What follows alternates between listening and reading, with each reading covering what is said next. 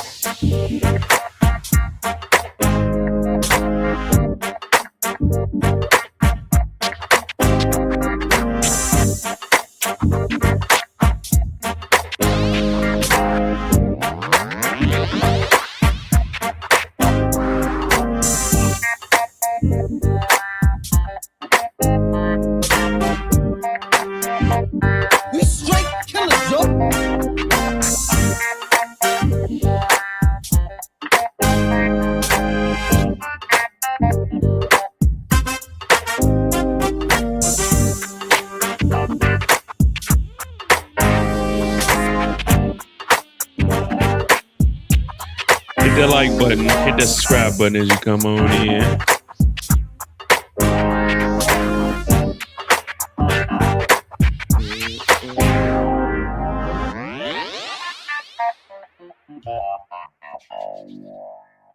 What up, what up? Welcome back to the channel. I'm Modi J. We're locked in. This is on the clock for episode 7 of Power Book 4, Raising Canaan, season 3. Now, there was a few things that happened this week. We did a first reaction, so if you weren't there this morning, you missed out.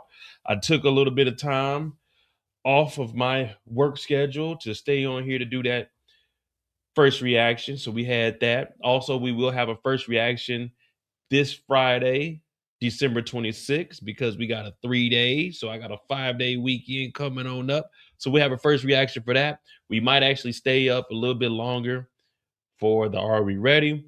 And this week, what we seen was a tragic death of one of our most beloved law enforcement, federales that we've ever seen. Stacy Marks, she was a good woman. Stacy Marks meant no harm to nobody. It's very rare that you get an AUSA in your life that's actually trying to bring the crime down, one that's actually trying to make a change, one that's ready to put her foot forward in battle the most ruthless, toothless criminals we've ever seen. I'm talking going against cartels, going against mobs, going against a coalition. Stacy Marks is the epitome of a federale. Stacy Marks did things we've never seen.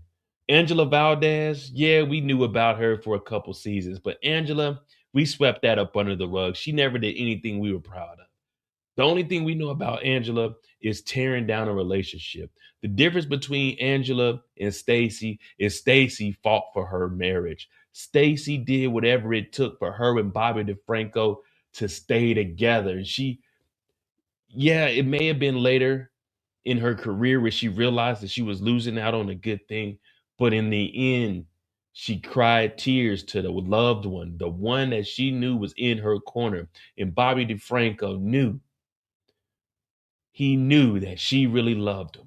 And although she couldn't give her heart to Bobby DeFranco 1000%, it's because she loved her job so much. She couldn't go home and lay down next to Bobby DeFranco without thinking about cases, without thinking about putting people behind bars.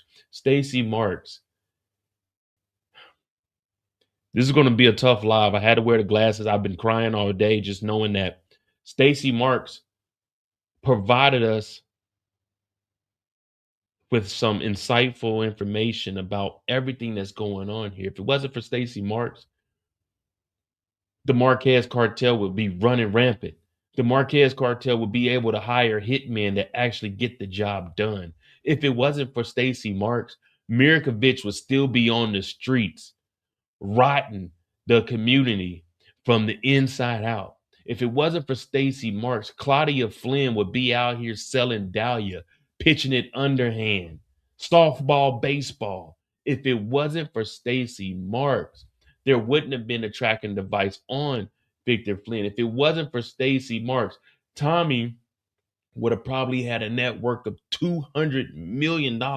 If it wasn't for Stacy Marks, Chicago wouldn't have been a better place because not only was she a AUSA, she was running for mayor of the good city, the Windy City. And it's unfortunate that she isn't here with us today. And I want to be the first to say, rest in peace to Stacy Marks. I know a lot of people clowned you, but I was in your corner. Stacy Marks, I was willing to provide information to get Tommy fucking Egan locked up. Stacy Marks, we were there as a community, mowing the moettes. I'm the lead singer, but damn it, my background singers were going to back me up all the way. We were going to go down there. Were we going to snitch on Tommy? No. Will we have set Tommy up? Yes. But it's not about us today. It's about Stacy Marks and how she left her mark on the power community.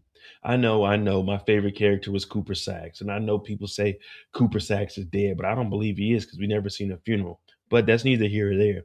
But what Cooper Saxe showed us is where there's a will, there's a way. Cooper Saxe also instilled in us that if you get knocked down 7 times, you get up 8 times. What Cooper Saxe told us was no matter what the opposition or what the judge says, you do what you feel is right in your gut. And what we seen from Stacy Marks was it was a little bit of diversity because for the most part, she was on the straight and narrow. It's just she got Kris and crossed up somewhere. And sometimes we lose our paths in life. I don't ever want anyone to think that life is perfect. My life is nowhere near perfect. Your life isn't perfect. It may be better than mine, but who are you to judge me? And today, I don't want us to judge Stacy Marks for who we thought she was. Let's judge her for who she was, not for our perception of Stacy Marks, not for what Tommy thought of Stacy Marks, but for what she was. And she was a pivotal piece of keeping Chicago streets clean. Until Tommy Egan arrived 2 seasons ago, There were no issues in Chicago. The biggest thing we had to worry about was spoiled Flynn kids. Mirkovich wasn't running amok. The Flynns weren't tearing things up. Jenard and Vic were just ripping and running the streets. That's all we had to worry about. Stacy Marks did what she could do with the resources that were provided to her. Today, we will not slander Stacy Marks. You take that to someone else's channel. Stacy Marks,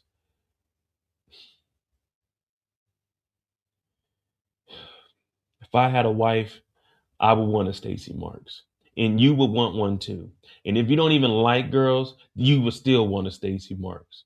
Because Stacy Marks, the drive, the will, the determination, we'll probably never ever see anything like that ever again. I know you guys, you point out the Monet Tejadas, the Tasha St. Patrick's, the Lakeisha Grants. You point out all these other characters, but none of them did what Stacy Marks did. And what Stacy Marks did, it takes a lot of courage to go toe to toe with Tommy Egan. No one else was going toe to toe with Tommy Egan. The last time we seen a woman go to toe with Tommy Egan, you guys don't want to hear it, but the truth is, it was Tasha. And Tasha was begging for her life. One thing about Stacy Marks, she didn't care. She didn't need backup. She didn't need anyone to tell her to take this approach. Stacy Marks put boots on the ground, and Stacy Marks attacked the bull by its horns. Sometimes you get the horns, but Stacy Marks attacked Tommy Egan head on, no fear, told him to expose whatever he has, because one thing about Stacy Marks, that's a God-fearing woman. And nobody, I mean, not you, not me, and not the millions and millions and millions of people that watch Power could bring Stacy Marks down. She knew what she had to do. It's called accountability. She stood up to the plate. She may have struck out. She may have got hit 2 times. But Stacy Marks did what no other person would do, and that's stand up to Tommy Egan. And today we dedicate On the Clock to Stacy Marks. I don't want any negative remarks about Stacy. I don't care how you felt about Stacy. Today, you will honor her. You will worship. Well, I won't say worship because she ain't like that, but she like that. Today, we will honor Stacy Marks, and any negative comments about Stacy Marks will be put in timeout for 30 seconds. So, with that being said, my name is Modai J. This is On the Clock Fridays, episode 7, Power Book 4 Force, season 3. We're laying it all on the line here. But this is for you, Stacy. A moment of silence.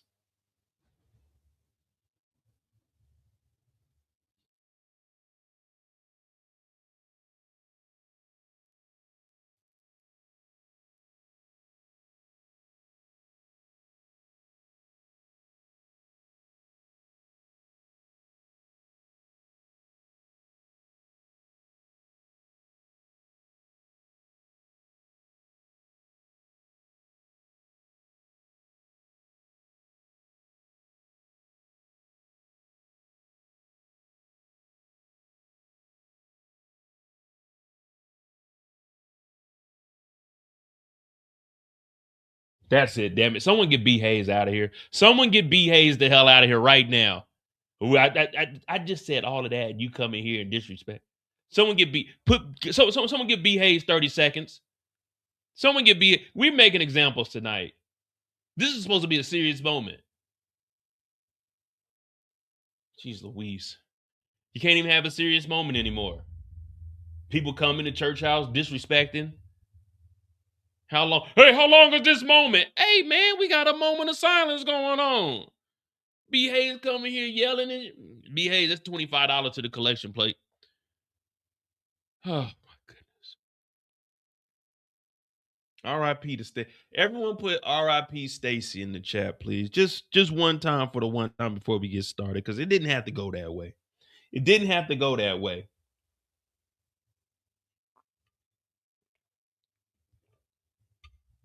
What up, Kendall? What up, Eric? B Hayes, what's going on? Kevin, he said, I'm smoking. See, I try to have one serious moment with you guys. We got all night to joke around. I try to have one serious moment. Kevin come in talking about smoking on the Stacy pack. Now, what did Stacy do to you that you got to smoke on Stacy? Stacy ain't did nothing to you. This is the motherfucking things we get. What up, Eric? Eric talking about Stacy weak, man. Wasn't nothing weak about Stacy. Y'all weak-minded individuals.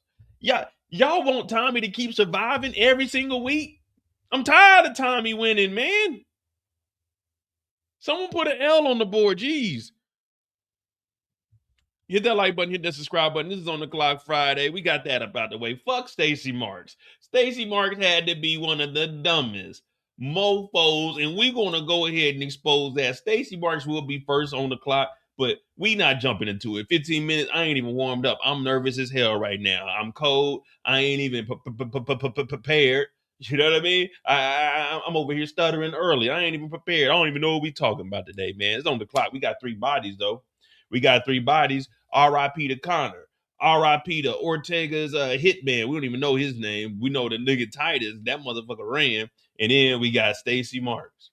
Stacey Marks got rolled up and put in a pack. Sometimes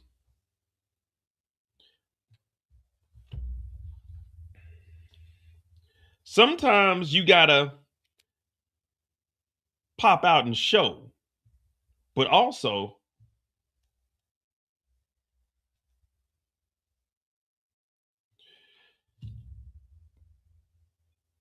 after all that Stacey Marks did, why did Stacey go out there?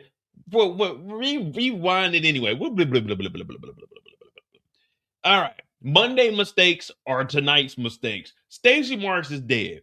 Why did Stacey Marks tell Bobby DeFranco about Tommy Egan, but not have him go with her to go get Tommy Egan? That's the first thing. Why didn't she take Bobby DeFranco with her? You want to know why? Because Bobby was like any real nigga. He heard that she was compromised and she started saying Tommy Egan. He removed his hands from her and didn't do nothing with her. But that's one. Why didn't she take Bobby with her to go and get Tommy? Here's 2. Why didn't she put on a big ass vest? Here's 3. Why in the world is a fucking AUSA going to arrest somebody? She does not have the power to arrest anybody. She's a fucking prosecutor. Unless she's deputized by like the sheriffs or the FBI or something, Stacey Marks is not legally able to arrest anybody. Maybe a citizen's arrest, but she cannot walk around with a gun while she's on the clock. So what was Stacey Marks even thinking? She thought she was going to pull up to Tommy, meet this nigga in a dark, secluded area up under a bridge and be able to talk sensible and say, Tommy, you're going with me. And if you watch closely, she's fumbling and jumbling. She can't even pull the gun out.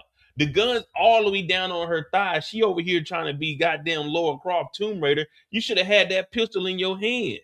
Why are you walking up to Tommy? This nigga limping. You know what I would have did if Tommy was limping towards me? Bow! I would have shot him in his non-limp leg. That's what I would have did. I would have evened the playing field. I'd have laid him down. And then I would have put a dirty gun on his ass. But you don't even have to because he got a gun on him. Plus, Tommy is on the FBI wanted list.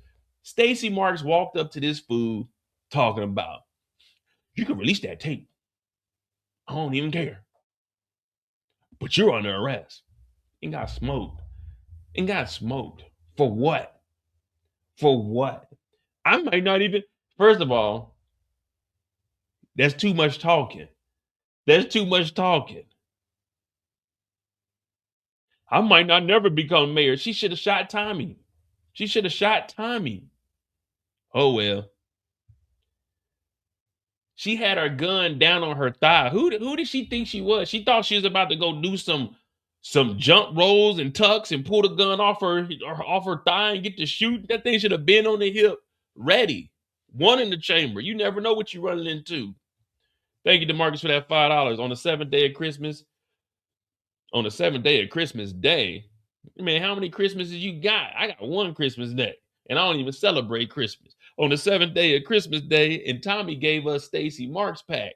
Stacey Marks' wig blocked the headshot, though. He didn't even aim for the head. He took it straight to the chest. Because you know that motherfucker, that wig, I told you I had a homegirl that got shot in the head. She had dreads though, but it got stopped like right on the side of it.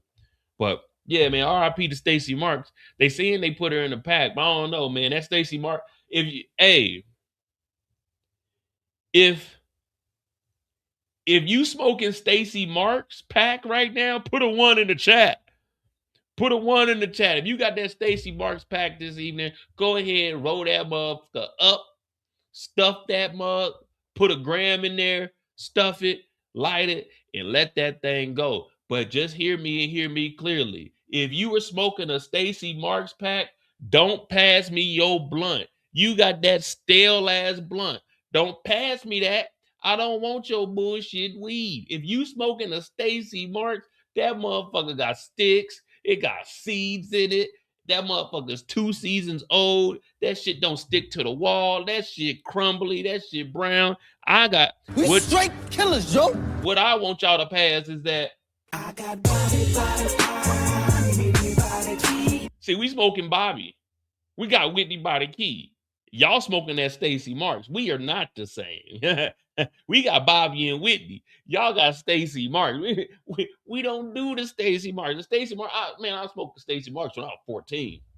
If you smoking Stacy Marks right now, you need to go ahead, leave the chat, go to your local corner, find who got some of that loud, and go re-up. You got that Stacy Marks. That shit, that shit funky. Ooh, that shit stanky. Ooh, ooh.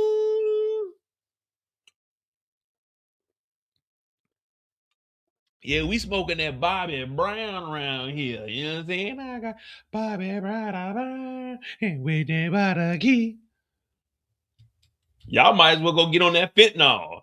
Y'all might as well go get on that fentanyl. If you smoking Stacy Marks, you might as well get on that. Oh, hell no.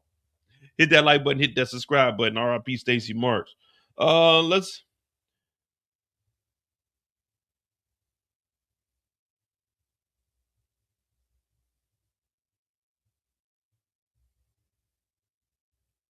All right. So that's Stacy Marks getting ran down. The other hitter. Let's just be real. The worst hitmans ever. The worst. The worst. The worst. The worst. L worst. Terrible. I don't know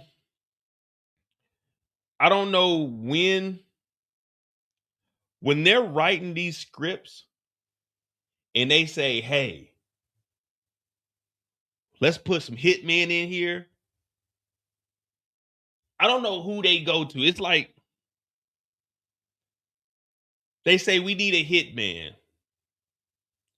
They come in, okay, this is what we're going to do. We're going to implement a hitman for this season. All right, that sounds good. So who's he going after? He's going to go after the main character? Okay, good. Okay, so what is his storyline going to be? All right, that's a tough one. That's a good one.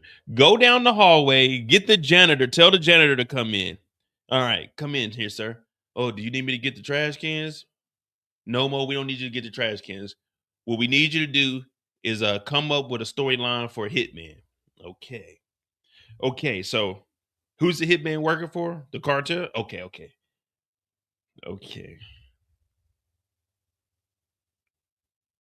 All right. So how much did y'all say he's gonna get paid? Because I haven't seen the other scenes. So he's gonna get triple? Okay, so he's gonna get triple the money. Okay, we got a hitman, we got the cartel calling in a hit, and we need to take someone out efficiently and quietly. Okay. This is what we're gonna do. We're gonna send 2 hitmen. We're gonna have one that is 5'4". We're gonna have the 5'4" guy go and jump on the back of the 6'1", 220-pound guy, try to choke him out. Okay. And then he's gonna almost get him down to the ground, but the big guy's gonna find his strength and he's gonna get up out of it. So he's gonna stand up. Okay. And there was another hitman. And the other hitman, he's gonna have okay, he could bring a gun. Nah, that's too easy if you bring a gun. He could bring a shotgun. Nah, that's too easy. A machete. Nah, machete too easy. Okay. So no Uzi. No chopper. Ooh, we could bring a switch. Nah, because then he'll just lay him down too easily. We need it to be challenging, Mo. Okay. Okay, we got the little guy on his back choking him out. What could we do to make this seem over the top and crazy as hell? They're gonna love this one. Okay. Oh, okay. We'll have the other hitman approach straight on his 12. He's gonna go straight to him and he's gonna pull out a knife. Okay, Mo, that sounds good. That sounds good. So it's going to be about what, 12-inch blade? No, it's going to be a 3-inch blade so he can get up close and personal because he's a hitman. All right. So we got the little dude on his back choking him out. He's only 5'5". He's going to be trying to choke out the 6'1", 220 guy. Okay, we got him on the back. And then we're going to have the other hitman approach with a 3-inch knife. And he's going to get up close and personal and say, "This one's for the cartel." And he's going to shank him a little bit, kind of like we're in prison. Mo, that sounds good. That sounds good. Okay. And then when they approach, okay, he stands up and he got the little dude on his back. And when the guy gets ready to stab, he doesn't like stab with control, like straight in front of him. He kind of swings the knife like, huh. And while that happens, we're gonna have the big guy, he gonna turn, and the little guy that's on his back, his leg gonna be swinging around like wee, and he gonna get stabbed in his back. And then when he gets stabbed in his back, the hitman that did the stabbing, you know what? We can have him run. We can have him run, get in the car, and speed off. And the big guy, we can have him pick the knife up. What you think about that? Oh, we wasn't paying no attention to that, Mo, but that sounds good. Was anybody writing that down? Yeah, go ahead and put that in the film. Like, what were they thinking? This was the worst hit ever. Last week, this nigga had a Uzi sitting there waiting for Tommy to pull up. This week, he has a fucking 3-inch blade, and they sent another guy that's going to choke him out. We're here to murder this nigga, not torture the nigga. They could have literally just sat there and wait, and while he was walking, just shot him a couple times. What was the point of trying to choke this nigga out with the little bitty wire? Bend the wire. What was that for? Why do we do that? That didn't make any sense. And I'm like, wait, didn't this nigga just ask for 3 times? He just asked, all right, you want Tommy and Miguel? It's going to be 3 times because that's a high value target. But then they don't kill Miguel.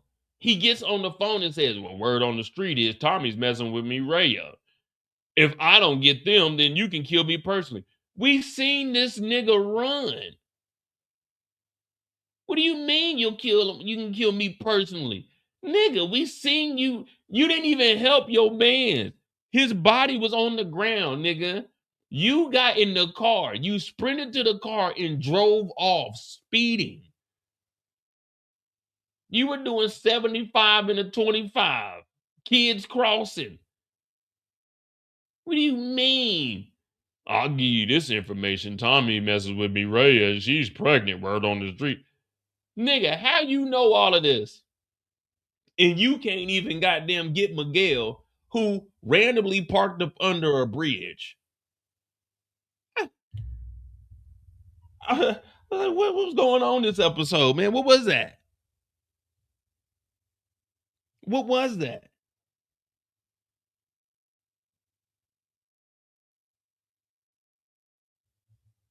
Dog, the nigga ran down the street, jumped in the car, and sped off. And the first thing he do, he gonna call Ortega like he did something.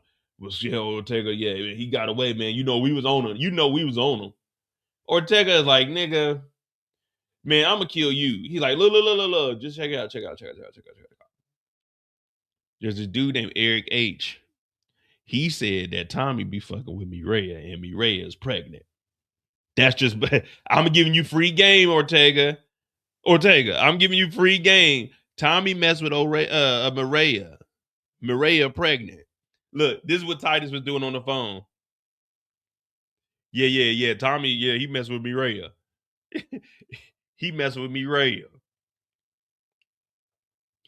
Dog left the man and then went and called Ortega like he did something. So that's another death. And then the third death was Connor, of course. We're gonna go into all of these more in depth, but we just gotta point out how silly this shit is, man.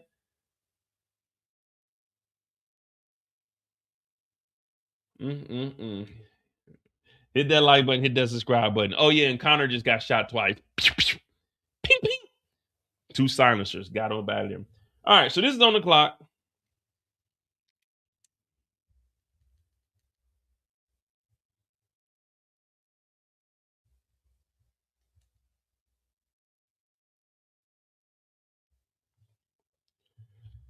I don't know what they was. I don't that Stacy marks. Okay, that's cool. That's a regular power kill. I'm fine with that. But the hitman, I can't let that hitman. I can't let that one slide. There's no excuse for that. Why or who or what or when did they make that decision to have this 5'5" guy try to come and choke out Miguel? Did the guy not know that Miguel was powering up earlier in the day? Miguel and them were insane princess, insane princess, insane princess, insane princess, insane princess, insane princess, insane princess, insane. The insane. I'm like, damn, all right. It kind of made me, I was over here bobbing. I'm like, okay, shit, I might join the insane princess. This ain't that bad of a chant. The insane princess, insane princess. I'm like, oh, okay, shit, this is kind of cool. This is kind of CBI ain't got no chant. The coalition ain't got no chant, but CBI, they ain't got no chant, but the insane princess, insane princess, insane princess, insane, the insane. I'm like, okay, insane princess. This sounds like a cool crew. I wonder where you signed up at. Now I'm not Spanish, but shit, you know, I could probably pass. Hola, mi amigos. All right, where we at? What time we at? All right, we at 30. So we got on the clock. We got the hitman. We got Stacy. We talked about a little bit. Now, when we do this on the clock, it's got to make sense. So we'll go character to character. We could definitely start with Stacy. From Stacy to she didn't get in contact with we'll go Stacy to Tommy. Nah, because then we'll get stuck. We have to double back on Vic.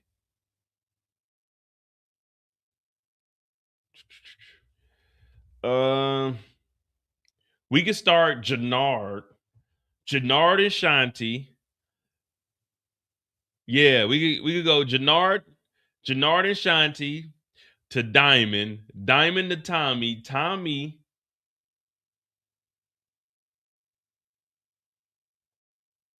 Nope. We'll go Vic to Jenard to Diamond to Tommy to Stacy. Yeah, that's how we'll do it. So we'll go Vic, Jenard, Diamond, Tommy, Stacy. Did Miguel have a big enough? Well, Miguel did have a story, so we'll probably just throw Miguel in at the end.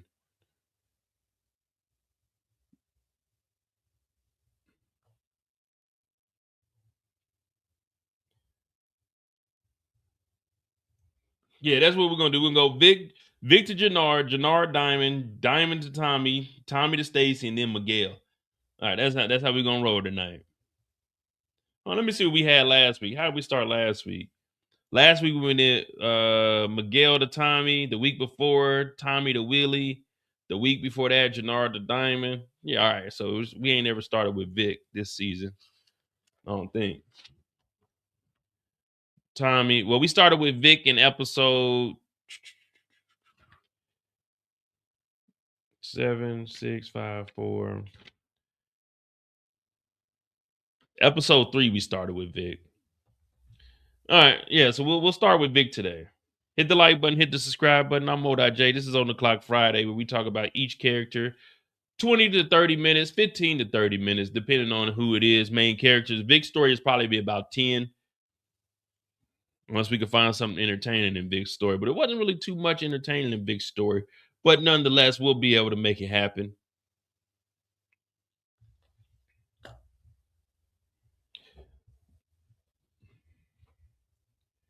I mean, if we being real, before we get into Vic's story,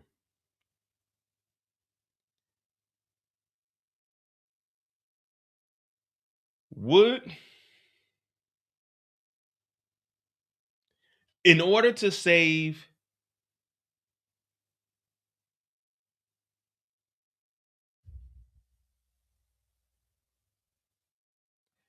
see, this is tough. Because that was his homeboy, and he knew his homeboy way longer than he knew Ray. But if Vic didn't kill Connor, Tommy and them were gonna come after Connor anyway. But I think we can all agree that you all would get rid of your boy for y'all girl, man. I'm pretty sure all of y'all, excluding me, because you know, man, I'm down for my niggas.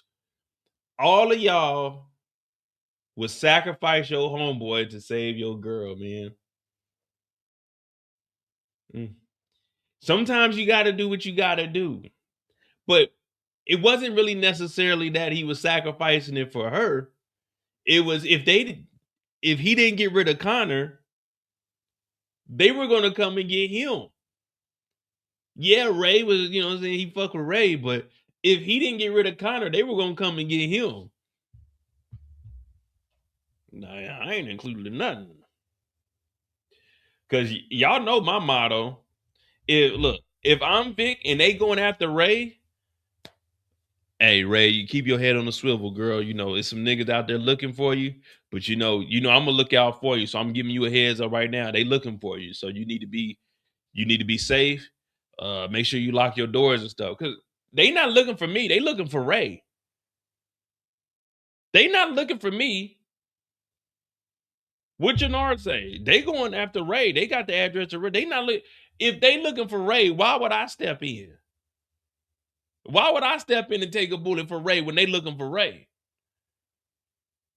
They know where I'm at. They obviously don't want me. They want Ray. So what you want me to do? Ain't none of y'all taking a bullet for Mo. So why would Mo take a bullet for Ray? All right, right now, let's be real. All BS aside, put a 5 in the chat if you taking a bullet for Mo. Put a 5, like, be real. Like, let's see who really fuck with Mo. Put a 5 in the chat if you taking a bullet for Mo, or put an 8 in the chat if it's infinity and beyond for me. Put a 5 in the chat if you step in front like, nah, man, Mo needs to be here for episode 8. Or put an 8 in the chat and say it's infinity and beyond for me. I'm a dead man. I'm a pack. Y'all really trying to get me off the show that bad? Be real. Y'all taking the bullet for me, or y'all want me gone? Y'all don't want me to have a reoccurring role?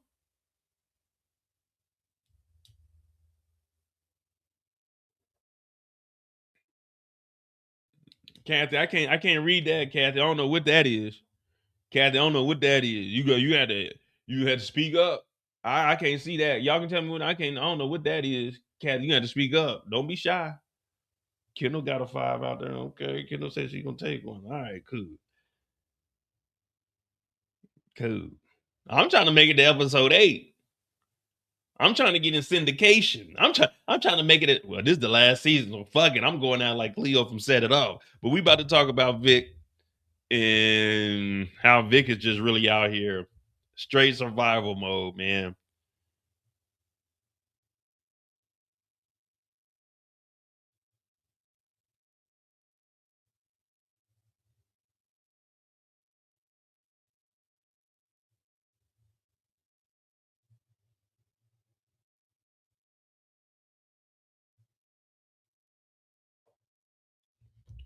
All right, here we go. We got VIC on the MIC.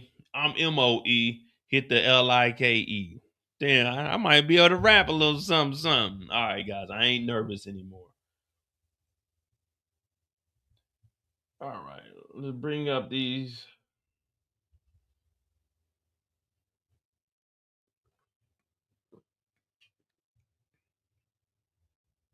My screenshots. Okay, they on. All right, we got Victimone Jr. on deck. I can't see a damn thing with these on.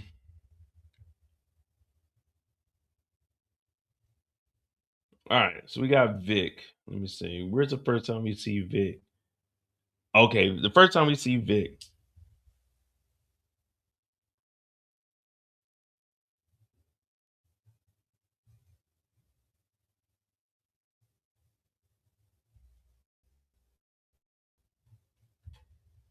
Oh, we're gonna get there, Deborah. We're gonna get there. Stacy is last though, but we got Tommy's story about halfway. We got Tommy's story. About halfway, we got Tommy's story. So it's gonna be a grand old time. The first time we see Vic, he's at the condo. He's kicking it. Thanks, B. Hayes. He on the phone. He nervous as hell. And out of nowhere, Jenard shows up. Now, we know what's going on behind the scenes. We know Jenard and them are trying to figure out what Vic got going on. But remember, this is from Vic's perspective. So Vic don't know nothing. But the first thing that pops in Vic's head is, what is this nigga doing here? And the second thing that pops in Vic's head is, who is letting these Negroes up to my condo? I live in the penthouse. Why is security letting these niggas go up the elevator? Unless you have a key to get to the penthouse, you can't just take the elevator to the penthouse unless they buzz it up. So I'm wondering, how many people are on the guest list? Who is the security down there? Everybody just goes straight to his house, and you know the elevator opens straight up into the damn living room. I'd be, if I'm Vic, I'm sitting right on the couch with a gun. And when that elevator opens up, I know I didn't call nobody. I'm automatically firing. Whoever comes, this Chicago, this ain't New York City. This Chicago, you can catch a body. As soon as the elevator opens up, foul, foul, foul. I could be in the bathroom. I'm around the corner with it. Foul, foul, foul. I'm over here in the kitchen cooking. Foul, foul, foul. Dog, it's so many people that just get on this elevator and come straight up to Vic's house. Why hasn't Vic went down? Hey, security, if you see a bald head, matter of fact, if you see, this is going to sound bad, if you see any niggas trying to go up to my floor, stop them. I do not have black friends. They only coming over for trouble. If you see a white boy outside of me, don't let them up to my room. I don't like niggas in my house. The only people that should be coming up to my room is women. And they gonna be with me. Don't let any male go up to the penthouse. I'm telling security, listen, I got the whole top floor. No neighbors for a fucking reason. I don't want any solicitation. Don't let these niggas come up the elevator. How much am I paying here that niggas can just come to my house any day of the week? Tommy's popping up with dirty ass fucking Tim sitting on the couch. Jenard popping up talking about, you need to get right. What's up with them pubs? I don't know what's going on with them pubs, man. I've been in here, motherfucker. I've been chilling, man. Jenard tells him, well, we got your address and we got another address. You need to fix this shit. Fix what, man? I'm telling you, I don't know nothing, man. Look at me. I'm stressing out. I'm pale as hell. I haven't got a haircut in a couple weeks, man. I'm fucking stressing, Jenard. And Jenard's like, well, you need to get that shit right. So we looking at it like, what? What you yelling at me for? And Jenard like, man, Tommy after you. And y'all need to fix this because people are running up in the pubs. But Vic is like, look, man, look, please, man, please. Stop talking to me about those pubs. I lost them, man. Tommy took them over. Yeah, well, Tommy has a suspicion that you did it. So now Vic is wondering, like, God damn it. Well, so much for that plan. We almost had that shit. These motherfuckers. All right, Jenard, we good. But Jenard's like, nah, fuck that. You remember before Tommy came, it was you and me. So Vic, he starts reminiscing. But that's also one reason why Vic went to go get the pubs back, because that's what his daddy left him. I know people say, oh, his daddy left him the penthouse. His daddy left him the mansion. We all wish our daddy would leave us a mansion. We all wish that our dad would leave us a penthouse. If you don't want your parents to leave you nothing, anybody in the chat right now whose parents are going to leave them something of value and they don't want it, please, please reach out to me. Reach out to me. I will gladly accept it. If there's a ran down house in your family and your family is leaving it to you and you don't want it, just send it on to me. Sign it over to me. You know, I'll appreciate it. If there's an older car in your family and you don't want it because there's a lot of work to it, just sign it over to me. Sell me the car for $1 so I can pay as low taxes as possible on it, and let me get that up off your hands. But now Vic is trying to reclaim everything that his dad left him. This is his legacy. This is the Flynn shit. Now he's listening to Jenard, just like any of us would listen to Jenard, but we wouldn't never trust Jenard. But that's the thing. This is Vic Damone. Vic Damone, he gonna believe whatever the hell Jenard talk about, because he really don't have anyone that he can lean on or someone that's in the same situation as him. And as close as he can get is Jenard, who is an errand boy at the moment for Tommy Egan, even though he doesn't want to be. His brother has still forced him to be that character. So Vic is listening. He's like, God damn it. Now I got to figure out how to get myself out of this, because Jenard did mention Ray's address. So now you got the two addresses. You got my address, which y'all already got free access to here, and y'all got the address to Ray's house. Now I'm going to be real with you.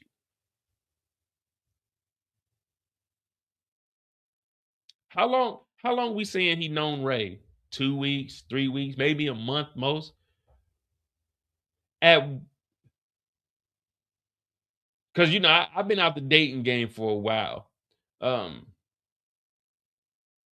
At what point do your feelings take over your logical thoughts? Which I'll say a month, 2 months, 3, 6, a year. At what point someone I guess they're dating? I guess you can call this dating. I mean, they went out one time. But at what point do you sacrifice yourself for somebody else? Because they ain't been together long enough for me to be like, you know what? If they're gonna go get Ray, I should probably protect Ray. Like, Ray, stand behind me. You know what I mean? It's kind of like, damn, it's unfortunate. But if we being honest, Ray should have knew the type of guys that she was getting into. Like, if I'm Vic, I'm looking at it as, Ray, you should have. Like, if I'm putting myself in Vic's shoes, because this is all we can do right now. If I'm Vic, I'm looking at it like, Ray, you low key too smart to be fucking with a dude like me.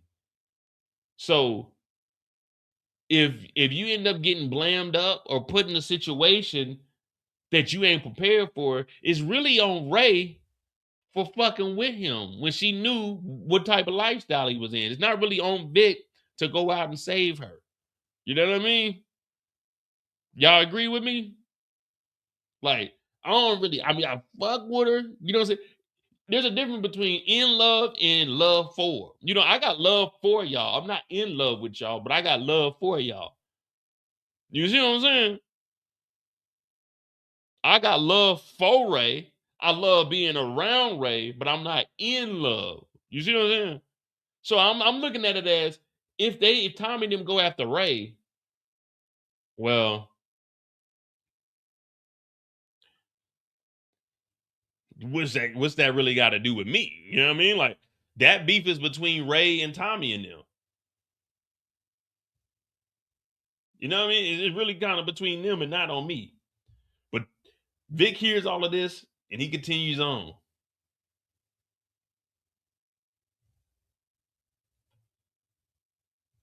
No, she knows. Remember, Ray knows his real name now.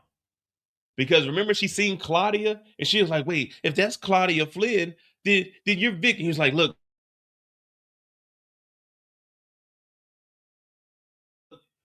you right now is real. You see what I'm saying? So she knows who now. She knows who he is now. So she should, hey, this is on her. Now, he ends up calling his homeboy over. He ends up calling Connor. Hey, Connor, come through real quick, man. We have a little drinky drink. So Connor pulls up.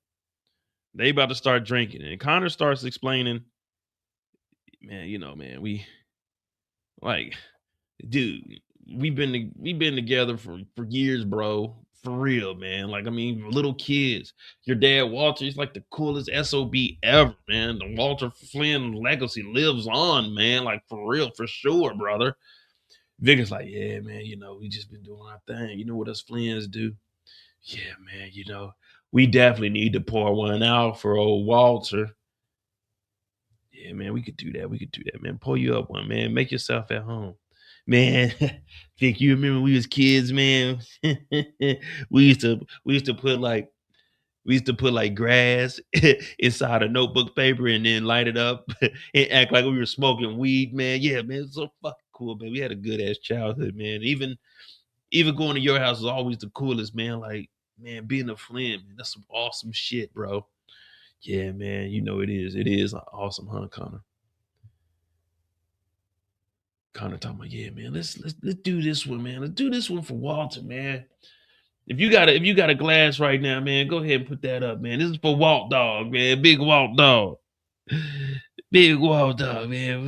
We doing this for Walter Flynn. Long live Walter Flynn.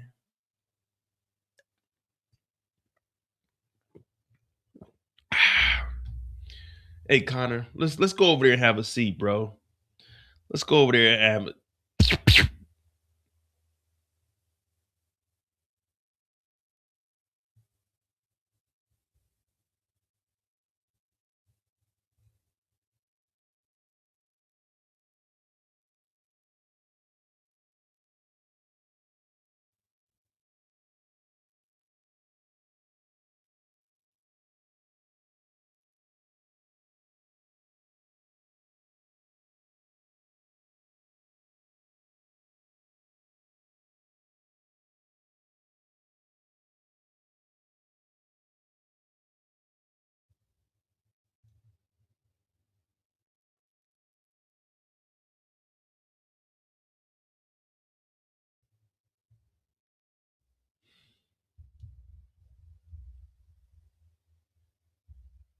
Mm.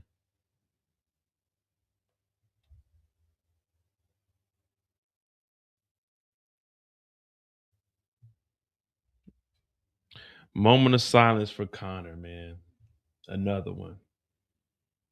He told him to go over there and let's have a.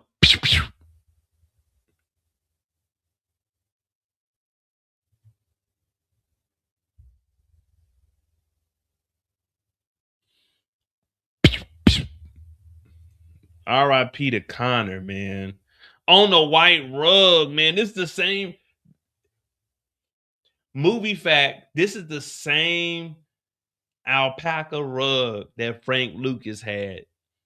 Just a movie fact, man. This is the same alpaca rug, man. You can't rub this. You gotta blot this one. Two of them.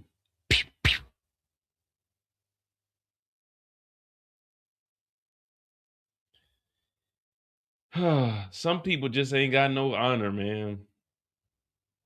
But fuck it. Big had to do what he had to do, man. What's going on, Danny? One doctor to another. You gotta do what you gotta do, guys. Vic Damone is in survival mode. I've been saying that since episode 1, and we gonna say it. Vic is trying to survive. Now, I'm not saying what I did was all right. Trying to survive is a day-to-day fight. That's all I'm saying. I'm not saying what I did was right. But trying to survive is a day-to-day fight. And Vic Damone did what Vic Damone had to do. What would y'all have done in this situation? Because obviously y'all told me y'all was going to risk it for Ray. So taking out Connor, because technically Connor went out there. Technically Connor did go out there. Just cross 110th Street. Just crossed 110th Street. Pimps are trying to get a woman that's weak. Ooh, baby, just crossed 110th Street.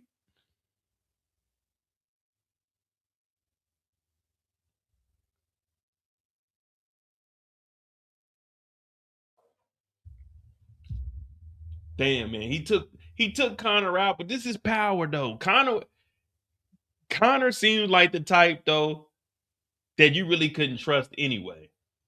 I mean, you could trust him like y'all gonna go out and do some sliding, but you can't trust him to be quiet. So after this,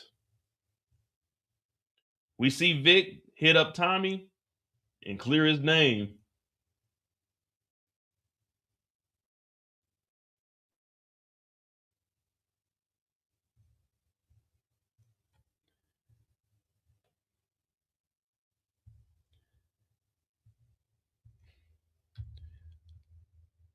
He got the body in the back. And Tommy don't even care because Tommy knows that Vic has something to do with this, but Vic don't know. So Vic is just looking at it as, shit, I saved my ass one more time. You know, every moment with Vic, I repeat, is always he just skating by. Vic is the type that would get a C in class. Vic's grade in everything he do is just like me in high school, a C minus. It's passing, it's kind of on the cusp, but not getting the job done. But Vic is always just enough to get by. Now, hopefully this holds Tommy over at least one more episode. We trying to make it to episode 9, but at least this will hold Tommy over. Tommy didn't care. Tommy was just like, okay. And then he walked off. So Vic is like, oh, shit. I got rid of Connor. Okay.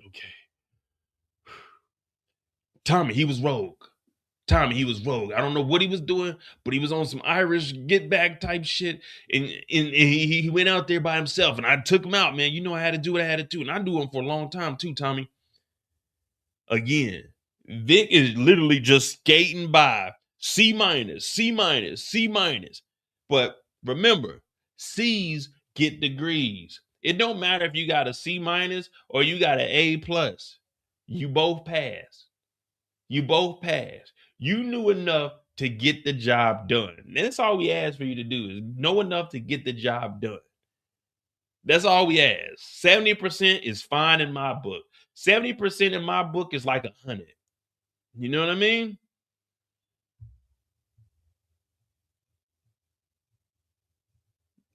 $75% in my book is like 100. Or we can go with the new modern age grading scale, which is this one here.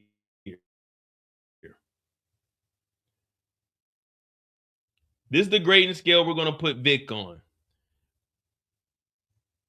This is the grading scale we're putting Vic on right here. So a 70% that we were saying that Vic was getting is right here. It's a B. A straight up B. So 70% is good. 70% is good. Knowing that this is the new grading scale that they're grading kids on now, I'm aiming for that 50, like that 45-50 area where I don't have to know that much, but I know enough. You know what I mean? Like that 45-50 area to get me a C, that's what I'm grading myself on. Like if I had to go to school right now, start all over, I'm aiming for that 45-50 because I know I'm still trying, but I don't have to try as hard. So, you know what I mean? I'm not trying to blow my brain out learning some shit. You know what I mean? So I'm going for that 50 area, that 45-50 range is what I would go after. But yeah, so I give Vic I give Vic like a 48. 48 to 50 is what I'm rating Vic on how he's been moving each episode. He's really just skating by, but he's still passing. I'm still putting him as a passing grade. So that's good for Vic. And that's big story. He skated out this week. Ray is still alive. Claudia is gone. And at this moment, he doesn't know that. Well, none of us know that Stacy Marks is none of us know that she's gone. I was gonna be disrespectful, but I forgot we're not doing that today. So no one knows because Stacy Marks is further on in the future. But as of right now, Vic, we made it through episode 7. We made it through episode 7 for Vic. What are y'all thoughts on Vic Damone?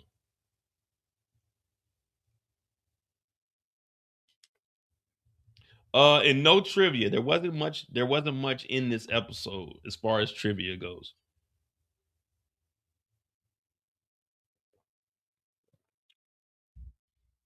What? Y'all don't like that grading? That was a good grading scale, wasn't it? Ain't that what it is?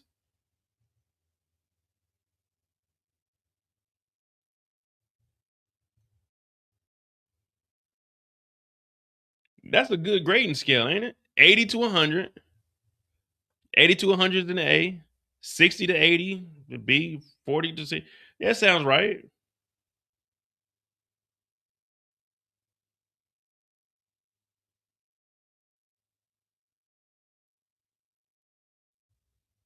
I mean, to me, that sounds about right. 41 to 60 as a C, that's good.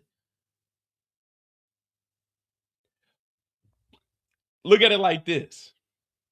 When you win the lottery, they gonna take 40 to 60% of it in taxes anyway. So you might as well, if the lottery's gonna take that amount of money from you, might as well put yourself on a grading scale like that. I'm looking at 45 to 50. That's probably what my range would be. 90 to 100 was an A.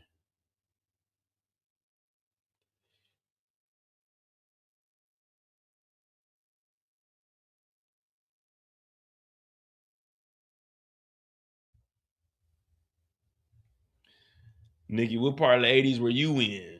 You was in the early, the mid, or the late? And I was the mid 80s, and shit. My school, we didn't even have A's. You just showed up. The school I went to, you didn't even have A's. You just showed up to school and you passed. All you had to do was go to the class. Attendance was like a grade for us. That's how I ended up. I tell you all the time, I had to switch schools because we were losing accreditation at my first high school. So we ended up moving to the suburbs because I had just been going to school for nothing. So just showing up to school was an A. You know what I mean? It wasn't really like a grading scale. It was pretty much here or not here.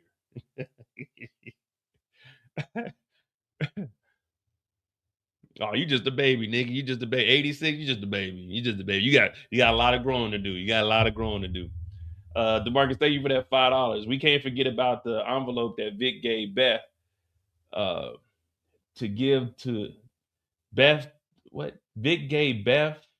Oh, Vic gave Beth to give to law enforcement if something happens to Vic. This would cause Tommy to flee Chicago. Hmm.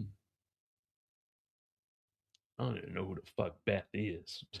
You got to remind me who Beth is. I don't remember these names. If you tell me who she is, then I can remember a scene and then I can remember the storyline. But I don't be remembering all those names. Everybody gets a nickname with me. It's like white girl number 4. But yeah, that's Vic Damone's story there. Nikki, I think you need to reconsider your answer. You 86. I'm 85. I'm big dog status. Yeah, I'm 85. I'm 85. You ain't hit that 40 club yet. You still in the little kid club. You ain't hit that 40 club yet. You know, I'm in the 40 club. You know, they say 40 and over. When I go in there, I say, how old you gotta be to get in here? They say 35 and over. I say, oh, that's too young for me. That's too young. I need 40 and older spots. That's not where the 40 and older spots. You just a baby. Beth. Her name was Beth. I thought her name was something else.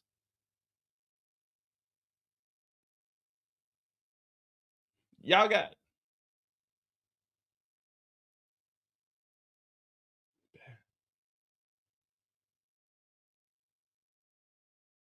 y'all gotta say Vic's aunt. Don't say Beth. Y'all gotta say Vic's aunt. Whenever Polly was on the screen, what did we used to say? We never were just casually saying Polly. We would say Uncle Polly. Just like when y'all watch me do the breakdowns of Bel Air, what I say? Aunt Viv and Uncle Phil. You got to come on. We got to show some respect here. Y'all just calling these people out by their first names like we know them. We ain't cool with them. That's Aunt Beth, Vic's auntie. You know what I mean? Unless they a main character, we show some respect around here. Y'all gotta say Vic's auntie. But Vic's auntie also said, Flynn's find a way. So when I'm telling y'all Vic is skating through, Flynn's are finding a way. Well, Claudia Flynn found out. She didn't find a way.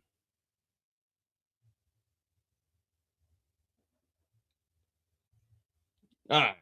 So that's Vic. Vic skated through. Definitely up under the radar. But can we really blame him though?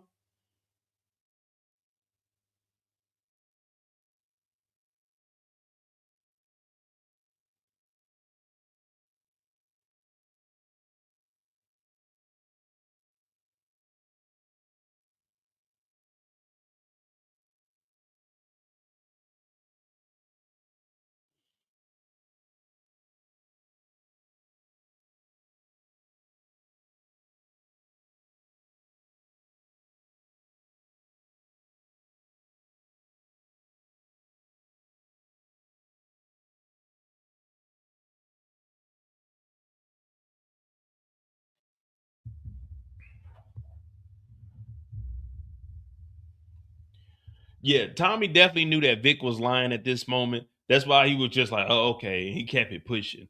But Vic is really in a tough spot. We off the clock right now. Vic is really in a tough spot for the simple fact with Stacy Marks being gone, there's really no use for Vic anymore.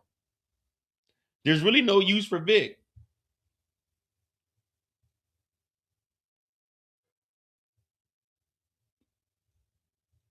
All right. So next up we got Jenard. Jenard to Diamond, Diamond to Tommy, Tommy to Stacy, Stacy, and then Miguel. So we good. What we at? We had an hour. We got one character done. Right on time. Right on time. All right, hit that like button, hit that subscribe button. We got Jenard coming up next. What do you guys think about the relationship between Jenard and Diamond?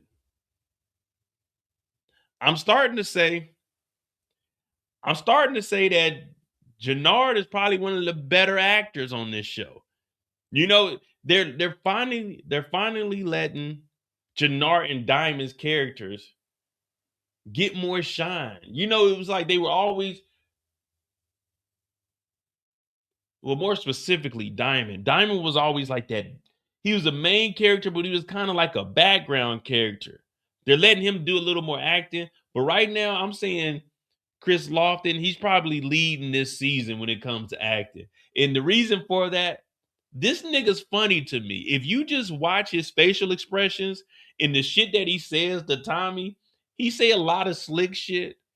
But if you watch whenever Diamond's saying something, I ain't gonna lie, he's acting. He's acting his ass off.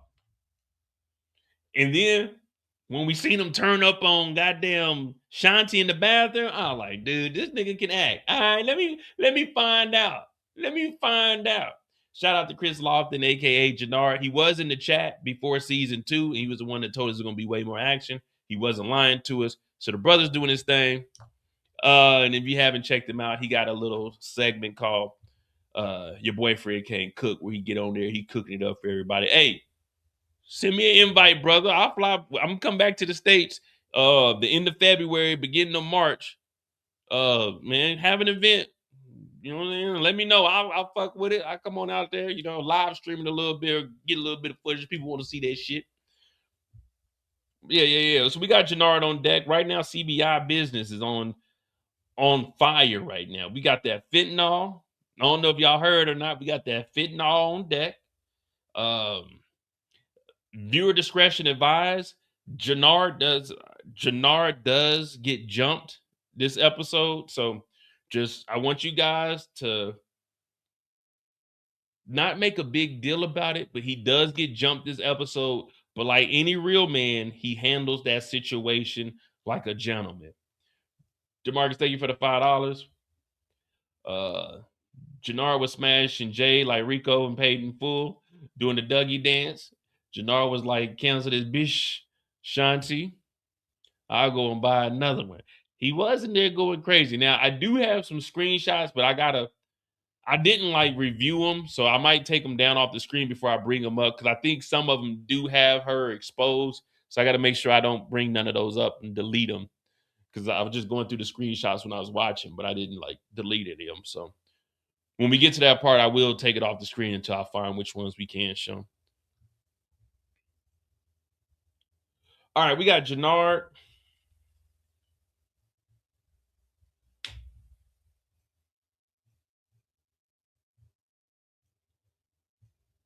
Jenard and CBI. Well, they're all sitting around because, again, they got that fentanyl. If you don't know what fentanyl is it's a substance that you shouldn't even touch. It's a substance that you shouldn't play with, and you shouldn't ever even think about consuming it in any form or fashion. Today, we're going to say no to drugs, but what we are going to say yes to is moving that dope. See, one thing about CBI, yeah, they may have been a smaller gang in the beginning, but right now, we trying to get on that big dog status. Jenard is really making moves that none of us, I repeat, that none of us were thinking would be possible from Jenard.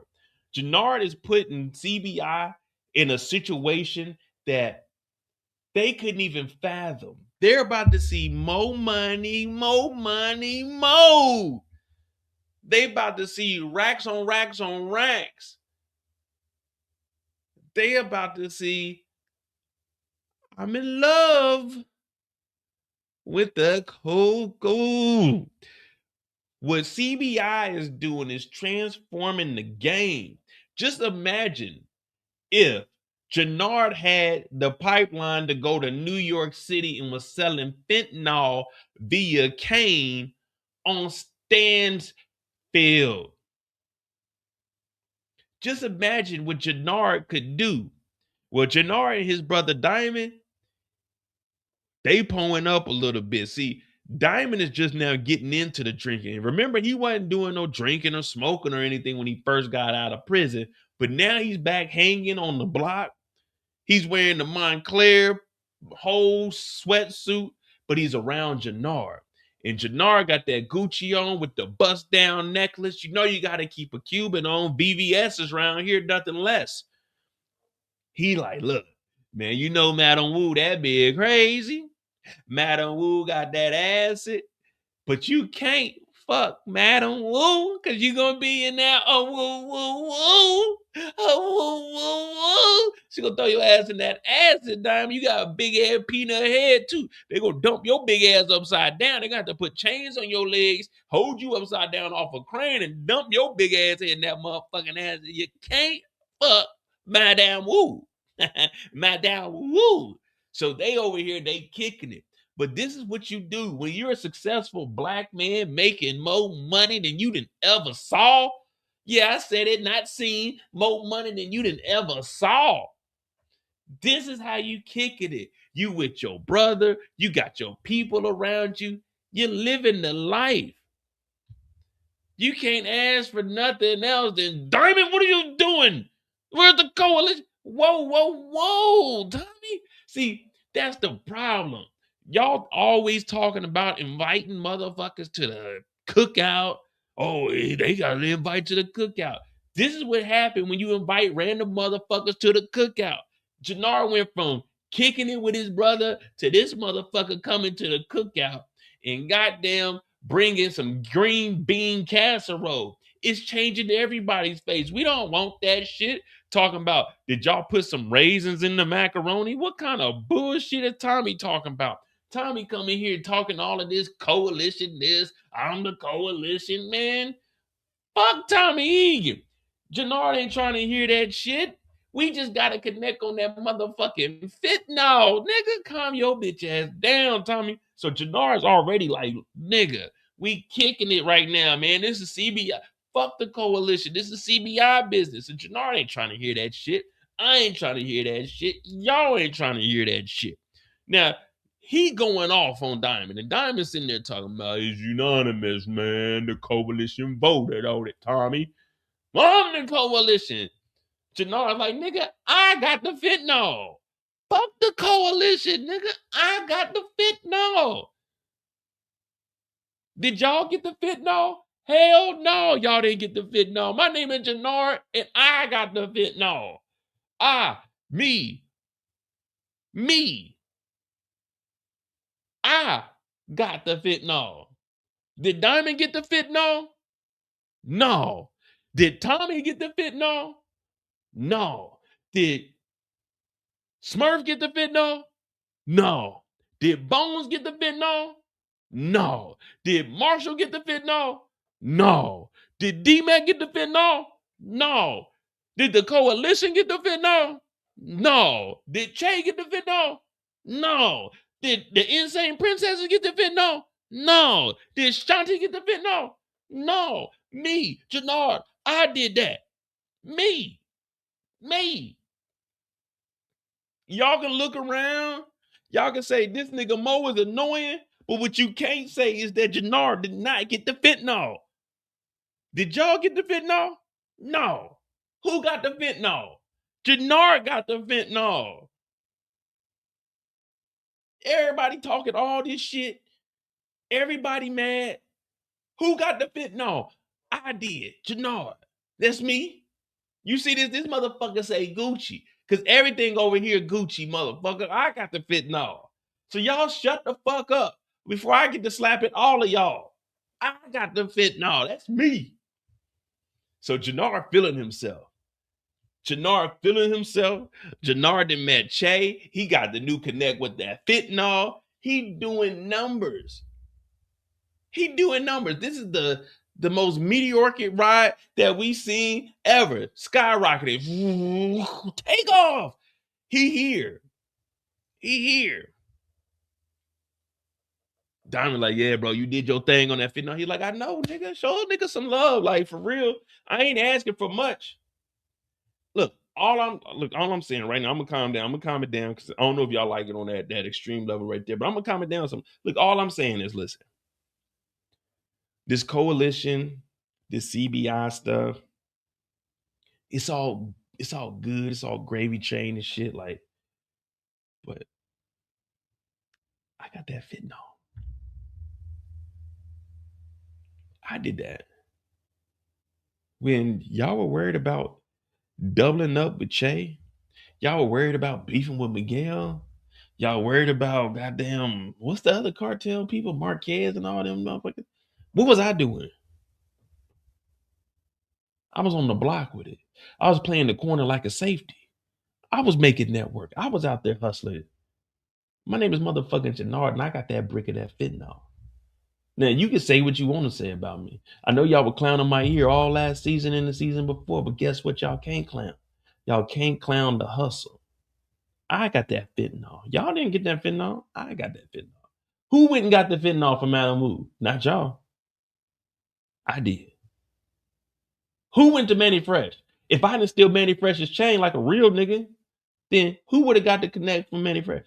Not none of y'all. Y'all were too scared. Y'all ain't got that hustle. Y'all ain't got that drive. My name is Jenard. I got that fentanyl. That's all I'm trying to. I'm trying to tell y'all because I don't know if y'all was paying attention or not, but I got that fentanyl. Those 3 bricks of fentanyl, I did that. Not Diamond, not Tommy, not the other little niggas. I did that. My name is Jenard. I got that fentanyl. So he dapping his brother up like, I did that right. Then old boy gonna come over like, man,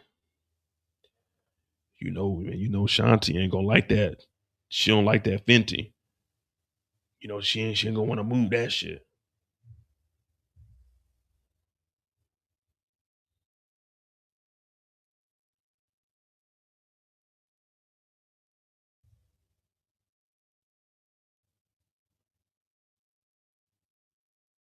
Yeah, yeah. Yeah, Shanti. Yeah, she gonna be cool. She gonna be all right. Yeah, we gonna. I'm gonna go. I'm gonna go and talk to Shanti about that. But yeah, we don't worry about that. We gonna be good. I got that fentanyl. I did that. I got. Yeah, I know she don't mess with that fentanyl. But yeah, I'm gonna talk. Don't y'all worry about Shanti. Don't, hey, Diamond, don't even worry about it. I got you. Damn, I'm not trying to talk to her about this shit. I know she ain't gonna go for it. But shit, she gotta respect my hustle though. Like, she can't turn the nigga down because I mean I am hustling. Like that's what she wanted, right? She wanted to meet Chase, so maybe she'd be all right with the fentanyl. She be good. She could be good. Now Jenard, he was doing good. Jenard was hyping himself up. Jenard was talking cash money, big shit. He was big dog status until he heard the name Shanti. He's like, what? Who? Shanti? Shanti, the singer? No, Shanti, the showstopper. Oh yeah, yeah. I'm gonna talk to her. So it just went to a dull moment. He's like, God, I forgot all about Shanti. All he knew was that he had that brick of that fentanyl. Yeah, I mean, you can't really be mad at him. You can't really be mad at him. Well, as the conversation continues on, everybody leaves, but Jenard is still in here and he's just listening. He's sitting down. And we find out that Vic, there's an issue. Somebody that went and ran up into the pubs. So Tommy tells Jenard, he's like, you need to go over there and holler at Vic because he would see me or Diamond coming. He would know something is up.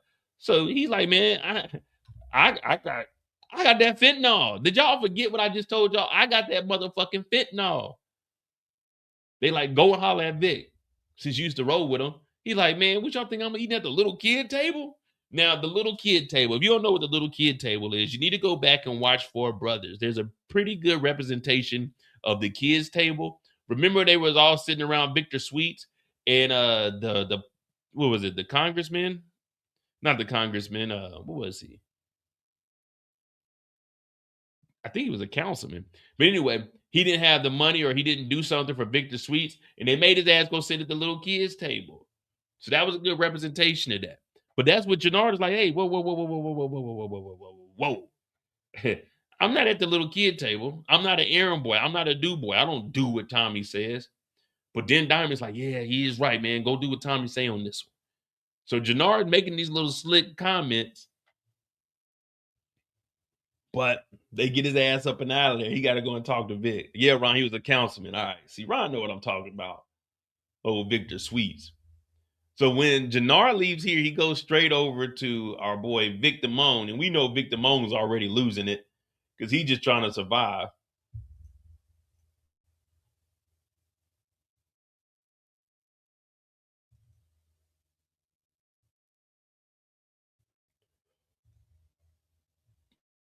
Now he gets there and he starts talking to Vic about some wild shit that's going on in the streets. And that Tommy is looking to see what the hell happened. He's low-key telling him straight up, like Tommy's looking at you for whatever happened. Of course, Vic is downplaying it because you don't know what Jenard is actually here for and if Jenard is going to try to take you out. But Jenard is like, yeah, man, you need to fix that shit because Tommy's looking directly at you. And then he also mentions that he has another address, which actually happens to be Ray's address, Vic's girlfriend.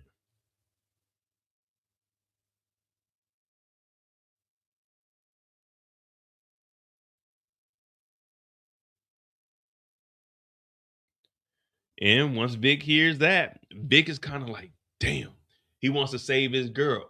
But also, Jenard is looking at this as an opportunity. And he tells him, before Tommy got here, it was you and me. What it could have been. That's what you always do. There was a poet. He said, I'm just wonder Do you ever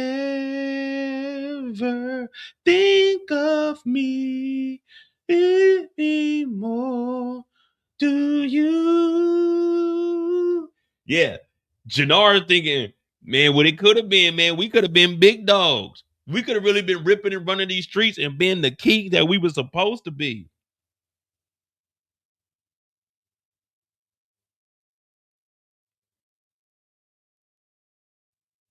Now, Vic is contemplating it.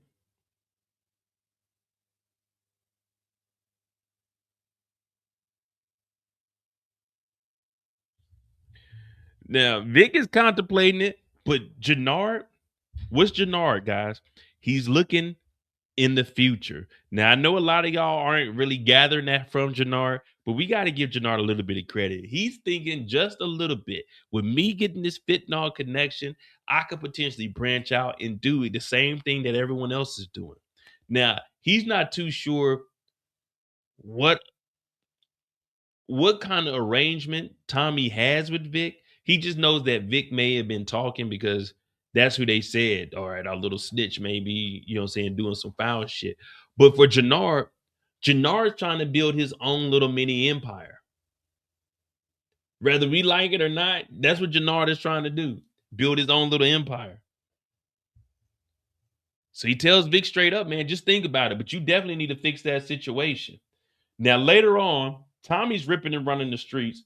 Jenard, he really don't have anything else to do. You know, he got to connect on the fentanyl. They just got to move the dope. So Tommy comes and talks to him down in the basement. Now, Jenard is in here chilling.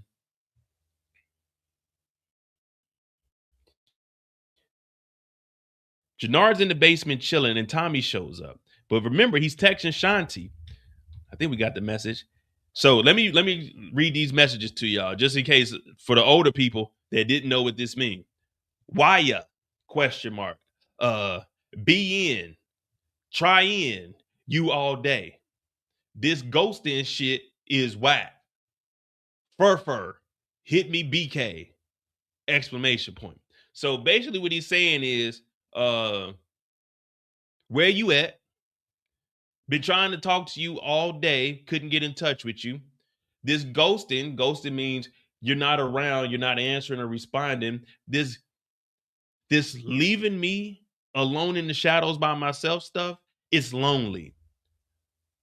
Far, which is FR, means for real. Like he ain't playing. This is serious. But it ain't serious. It's really serious because that's what for real mean. So when someone say for real, or in this case, far means like I ain't playing, man. This shit's really crazy out here. I'm for real. And then hit me BK. BK means back. Like when you get a chance, respond to me. Now, what we see down here is Shanti looking at the message. Normally, this means that they're texting, but they don't finish the text or they don't send it to you. But sometimes some phones just pop up and do this just because someone looked at the message. And when they close out of the message, it just does that. But basically, he's texting Shanti, where you at? I have been trying to get in touch with you all day. This not responding to me is really messed up. I am serious. Return my message. So that's what he said. It's just he's going through it right now. So we had to use acronyms and we had to break shit down. All right. So while he's down here trying to get in touch, Tommy shows up.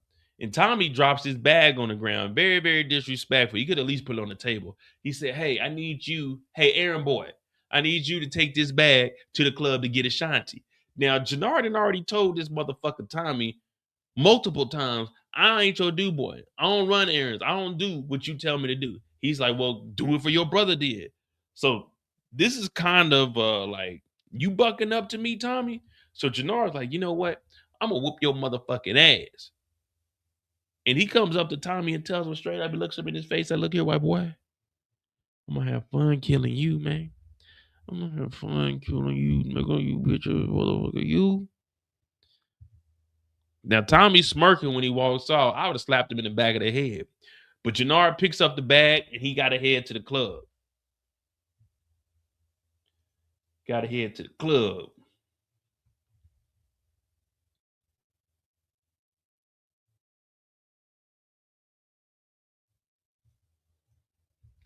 When he gets to the club, we gotta definitely see what we got to drink in here. Okay, see, we got some Johnny Walker up here.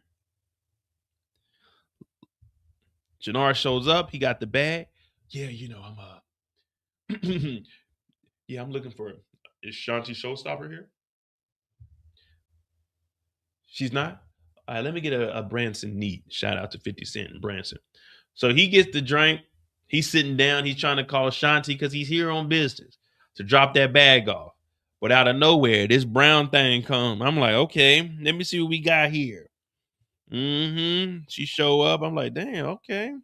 You know, I'm not sure where we at. This ain't my normal environment. I'm shy too. Y'all know I can't even get my words out. Yep. Mo. Yeah, my name Mo. Yeah. What's Mo short for? What Mo is? Mo stand for Moses.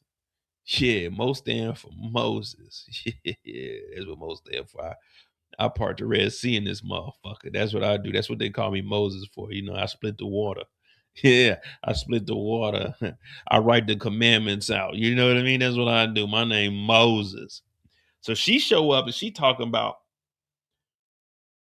she gonna be in the VIP area. Now, automatically I hear VIP, and in my head I'm thinking that's too rich for my blood. You know, I'm not a VIP type of nigga. I'm not a VIP type of nigga. You know what I mean? I'm not a buy a section type of nigga. I'm going straight to the bar with it. You know what I mean? Straight to the bar with it. But I already don't do strip clubs because I don't feel like giving money to women. You know what I mean? To just dance and do some bullshit. But in this event, this is a little bit. This isn't a strip club. This is something else. But she tells Jenard she gonna be in the back, and she gonna have a little bit of that, and she gonna be touching on that. So he'll get a little bit of that, but he also can get a little bit of that. So it's not often you can get some of that and some of that. You see what I'm saying? It's very rare that and that is going to be in the same place unless you had a Diddy party. But it's very rare that you're going to get that with this. You see what I'm saying? So it's tempting, but unless you a real one like Jenard, then you going to fold. But Jenard didn't fold. I know that's what everybody wanted.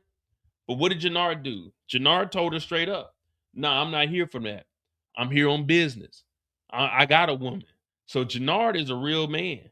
Jenard is doing like any of us would have done in the chat because I don't hang around any degenerates. Everybody in the chat, we were all respectful and we go home to our old ladies. We don't go out and we don't do no wild shit. And that's exactly what Jenard is doing here. He's handling business.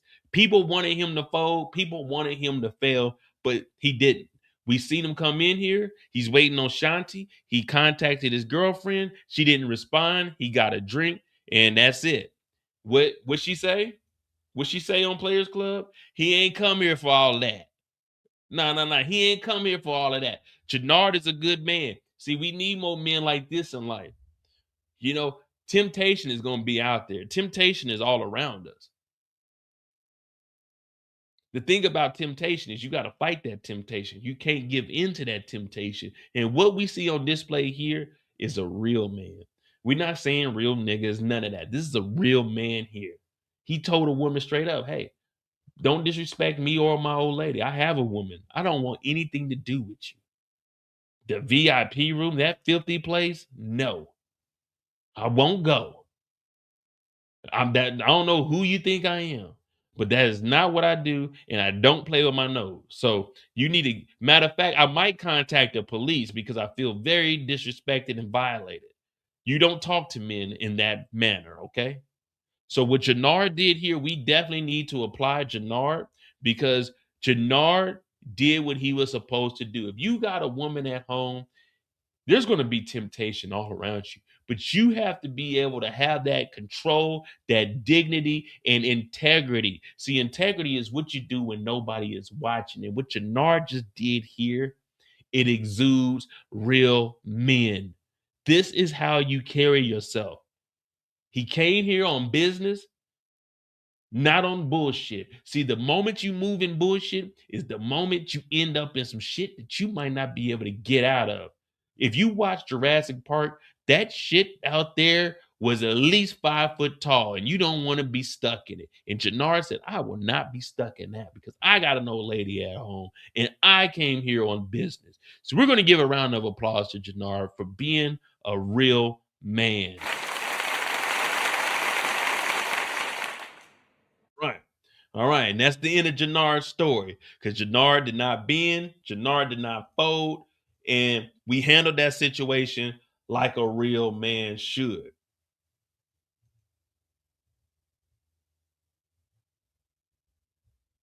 Hit that like button, hit that subscribe button, man. Or do anything silly.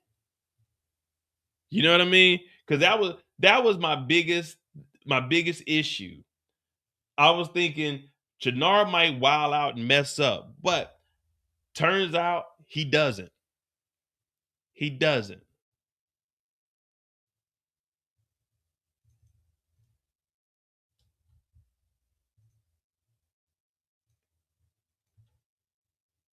But then out of nowhere, boom, pow, boom, pow. Jenard ends up getting jumped. Jenard leaves the bar. He gets jumped. Some woman comes behind Jenard, hits him in the back of the head. He gets jumped from behind. They throw him in the bathroom. And it's like 7-on-1. Jenard is getting stomped out. Jenard doesn't even know where he's at. Jenard has a concussion at this point. They're whooping on Jenard. He can't even stand up on his own, too. They're trying to put his head in the motherfucking commode, but they in the women's bathroom. And Jenard is getting jumped. And I'm like, no, I'm closing my eyes because I was scared. I thought they were going to kill Jenard. But Jenard is getting jumped. And somehow he finally manages to get his way up out of there. And luckily, Shanti shows up. Shanti shows up to save him. And Shanti, she gets mad for some reason. Shanti gets mad because Jenard got jumped in the bathroom. So Jenard gets jumped in the bathroom when he came up here to deliver the product to her, and she wasn't even here on time. But then Shanti gets mad at Jenard for getting jumped. This is what we call victim blaming. So Jenard, he's getting jumped, like they ripped his clothes off him. Look, he's trying to find his shirt. The suspect is running out of here. Shanti doesn't even stop her. So Jenard gets jumped in his bathroom. He gets jumped from behind, like so. So what he means is like he's walking and a girl like hits him in the back of the head. He goes into the bathroom because he's stumbling. He ends up falling in the bathroom, and she's just wailing on him. Woo, coo, coo, coo. So he don't want to hit a woman because we not putting our hands on a woman. So he don't want to hit her. So he kind of like grabs her, but he like pushes her in front of him. You know what I mean? And he's like trying to hold her against the wall, like, hey, stop, help, police, help. Police. So he trying to hold her against the wall, but she like backing that thing up on him, but he trying to hold her against the wall because he was getting jumped. So he's trying to restrain her, and he got her, and he's drinking because he trying to restrain her, so he's getting thirsty because you get dehydrated, like you doing a lot of moving like that, and you just had some liquor because remember he was drinking at the bar, so he was drinking at the bar, he was a little dehydrated, so that's why he had that big bottle. He had that bottle of it was carbonated water. He was drinking the water, but he poured the water on her because he was trying to calm her down because she was hot-headed. She tried to jump him, so he had her against the wall, like, help, police. But no one can hear him because they in the club, so it's like a lot of loud music out there, and no one can hear him, so no one can help him. So he just had her against the wall. And luckily, Shanti came in and helped out because when she came in, the girl seen that it was 2-on-1, so she ran because she called Jenard off guard. And he accidentally put her against the wall because he didn't want to do that, but he had to because she was jumping him. And when she jumped him, he was just trying to restrain her. He didn't put his hands on her. He accidentally poured some water. He's like, hey, you need to calm down. Because sometimes you got to splash water on people and make them calm down. But he didn't have no water, so he had to use the champagne bottle, but he filled it up with water because he was holding her with one hand. Like while he was waiting on the security come in, and then Shanti come in. So he's like, oh yes, Shanti came in. Finally, I can get my shirt because this is a Gucci shirt. This ain't like a regular shirt. It ain't a regular shirt like this. This is a Gucci shirt. So he's like, let me put my Gucci shirt back on because it fell on the floor. And you don't want a dirty Gucci shirt. You don't want dirt. You don't want no dirt on your Gucci shirt. So he putting the Gucci shirt back on. And when he put the Gucci shirt on, all he hears is Shanti start yelling, like, what are you doing? What do you mean? What am I doing? What do you mean? What am I doing? He was defending himself. So now we can't defend ourselves. So there's no self-defense laws in Chicago. Like if somebody's jumping you, you can't like fight back. He wasn't even fighting back. He was just restraining her. And Shanti comes in and she's yelling. He's like, it was an accident. Like he stumbled into the bathroom on an accident. He ended up getting jumped. Like he got hit in the back of his head. He didn't even know who it was. And Shanti's yelling at him. Like, what the fuck are you doing? He's like, what do you mean? What am I doing? The fucking accident.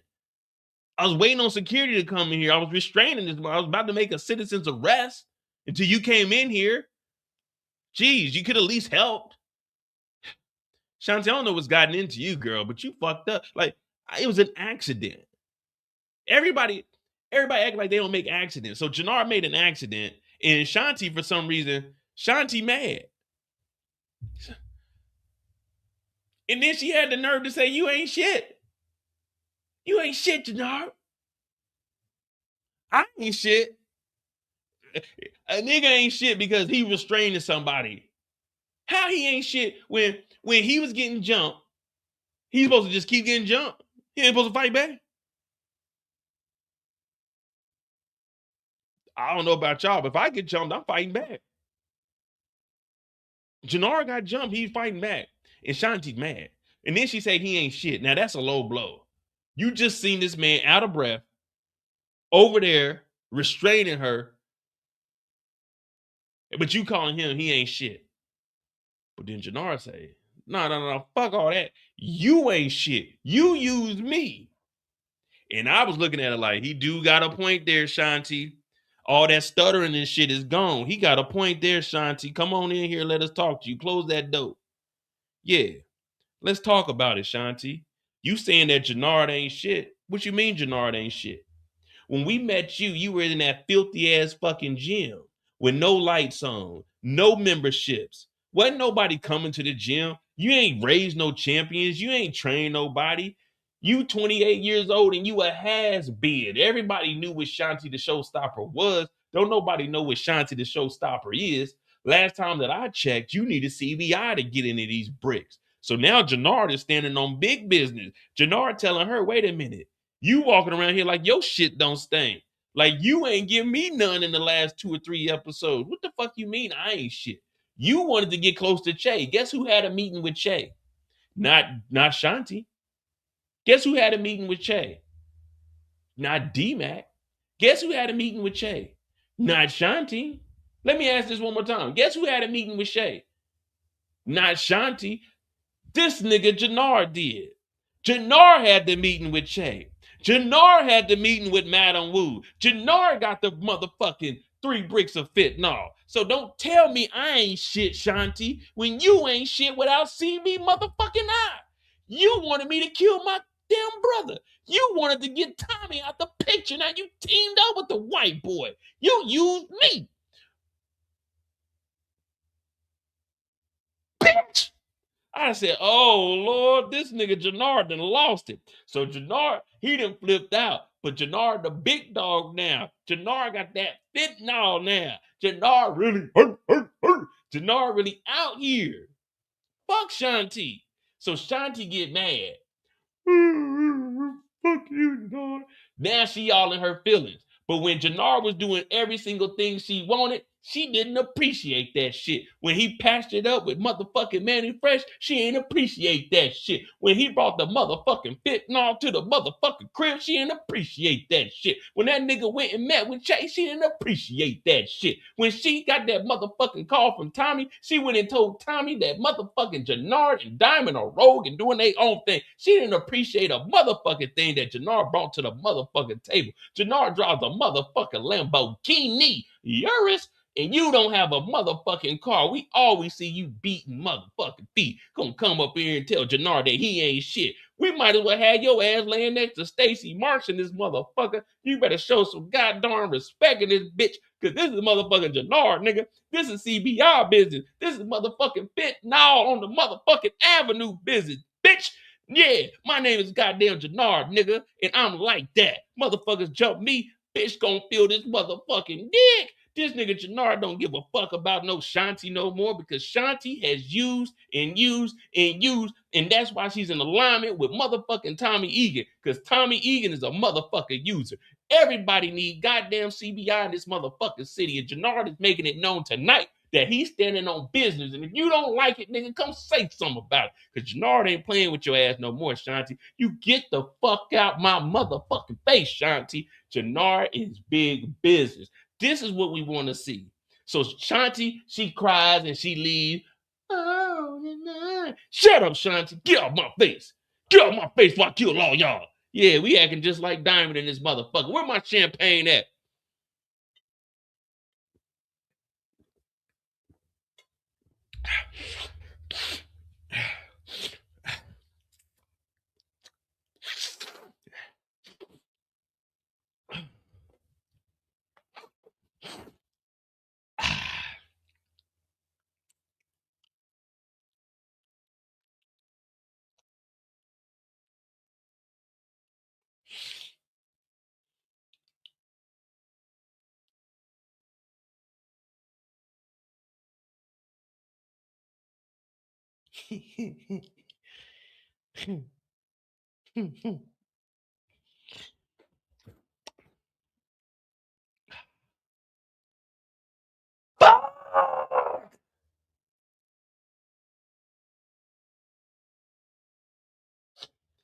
Damn, I just lost Shanti. Oh man, I came down off that high fast in the motherfucker. I just lost Shanti. Oh, I just lost. What was I thinking? What the fuck was I thinking? Oh, what was I thinking? I was tripping, dog. I ain't gonna lie, I was high as shit. God damn. Oh man, I done fucked up, bro. I done fucked up. What was I thinking? I ain't gonna lie to you, nigga. I was in the zone, but dog, what the fuck did I just say? Fuck. Just lost Shanti. Stupid. I knew I shouldn't have fucked around that bitch, man. I shouldn't have came in this motherfucking bathroom. I did think that saying I got jumped was gonna work though. That damn. In my head, I thought saying that I was getting jumped was gonna work.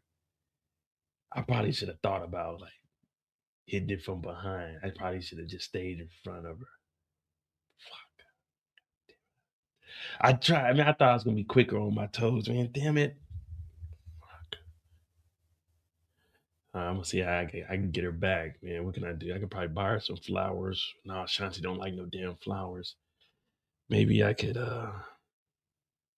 get her maybe some boxing gloves or something. Fuck, she ain't gonna want them gloves. Oh, fuck. And she hanging with the white boy now too.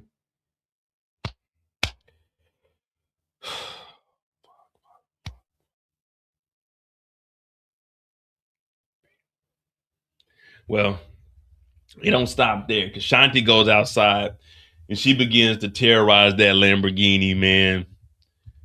She tearing it up. She crying. Lamborghini getting all kinds of messed up. The windshield, the hood, the headlights. I'm like, oh, not the Lamborghini. Not the Lamborghini. I lost all the bass in my voice. I ain't gonna lie to you, man. I really love that car. Lamborghini, man. Like my Lamborghini, man. That's a Lamborghini, man. That's a Lamborghini, man. Shit, that's a fucking Lamborghini. I'm sorry, Shanti. I'm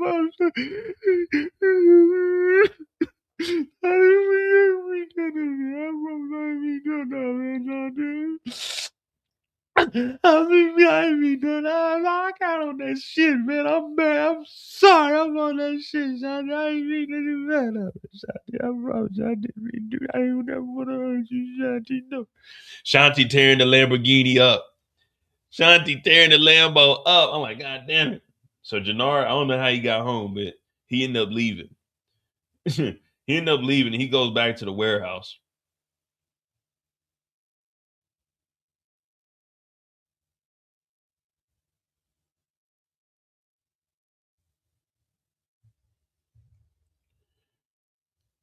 What's going on, Miss Renee?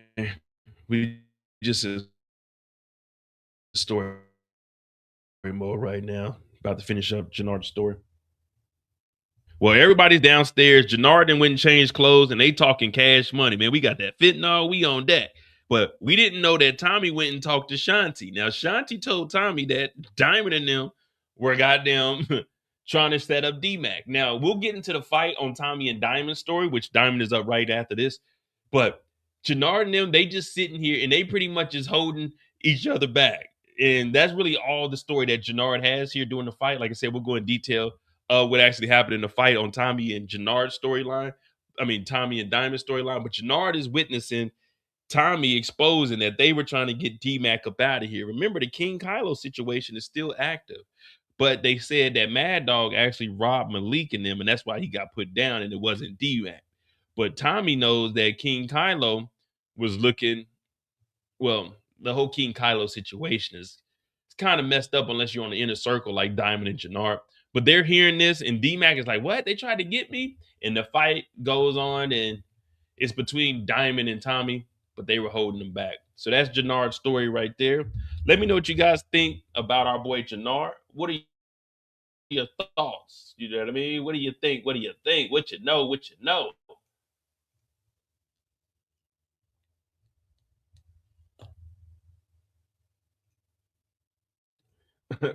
What up, Grand? That them swings on the Lambo was weak. Hey, they were the love taps. They were she wasn't even denting the hood up. But I was trying to look and see what they did because obviously they didn't wreck a real Lambo. So when they showed it from the front, I think that was like CGI of the front of a Lambo to make it look like that. But of course they wasn't, they wasn't really damaging one. They could have just put a different car there or had like a just like even a prop and just didn't show the car, but just showed her swinging. But also, when you swing it like that with a metal bat, you're going to feel all of that. You know what I mean? That's why the pros, they play with wooden bags because, the metal bags, you're going to feel all that. But that's Jenard's story. What we at? 150? We at 2 hours already? Jeez Louise. All right. Well, we good. We good on time? We good on time or y'all want to speed it up a little bit? Because Jenard's story was like 40 minutes. But that's because y'all sidetracked me. But we were gonna do 3 hours, so it looked like we're gonna probably do 4 hours tonight because we still got 4 stories left, and it's really only we're really only Tommy's story is really the only long story. But we good on time. We off the clock right now, so y'all can talk freely. Y'all ain't gotta, what I'm saying, you ain't gotta censor no police talk. But I didn't even notice this. Look at this. This is a wild ass. I don't know if Marshall was. He should have had the playback. Why is he looking like this? Why is he looking like this? He holding Tommy back like this. Why they got Marshall like that, man? Why Marshall making that facial expression? Look at look at Marshall. Why is he making that facial expression?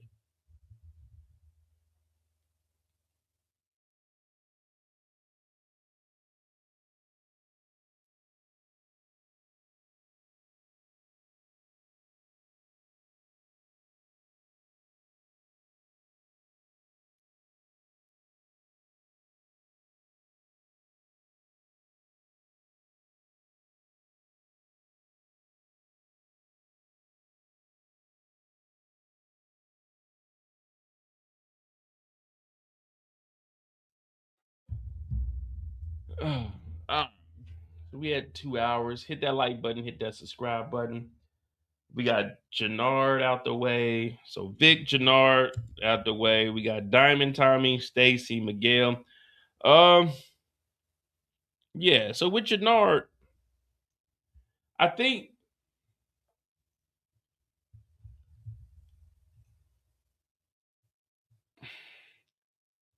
the direction we're going in, Jenard will be the one. See, if I was gonna do it, I would throw everybody off and let Jenard live and let Diamond be the one that either goes back to, probably have Diamond go back to jail. We don't have to kill him off, but have Diamond go back to jail and Jenard. Man, I hope they don't make Jenard a junkie at the end of the season, man. Either delete my character. I don't want the last thought of me to be a junkie. You know what I mean? I'd rather my character die off. But then again, if you keep your character alive, you got a potential chance to be in more spinoffs. So in the power universe, it never ends. So you could definitely have Jenard come back in book 47. So you know what I mean? You could definitely have him come back book 40. You know what I mean? So but I don't want the last thought of my character to just be a junkie that's wandering the streets. You know, hey man, whatever happened to your character? Oh man, last time we seen he was on drugs. Like, damn, that's all y'all remember me for? That's all y'all remember me for is being on drugs? Damn, y'all remember the good times? When I got jumped in the bathroom? God damn. Damn. Though nobody ever remember the good times. All right.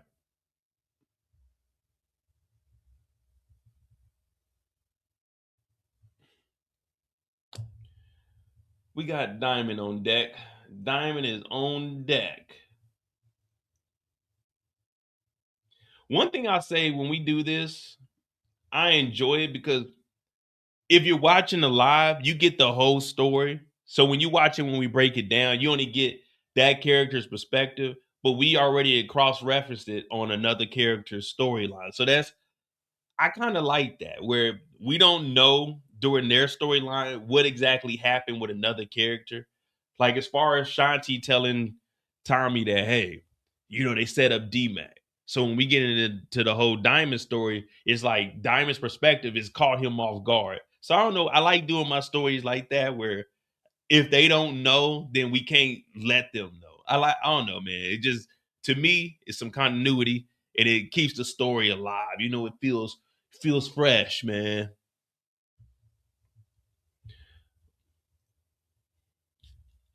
All right, so we got Diamond. Diamond story is probably only going to be probably about 15, 20 minutes, unless we over exaggerate on the fight. But I kind of want to talk about the fight mainly on Tommy's story because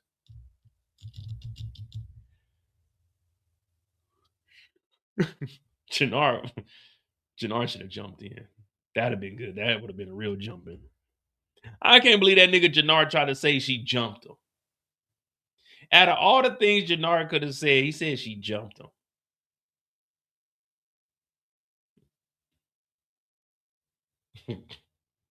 Tommy set him up too. All right, here we go. Here we go. Here we go.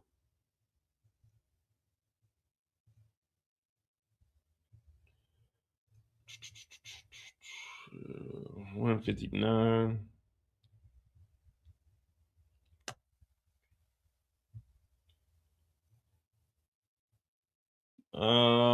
Shoot, that's Shanti.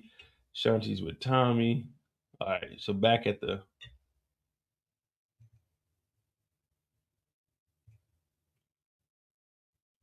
All right, so we got Jenard on deck, and that Jenard Diamond. I would say they did a good job with the casting. These two have grown on us. These niggas look like brothers.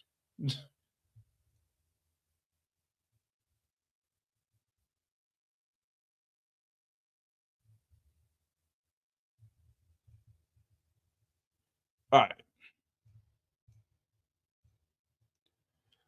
Diamond and Jenard. We know that Jenard going crazy. They making jokes. Now we back on the Madam Wu jokes. Diamond is slowly but gracefully, easing his way back into that CBI position where he's really the big dog. Now, remember, CBI at one point was fractured and divided into two groups, but once the coalition came back together, they ended up boxing it out. I mean, they did break off a little bit after that, but they ended up boxing, coming together. Now CBI is unified. Remember, united we stand, divided we fall. Now they joking around about Madam Wu and how Diamond should not be knocking down Madam Wu. Now, one thing we can say, Diamond, he has had a roster. I know people don't really look at Diamond like that. Like, all right, he don't really do too much talking. But Diamond has had a roster throughout his career in force. Now, he did get one of the woman's kids killed, though. We got to always throw that out there. Diamond is a good guy, but he did get one of them kids killed. He didn't teach him how to run. He just taught him how to throw one punch. And he ended up getting knocked. But now he's the head of CBI. And they joking around about the whole Madam Wu thing. Now Tommy shows up, and Tommy is irate. I'm talking about he's coming in here mad, yelling. What the fuck, man? Because if you remember, Tommy got a text message from Jenard, well, not Jenard, from Diamond that said there's a coalition meeting at 11 o'clock, which was actually the meeting for a vote. And it was a unanimous vote that they're going to start moving fentanyl. They took over the Yardie territory. They went and got with Madam Wu, got 3 bricks of that fentanyl. So now the whole coalition is like, yeah, we with it. We going to serve that fentanyl. Now Tommy coming there talking about, I am the coalition. We all looking at him like, yeah, right. You're not the coalition. You're part of it. But Diamond is like, man, these are your rules. So that's one thing they hate. There's nothing more that a Karen would hate than applying the rules to them. See, when you get around Karens, they all the same. If you apply the rules to them, they get mad. The coalition was supposed to hold a vote whenever they did something. Whenever they made decisions as a coalition, they all had to come to a vote. Well, that's Tommy's rules. But let's be honest. When Tommy went to go give the Serbs some dope, he didn't ask the coalition. The coalition didn't vote. When Tommy gave Asher the guns, the coalition didn't vote. He didn't go to them and ask for their permission. Tommy has been doing everything on his own. But when you apply the rules to him, he gets mad. Well, why wasn't I there? Why weren't you there, Tommy? Why weren't you there? Diamond is looking at him like, I know I can whoop Tommy. I know I can whoop Tommy, so I don't give a fuck. So Tommy ain't really doing too much tough guy talk. He is to Jenard. You know when you cracking jokes on, you know what I'm saying, your crew, and you look, you getting clown, you look for the weakest motherfucker that's just laughing. That's exactly what's going on with Tommy. That's exactly what's going on. He ain't saying all that slick shit to Diamond. Not no more. So he looking at him like, nigga, that's the vote. That's what you said, right? That's what you said, right?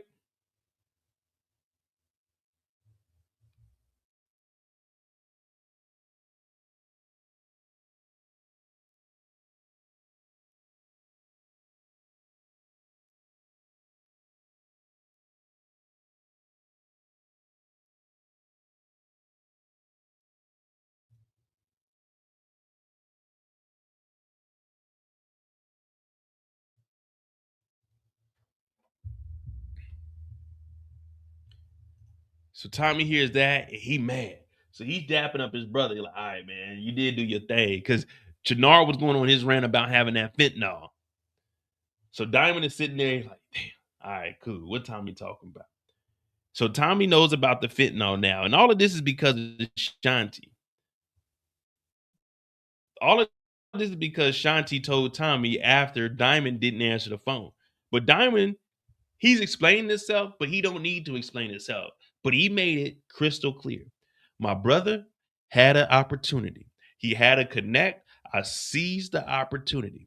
That's one thing you got to do. You only get one shot. Do not miss your chance to blow because opportunity comes once in a lifetime. And to get a connect on that fentanyl, Diamond was like, I had to go do it.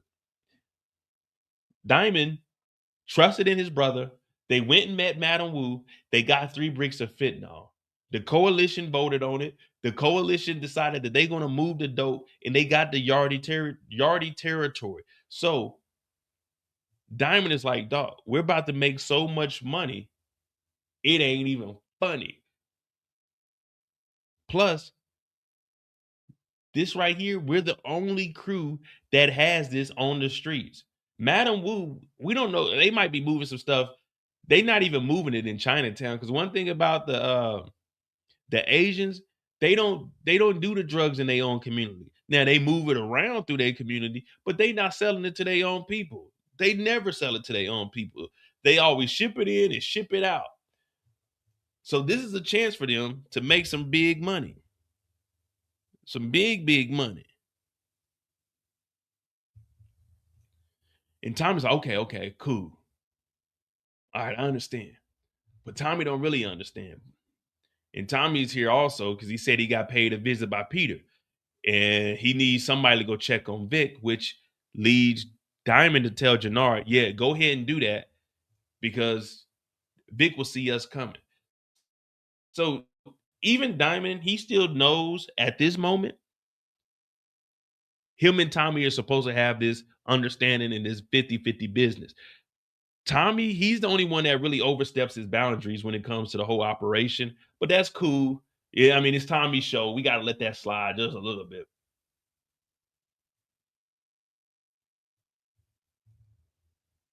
Now, this is when things started to get interesting.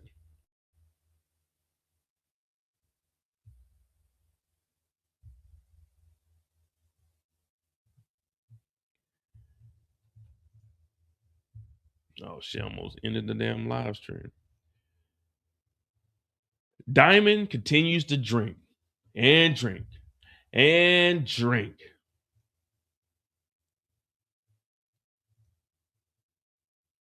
And drink. So he got this damn, what is this? Whiskey? What is this? Yeah, he got this whiskey and he drinking it straight. Now the CO, I forgot the CO's name.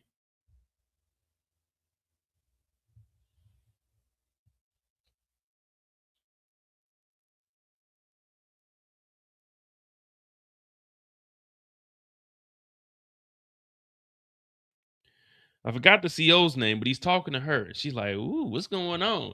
Now she's over here trying to flirt with Diamond before she goes back to work. He's sitting here and he's really contemplating what his next move is. Now, he did just take a glass of motherfucking whiskey. He's been drinking since this morning. He's sitting here and she over here packing it up. She about to take straight bricks. I'm talking about all white bricks straight to the motherfucking prison. So she's like, what you got for me? He's like, oh, we got that fentanyl. She's looking at him like, fentanyl? Hell no, Negro. Hell no. She talking about fentanyl. No, hell no. No, nigga. Hell to the no. To the no. We ain't moving fentanyl. And Diamond loses it. He's like, listen here, motherfucker. You do what I say. They bring that fentanyl in there. Who gives a fuck? She said, bodies are dropping. You know what that's going to happen? You know what's going to happen? We bring that in there. I don't give a fuck what's going to happen. I ain't got to do nothing but stay black and die. Like, what does that have to even do with anything, Diamond? So Diamond is over here going off. Now, I'm looking at her. I was like, man, I don't remember her having a body like this. I'm like, okay, shit. When you get done doing illegal shit with Diamond, come and holler at me. We can be legal. Now, they down here and she kind of nervous. She like, I don't want to take no fentanyl to work. This nigga talking about, you gonna take that fentanyl with you. Get him by face, by kill him all. Like, damn, Diamond, calm down, nigga. But Diamond, this is what you call that power hunger, that power trip. That drink catching up to him. That Montclair a little bit too small. He should have went up one size more. This what is this? This is extra large? It's gotta be extra large. You should have went into a 2X. Yeah, this, you might as well hand it. Well, nah, you just stretch this mug out, pause. You should have went up one more shirt. But he telling her, I need you to move this fentanyl in the prison. Like, no. Nigga, people gonna die, man. And when people...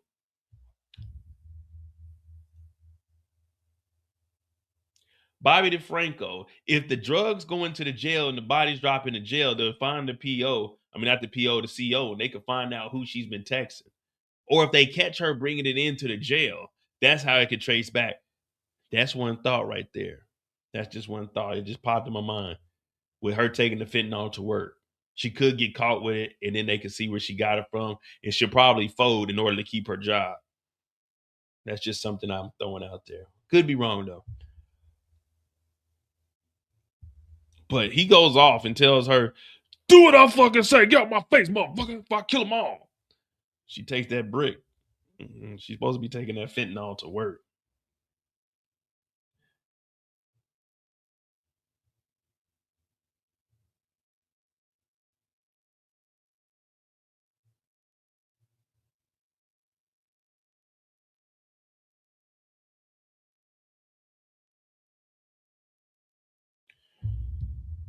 And after that, I think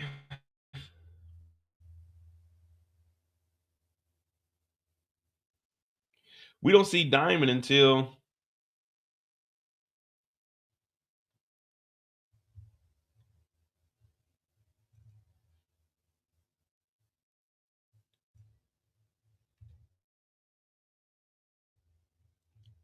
the fentanyl and this motherfucker drinking.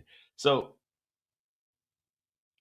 the last time we see Diamond, they all in the basement, they kicking it.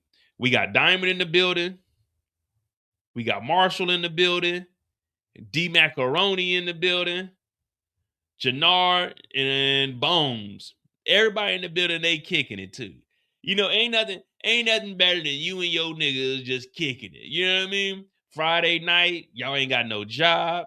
Y'all ain't got no girls. Y'all just put all y'all troubles behind you. Y'all just kicking it. Y'all smoking a little bit, drank a little bit. Y'all just having a grand old time. You know what I mean? Ain't nothing better than just kicking it with the homies. You know what I mean? This is the life. This is the life. You see what they doing, ladies? They just kicking it. Ain't no gossiping. Ain't no bullshit. Everybody just grab you a drink, roll you a blunt. Y'all just chilling. Y'all talking about life. If your group chat ain't linking up and just chilling and kicking it and talking about life and bullshit, then you ain't living. You know, they always had those memes and stuff. I won't even say memes, but like the motivation. Your group chat ain't talking about stocks and bonds and generational wealth. Fuck all that. We ain't talking about that. That's bullshit. We don't care about generational wealth. Fuck the next generation. We don't care about stocks and bonds. Fuck that shit, nigga. We want mattress money. We want shoebox money. We want the motherfucking flyers, chains, and shit. This is what we do. This is how we live. This is the best way to live. Fuck all that bullshit. If my group chat ain't trying to advance themselves in life, man, fuck all that. We degenerates. We ain't getting no better. This is it, nigga. This is the life, nigga. We consider ourselves kings. They down here in the basement kicking it. Diamond over here, like, yeah, nigga, CBR, CBR, CBR. So everybody going crazy. They down here kicking it. This is the life. They ain't got no PlayStation or nothing plugged up. So it's kind of boring, but they just going off of straight vibes. They going off of straight vibes. That's what's going on. CBI is straight vibes. You know what I mean? Straight vibes. That's all we need. We don't need no TV. We don't need all those distractions, you know, electronic devices and shit. All we need is good conversation and good weed. That's it. That's all we need. That's all we need. So they down here and they kicking it. They joking, they laughing.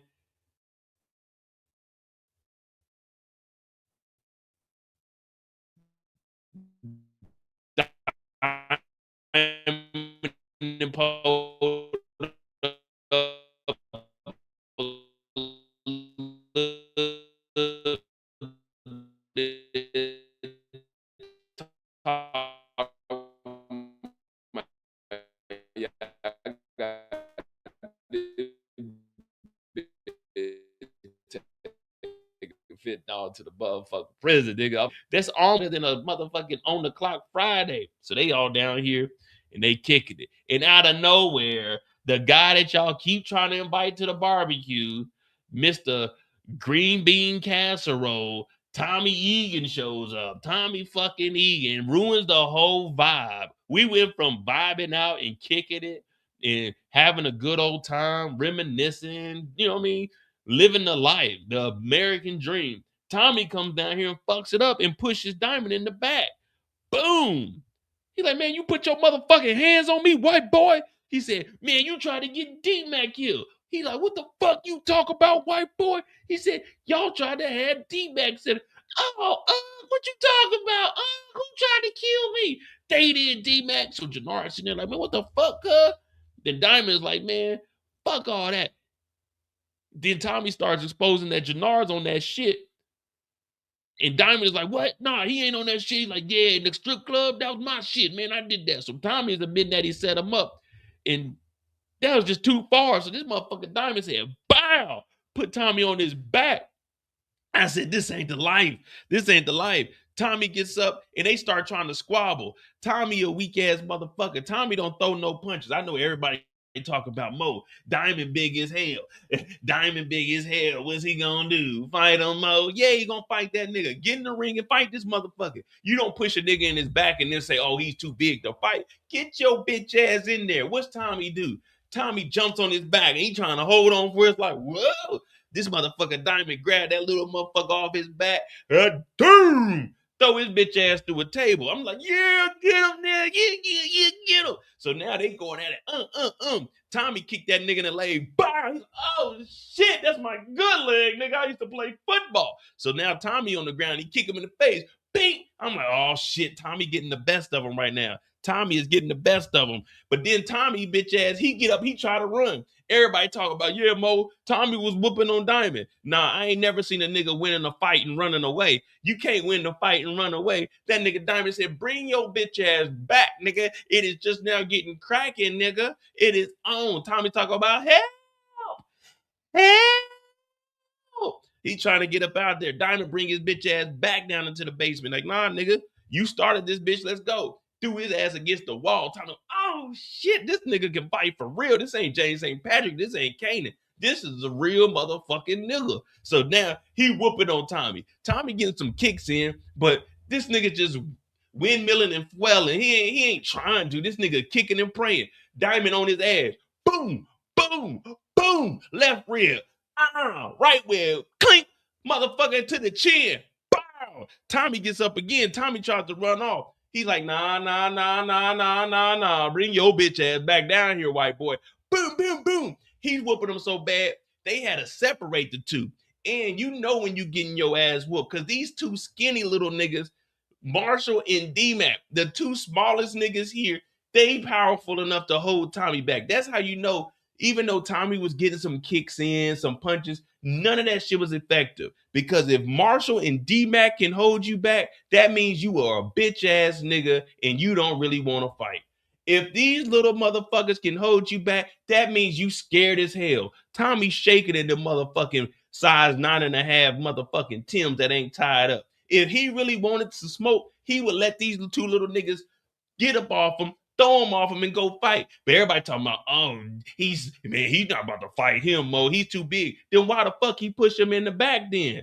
I thought he was tough. Y'all keep telling me that this motherfucker's invited to the cookout. You can't come to my cookout, nigga, if you ain't about to fight and get your ass whooped. Nigga, you better take your motherfucking L. Tommy over here talking about, you're out of CBI. That's what a white man would say. Nigga, you ain't even in control of CBI. Nigga, this diamond shit, nigga. You in my motherfucking barbershop, nigga. You talking about I ain't in CBI. Fuck you. You ain't in CBI, nigga. You was never in CBI. Take you and your bitch ass nephew and get the fuck up out the barbershop. Tommy's hair is all swooped over and shit because he was getting his ass whooped. No, he wasn't gonna fight Diamond. Diamond too big. I don't give a fuck, nigga. You gonna push this motherfucker, then you gotta fight him. But no, what did Tommy do? Tommy was running. But when it comes to Stacy marching there, he pulling the trigger. When it comes to trying to check Vic, he's talking all this shit. But when it came to Diamond, his bitch ass was running. Now, I seen the whole fight. I saw the whole thing. I was over there sitting on the washing machine like, damn, I knew Tommy shouldn't have gotten this shit. But I've been telling y'all this whole season, Tommy ain't like that. And y'all been trying to tell me that, Mo, he really is. You remove a gun from Tommy's hands, Tommy is just a motherfucker that works at Best Buy in the motherfucking Geek Squad. You could put this motherfucker in Office Max and you be like, damn, this nigga Tommy look like he fit in over here. Tommy was getting his ass whooped. And we know he was getting whooped because he didn't even have enough strength to break out of motherfucking D-Mac and Marshall, who weren't even holding him hard. Look at Marshall's face. Marshall is scared. Marshall don't want to be down there. Marshall is really reconsidering even being in a gang. Marshall is like, what the fuck am I into? D-Mac is like, wait a minute, they trying to kill me? Yeah, they tried to kill you. Look at Tommy. He about to cry, looking like goddamn Tommy Pickles from fucking Rugrats when he got older. Scary ass Tommy. You ran a CBI. Shut up, Tommy. You don't even run CBI, you bitch. Now, look how they holding this nigga back. They gotta restrain the arms. They gotta put a whole body on this nigga Diamond. Look at this. Look at this. Then look at this. Look at this. Look at this. Then look at this. Look at this. Then look at this. Look. Look at Tommy. Look at Tommy. Look. You're not in CBI anymore. Shut up, Tommy. Look. This is who's holding Tommy back. This is who's holding Tommy. You telling me that this little nigga is holding you back? This little nigga Marshall is holding you back? Tommy ain't trying to fight. Tommy did all this theatrics. Tommy did all of this. He was hoping somebody broke it up. When he landed on that motherfucking back, because I've seen the trailer for next episode, and that motherfucking back is all scarred up and bruised. Yeah, I seen the trailer. I seen what this nigga back looked like. Diamond beat the hell out this nigga, and we seen his ass limping when he went over there and he did all that tough shit with Stacy Marks. You see, he ain't trying none of that shit in that basement. First thing they told me was, Mo, the Diamond too big, man. He ain't about to fight Diamond. But when he go up to Stacy Marks, y'all like, damn, congratulations. I remember we had a moment of silence for Stacy Marks at the beginning of the episode. We had a moment of silence for Stacy Marks, and y'all clowned her. Y'all said we spoke in that Stacy Marks pack. Why did nigga didn't fight Diamond? See, y'all cheer for Tommy for all the wrong reasons. When he was in here face to face with Diamond, he had a one-on-one, but he ain't had no gun in his hand. He turned straight bitch and was trying to run the fuck up out the goddamn basement. But when it's Stacy Marks, y'all applied that shit. When you give Tommy a gun, anybody can pull the trigger. Anybody can pull a trigger. I'm pulling the trigger right now. Anybody can pull a motherfucking trigger, but can you throw them motherfucking hands, Tommy? Nah, you can't. You can't. We seen you trying to run the fuck up out the basement. But when it was Stacy Marks, you shot Stacy Marks. You was a tough guy. Everybody was talking about, we smoking that Stacy Marks pack. Yeah, well, we about to roll this motherfucking Tommy Egan up tonight. We was about to roll this motherfucking Tommy Egan up, but Tommy Egan came to his motherfucking senses and tried to run up out of there because he knew he was going to be a pack. So don't tell me that Diamond was, oh, he's too big, man. Come on, Mo, he's too big. Well, then why'd you push him? Huh? Why'd you push him? When Jenard got jumped in that bathroom, he handled his business like a real one. When old girl jumped Jenard from the back, he handled his business. Why didn't Tommy handle his business up here? He tried to run. Y'all not watching the same show I'm watching? Diamond was on this motherfucker head top. Bow, bow, bow.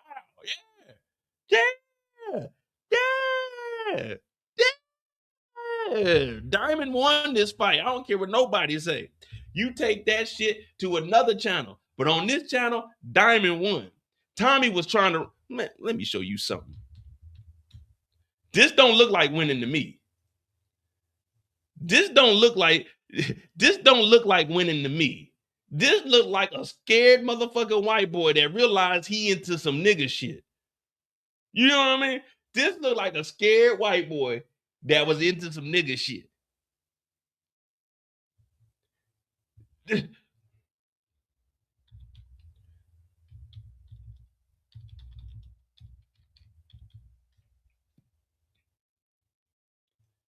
All they keep saying is, Mo, man, come on, man. Come on, Mo. Come on, Mo. Come on, Mo. He's too big to be fighting him, man. Ain't that what y'all was hearing? All day? People been telling me, if you go in my comments, they talking about, well, in all fairness, Mo, that Diamond was big as hell, man. Diamond was a professional boxer. What the fuck that got to do with anything? You see why I said you have what that have to do with anything? What that got to do with anything?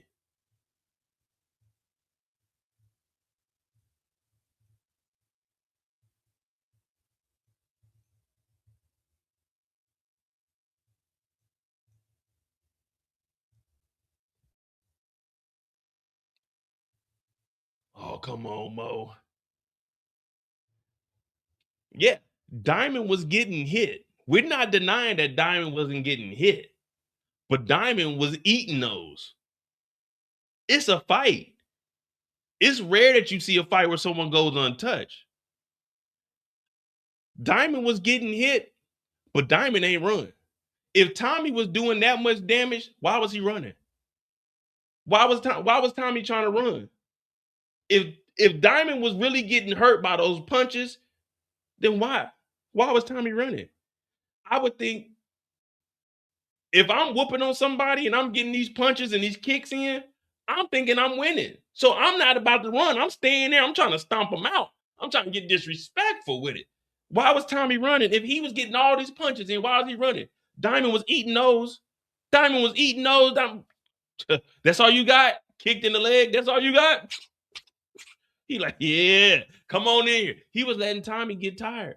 I don't want to hear none of that. Oh, he's too big, Mo. He's a professional fighter, man. He's a professional boxer.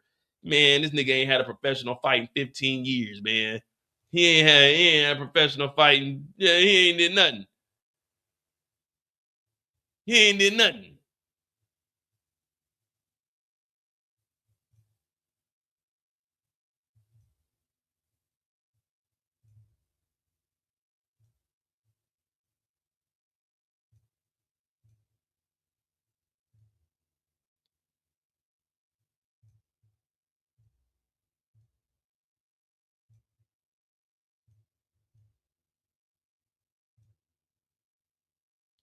Everybody talking about Mo. Diamond was too big, man. He a professional boxer. Man, I ain't trying to hear that.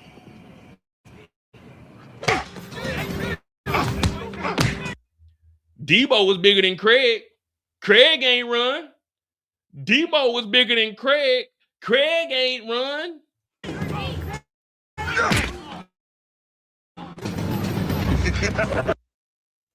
Debo was bigger than Craig. Craig ain't run. Get up, Craig. Get up, Craig. Craig ain't run. Y'all talking about, oh, man, he's too big, man. He's a professional. You think Craig ran from Debo? No, we watched. That's all you got. Get beat up like your daddy used to, nigga. You think Craig ran from Debo? Nah, Craig. The legend has it. Craig fought Debo in the streets.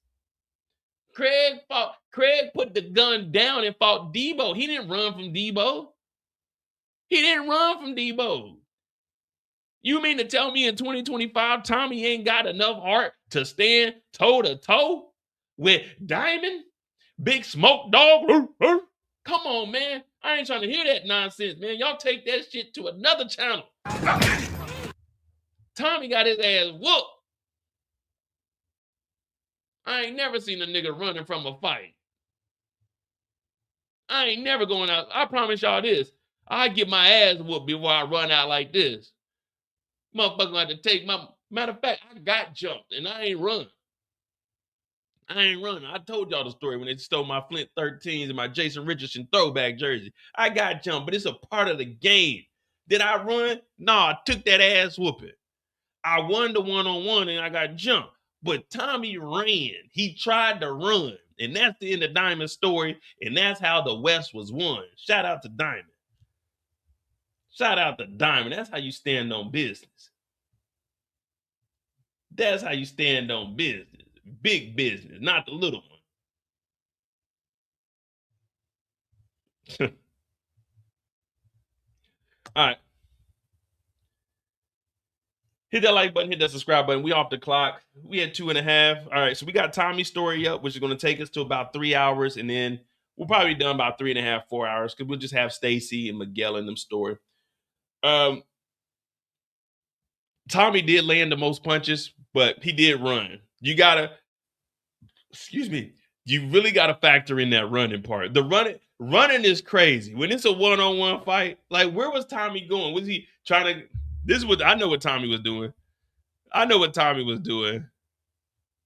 Tommy was just trying to shake, rattle, and roll. Tommy was trying to get in that Mustang. Tommy was trying to go. Tommy was trying to go visit Kate in New York City. That's what Tommy was trying. Tommy was trying to get the fuck out of Chicago.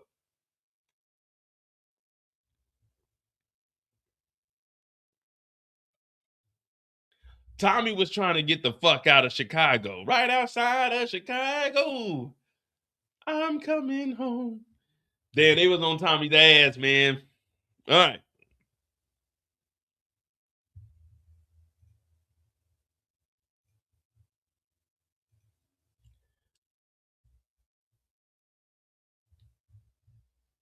All right, so we got Tommy's story.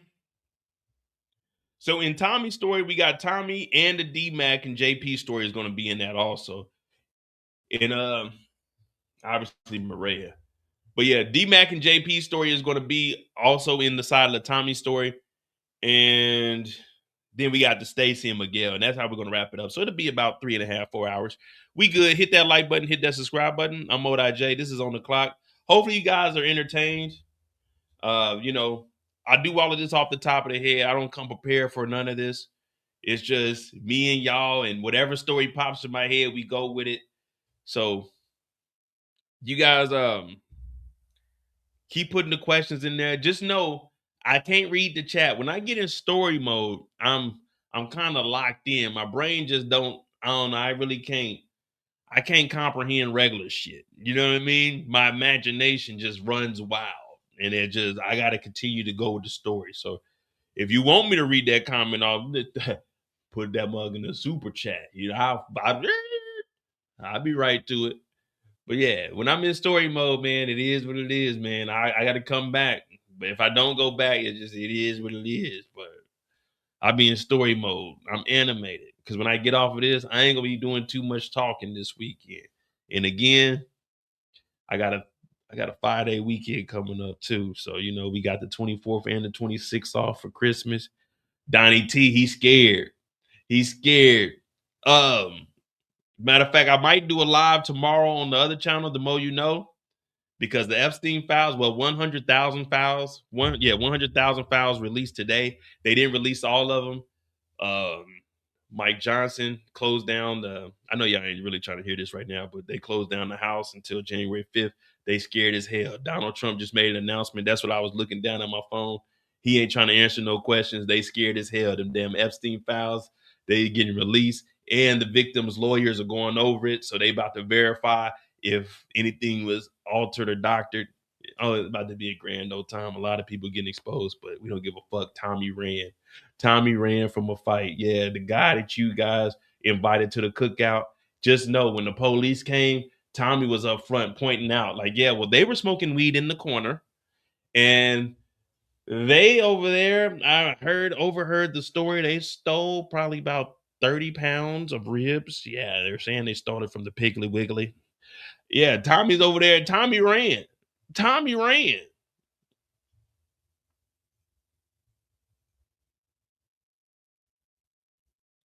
The only thing that can be redacted are the victims, and that's why the lawyers are going over it. The victims and any description of them. But other than that, the lawyers of the victims will go over it, and anybody that they find that has been redacting things that should have been redacted or altering it, they will be held in contempt. So we'll see where that goes from there.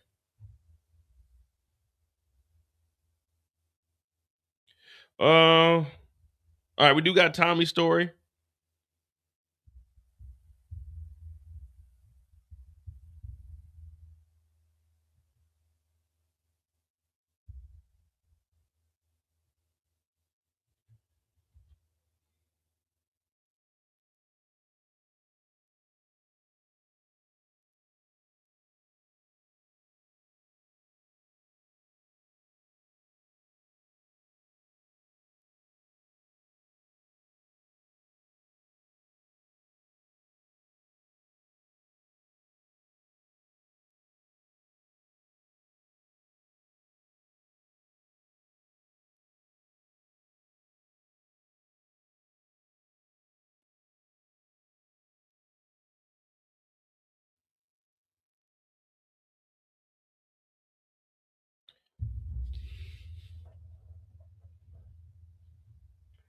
All right. Let me see.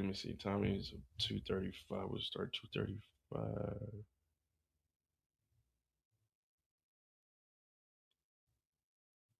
30. All right, 30 minutes.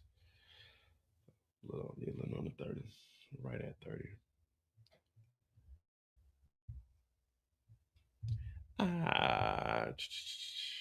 Damn, how many photos we got up? Okay. 235. 238, leave your hands on your back.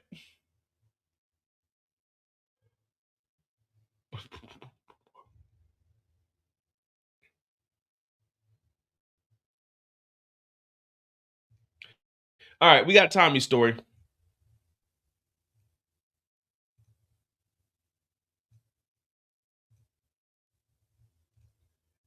Tommy Egan. Tommy Patrick Egan. Him and Shanti, they've been linking up lately. And this is an unexpected link up. Now, we've seen them starting to get closer and closer with each other because it's starting to turn out that they have a common enemy or a common denominator, which is about to be turning out to be Jenard.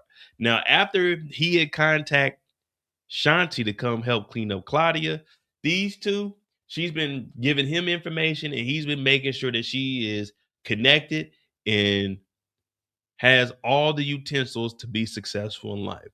Now, I've been giving Tommy a hard time, but this is Tommy's story, so we got to tell it from Tommy's perspective. And one thing about Tommy, we know that Tommy, if he's capable, if he's able, Tommy will definitely look out for you. I know a lot of people be coming in the chat, and I know a lot of people been talking about Tommy. He ain't been ish. Tommy ain't been holding it down. But let me tell you something. If Tommy is able to help you do something, Tommy is going to make sure that you are thriving in the game. And right now, Shanti, you scratch his back, he'll scratch your back a little bit. So him and Shanti, right now, they about to turn into, I was going to say Shaq and Kobe, but she ain't really like that. So I'm going to say Kobe and Derek Fisher. That's what they turning into, Kobe and Derek Fisher. I'll let you decide who's Kobe and who's Fish. But they stacking it up. And we find out that Elise actually took the $1 million and left, but her mom still had the club. And now Shanti came in there and took that motherfucker. So now the club is wide open. Shanti's running the club. Tommy is bringing the dope. What else do we need? This is also getting her closer and closer to Che. Now, she is mad at Jenard because of the whole Che situation and not knowing. So she's starting to tell Tommy everything. And Tommy does get that text about the emergency coalition meeting in 15 minutes. Now, this is a dope game. When you go to work, we are all in the office. Hey, yo, we got a meeting in 15. All right, I'll be there. If you can't be there in 15, you just show up when you get there. But this is the dope game. We can't have an emergency coalition meeting in 15 minutes. What if I'm out serving something? What if I'm out, you know what I'm saying? Like, this is an emergency. Well, all right, give us like 30 minutes. So he gets the text from Diamond, but him and Shanti continue to talk. And Peter also texts Tommy. So right now, Tommy got 3 things going on, technically 4 things going on at the moment that he needs to be worried about. 2 are very urgent, technically 3. So at the moment, 4 situations, 2 urgent, 3 current. Mireya, she's probably in the bed, pregnant, just sleeping, farting around because we know she ain't going back to work no more. Shanti giving her the drugs to go take to the club. Peter talking about, hey, nigga, I need help because the goddamn clubs have been overran and the coalition got a motherfucking meeting in 15. So Tommy's got to be running around the city. We've not once seen Tommy get gas for his car. So I don't know if Tommy has his own like little gas can in his trunk, but Tommy is on the move. One thing we know about Tommy, he's going to put miles on that motherfucking Mustang. Exactly, B. Hayes. Yeah, we got a coalition meeting in 15 minutes. 15 minutes? Nigga, I live 20 minutes from the warehouse. What you mean a 15 minute? What's the emergency? What's the emergency? But Peter also hits him up. So Tommy's got to make laps around the city. And I will say this. I'm lazy. I'm very, very lazy today. I parked my car in the garage. Y'all know I hate spending money. I'm not moving my car out the garage. I'm not doing anything this weekend. My car is going to sit in that garage till Monday. Then Monday, I'm going to get up and go do everything I got to do because I got to take care of everything by Tuesday because the Germans are shut down. Their Christmas is on the 24th, and they just have the whole week off after that. So it's all kinds of wild shit. So I got to wait till like next Monday for anything to really open up. But that's neither here nor there. Tommy puts a lot of miles and uses a lot of gas in his car. I fill up once a month, and I'm good because all I do is drive to work and back unless I got something to do. This nigga Tommy all over the city. So Tommy goes and he got to meet up with Peter right now.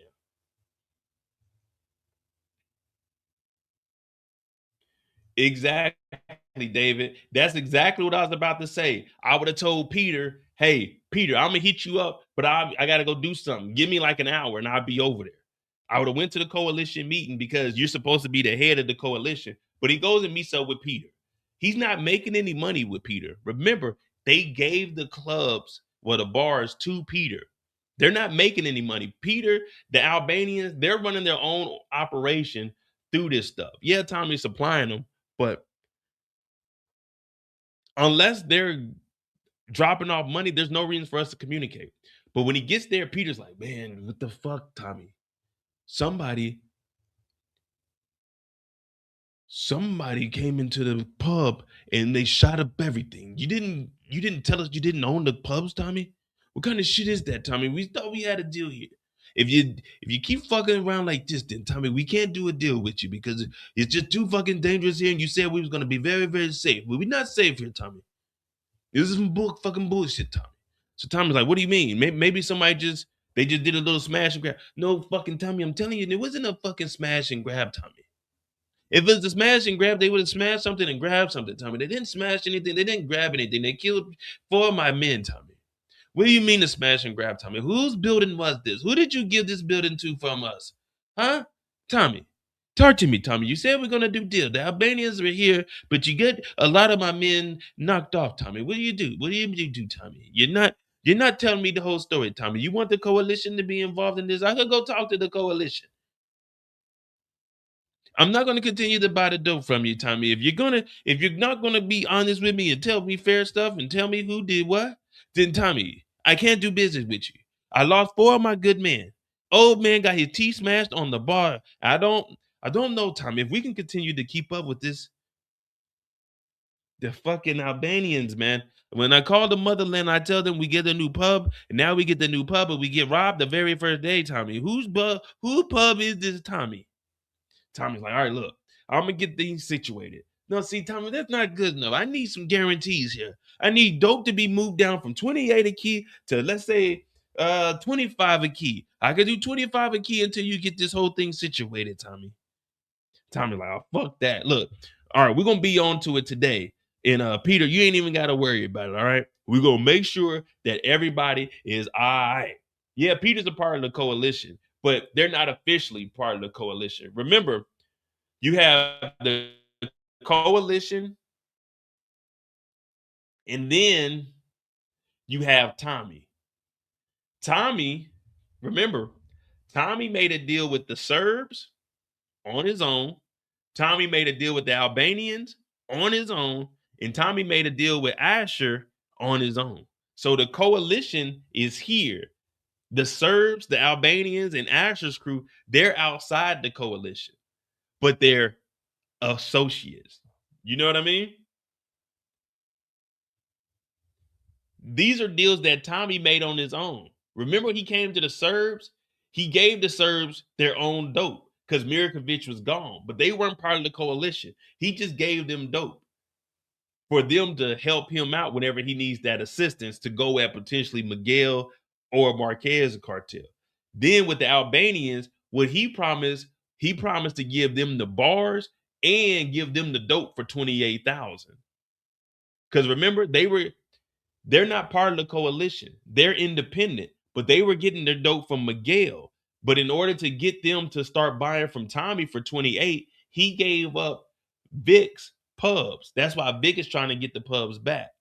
So the Albanians, they're not part of the coalition. They're buying the dope from the coalition. You see what I'm saying? But they're in an alliance with Tommy, not the actual coalition. So Tommy, when they doing all that shit talking about, oh, the coalition is voting and he's the coalition, he's making outside deals. He's making all these. Remember, he took his own bricks to give to the Serbs. After Mirkovic died, he went over there with his hands up and he was like, here's a peace offering. So he gave them dope just so they would start buying from the coalition, because Tommy's getting the work from Che. But the coalition, none of the coalition actually has any big dogs.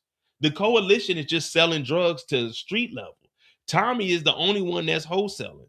When Tommy gets the bricks from Che, they break the bricks down. Well, this is how the hierarchy goes. You got Che here, then you got Tommy, and now you got Diamond. And what they do is they bring the bricks to the coalition and they give it to the coalition for a good price because they all work together. But then the coalition, they just sell it at the street level. They're not selling bricks to anybody else because they're the biggest crews. No one else can buy bricks besides the Marquez cartel and the Insane Princesses. But all of them got their own plugs. So the Albanians and the Serbs were independent, and that's where Tommy came in.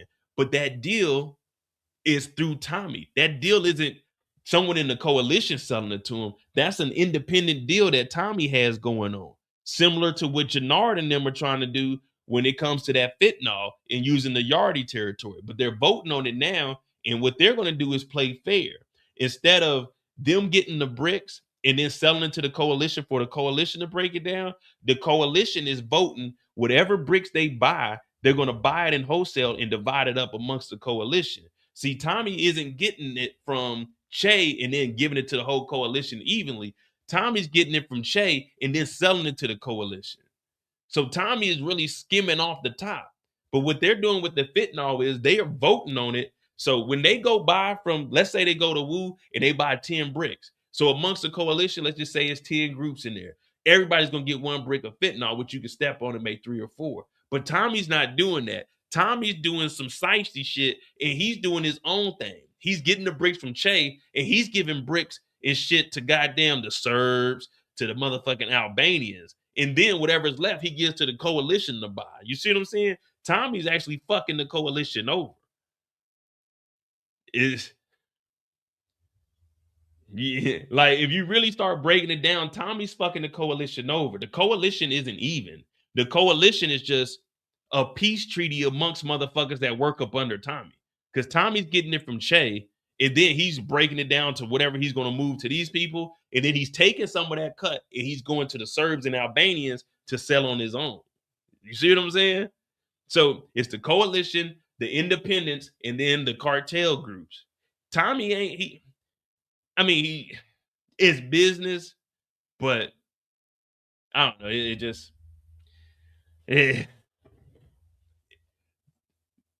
that's how I'm interpreting it. I mean, that's what they're actually showing us, because the coalition ain't fucking with the Serbs. Diamond ain't fucking with the Serbs. Diamond ain't fucking with the Albanians. All of this shit is going through Tommy. You see what I'm saying? When this whole thing with Peter went down, what did Tommy say? I got a call from Peter. We about to jump right into it. So Peter's like, man, I need help. Who the fuck did you get these bars from? So when he goes and talks to him, that's what he tells Diamond. He said, I couldn't show up to the meeting. Why you couldn't show up to the meeting? I got a phone call from Peter. I am the coalition. So Tommy is showing you who he is. Tommy thinks he's bigger than the program. So when he shows up, he's like, what? An emergency coalition? He's like, we voted on it. And what's the first thing Tommy said? Tommy said, I'm the coalition. Like, no, nigga, the coalition is the coalition. Well, I got a call from Peter, and he's saying the pubs and everything got tore up. Well, who does Vic work for? Vic don't work for the coalition. Vic don't work for Diamond. He won't even tell Diamond what plan he has with Vic. You remember after they met Che? What did he do? He contacted Vic to go and talk to Stacy Marks to set up them to get Claudia to come to the house. Remember? He didn't tell Diamond the plan. So everything that Tommy is doing, as far as like Vic, the Serbs, the Albanians, it don't have anything to do with the coalition. It's just Tommy doing some wild shit on his own. So he comes over here. I got a call from Peter. The bars are shit. I am the coalition. So he's going off, and everybody's sitting around. We know Jenard's over here talking his shit, but Tommy is mad because things ain't going his way. Tommy wants full control of shit. He's like, man, what? All right, y'all had an emergency. Y'all got fentanyl? He's like, yeah, man, we voted on it. That was your rules, Tommy. You said we got to come together, right? But what Tommy starts to notice is Jenard, well, when Shanti is mentioned, he kind of freezes up. He kind of starts to stutter.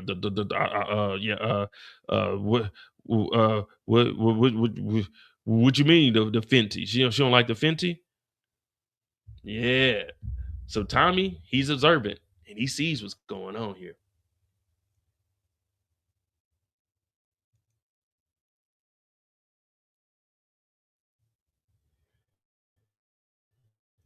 So after that, Tommy starts to talk to Diamond, and he's trying to see and get a feeler of what's really going on. He's like, man, you went behind my back with that fentanyl. Diamond's like, man, we had the opportunity. We had the opportunity and we seized it. Sometimes you gotta hop on an opportunity, man. If it's there, you gotta do what you gotta do, man. You can't sit back and complain, man. You can't be listening to what the hell goddamn Tommy's talking about.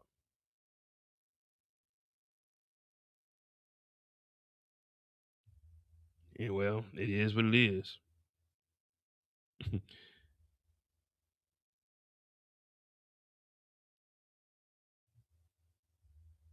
It is what it is, cause we trying to figure out what the hell's next. Tommy upset too, ain't he? Tommy is upset. Man, you can't go behind my back like that. But look, I think our snitch is running wild around here. So he's talking about Vic, obviously, and he's saying maybe Vic is the one that ran up in the spot, and that's when they tell Jenard that you need to go and talk to Vic and keep an eye on him.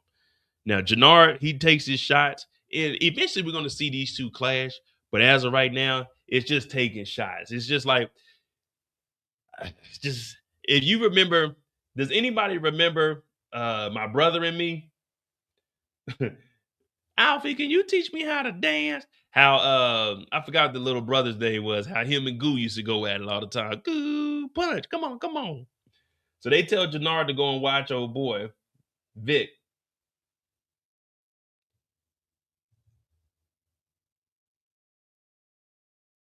Tommy shows up to talk to Shanti. Now, we know that they're getting close. And when they get there, he's like, hey, after peeping what was going on, he says, hey, Jenard?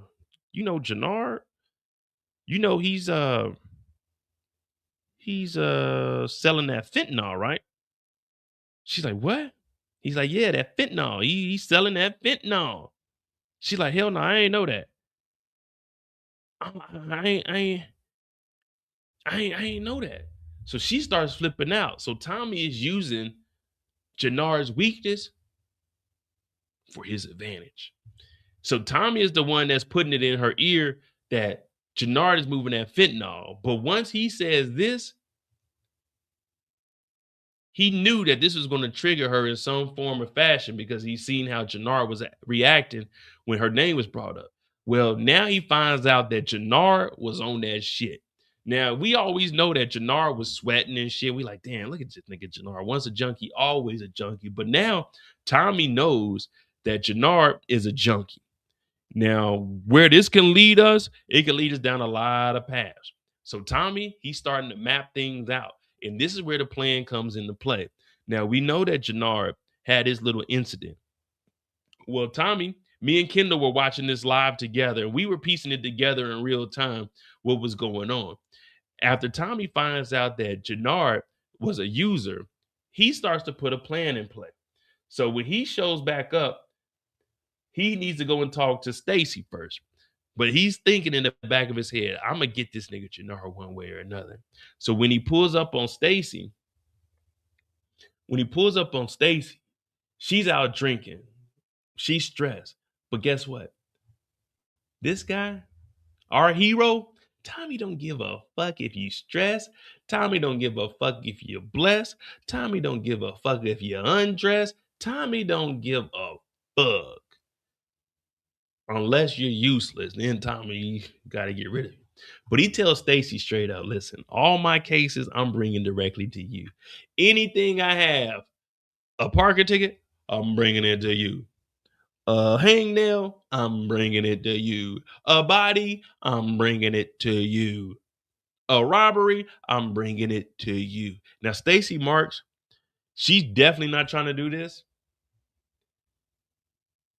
No one's trying to do this. No one wants to work directly for Tommy Egan. But hell, I mean, shit. Sometimes you got to do what you got to do. Sometimes you got to do the job. We all know what's the saying.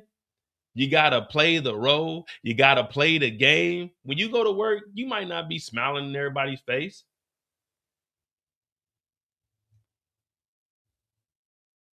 But shit, you got to do what you got to do. You got to do what you got to do. So Stacy sitting there, she got the rollie on her arm, and Tommy leaves her a crisp $100 bill, tells her you were the employee of the month.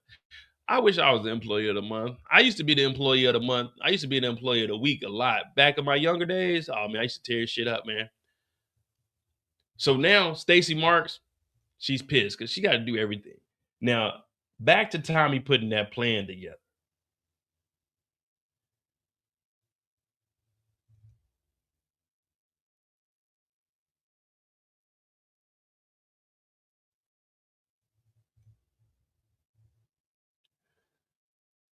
Tommy finds time in his busy day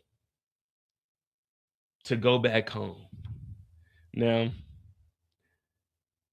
I don't have any kids, but I can just imagine a moment like this. Me, my baby mother, and we're just in the living room, enjoying each other's company, joking around,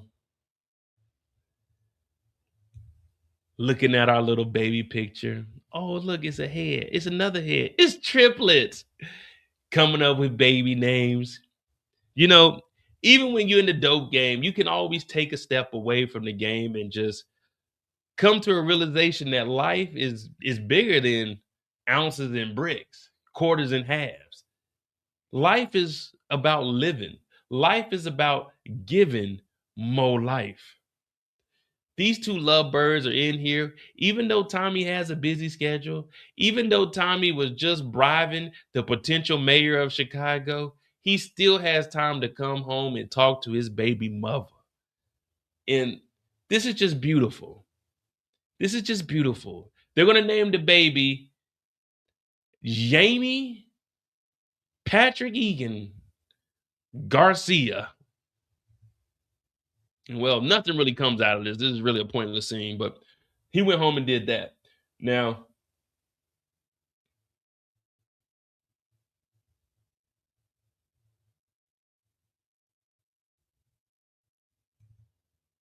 the plan is in full play at this point.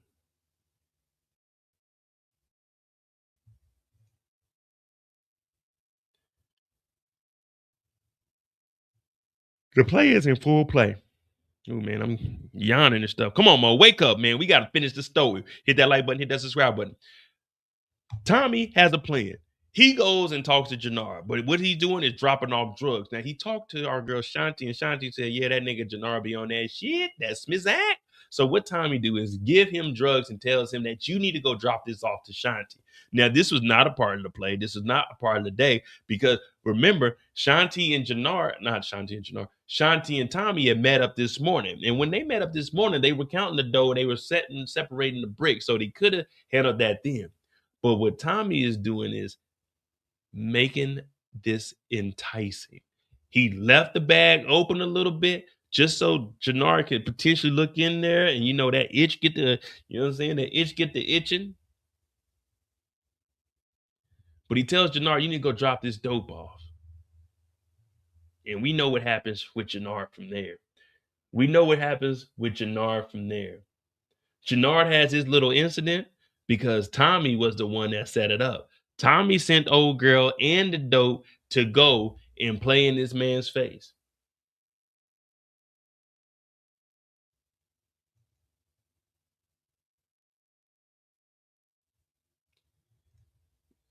And we see Tommy talking to her after the whole she jumped Jenard and then she came out here. And Tommy's like, hey man, thank you for that. How much money do you guys think Tommy gave? How much money do you guys think Tommy gave her? If Tommy gave the artist 25,000, how much are we suspecting that Tommy gave her in that bag right there? A 20 piece, 10 piece, 15? I'm thinking maybe at least a 20. Maybe a dub. Now,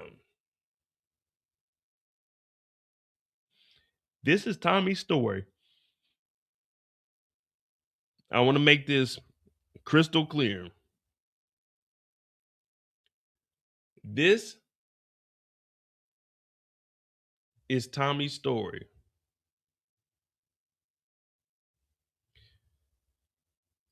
So when she said,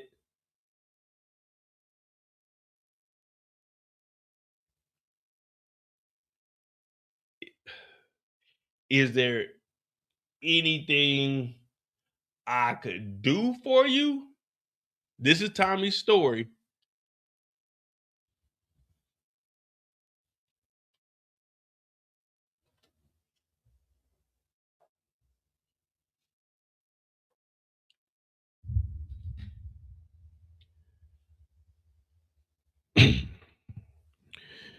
Yeah, actually, there is something you could do for me.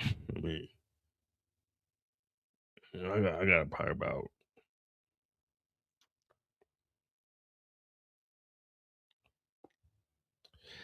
I can make it. I can make it 30 minutes. We can cut it to 20.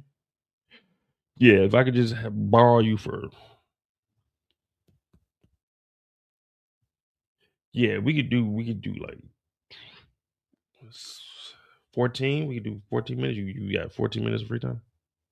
Yeah, because I ain't really got to be nowhere for a coalition meeting. We don't have them at nighttime, so you know we could. Yeah, you said the VIP room is.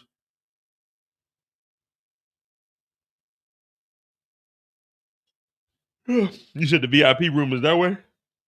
I'm like a little tired. Uh,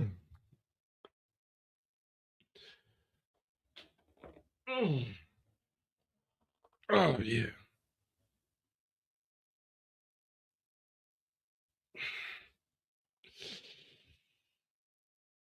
You said the VIP room is that way. Bartender.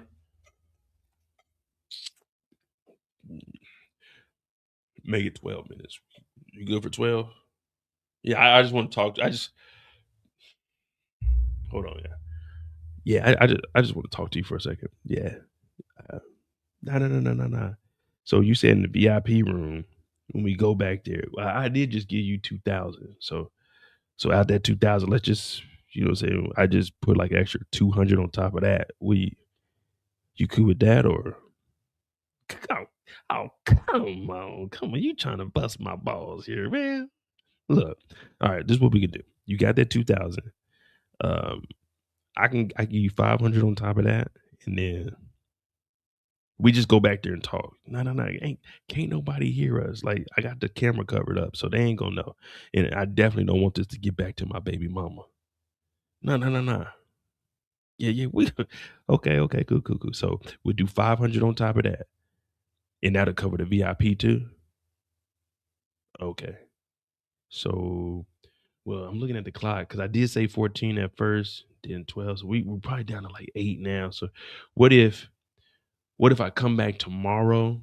Like, will you be here during lunchtime? Yeah, because well, I don't know. Yeah. Okay, if you take a late lunch, let's say 11:30, because the last coalition meeting we had is probably like 10:15 to probably about 10:45. So I could probably make it back this side of town.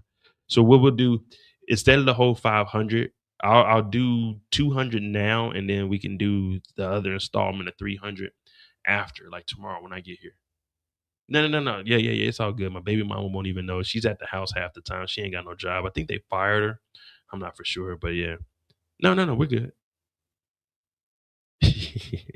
Yeah. Reserve the VIP room and put the name on there as Casper. Yeah, the white ghost. Yeah. Put my name as Casper on there. I don't want people to know I'm up in this motherfucker. Yeah. All right. Cool. I'm see you tomorrow. Hey, don't be bullshitting. I don't want to have to hunt my motherfucking money down. You must have not heard what happened to this motherfucker named Holly. Nah, I'm just bullshitting. Y'all just bullshit. I'm bullshit. I'm like, hey, girl, chill. I'm bullshit, man. I don't know no Holly, man. I don't know no Holly. That's a bullshit. But no. Oh, real talk. I'll be back tomorrow though. But just put the name down as Casper. Nah, you cool people. But hey, thank you for what you did tonight. You know what I mean? You really did hold it down. Oh, no. The room ain't for me. I'm sending somebody else over. I'm setting another nigga up. See, the whole time, everybody thought I was setting something up for Tommy. I'm trying to set somebody else up. I'm about to send the motherfucking diamond through. You see what I'm saying? Y'all thought I was setting it up for me. No, that's not what Tommy Egan does. I was setting it up for somebody else. I was setting it up for Diamond to fall into the trap. Yeah, they thought I was setting it up for Tommy. No. All right, so we dropped off 2 bands. I'm gonna say it's probably about 5. Tommy is generous when it comes to the women, so it's probably about 5 bands.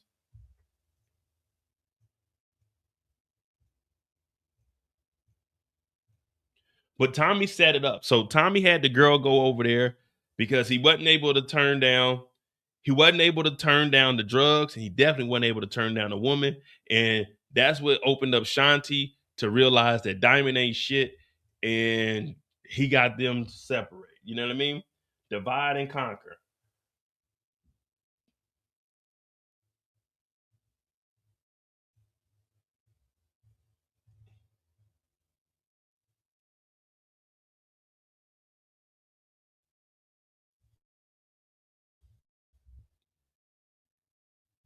As long as you know me, Eric, I'm always gonna make it make sense, brother. I'm always gonna make it make sense. Just follow me. Don't overthink it. Just follow me, guys. It may seem like we off the rails and down the hill and in the ditch, but just follow me. We're gonna get back on track at some point. We're gonna get back on track at some point. It's gonna make sense. We talking about Tommy right now, and Tommy goes back to Shanti, and she's upset. So what does he get her to do? She starts to spill the beans. How the fuck did he do this to me? You know, D-Mac was supposed to die by the hands of Diamond and Jenard. They set him up, and they wanted to keep their hands clean. I said, oh my goodness. We've all been waiting to find out when Shanti or anybody was going to tell what the hell was supposed to happen to D-Mac, and it just happened to be Shanti. I ain't never met nobody this salty in their life. She mad that this nigga Jenard went and got some cutty, but guess what? Tommy don't give a fuck. All Tommy has is rage in his eyes now. He's like, what? They tried to kill my nephew? Not nephew. So Tommy races right on over to the barbershop. And this is where we get to scrap it. Tommy gets down there. What the fuck, man?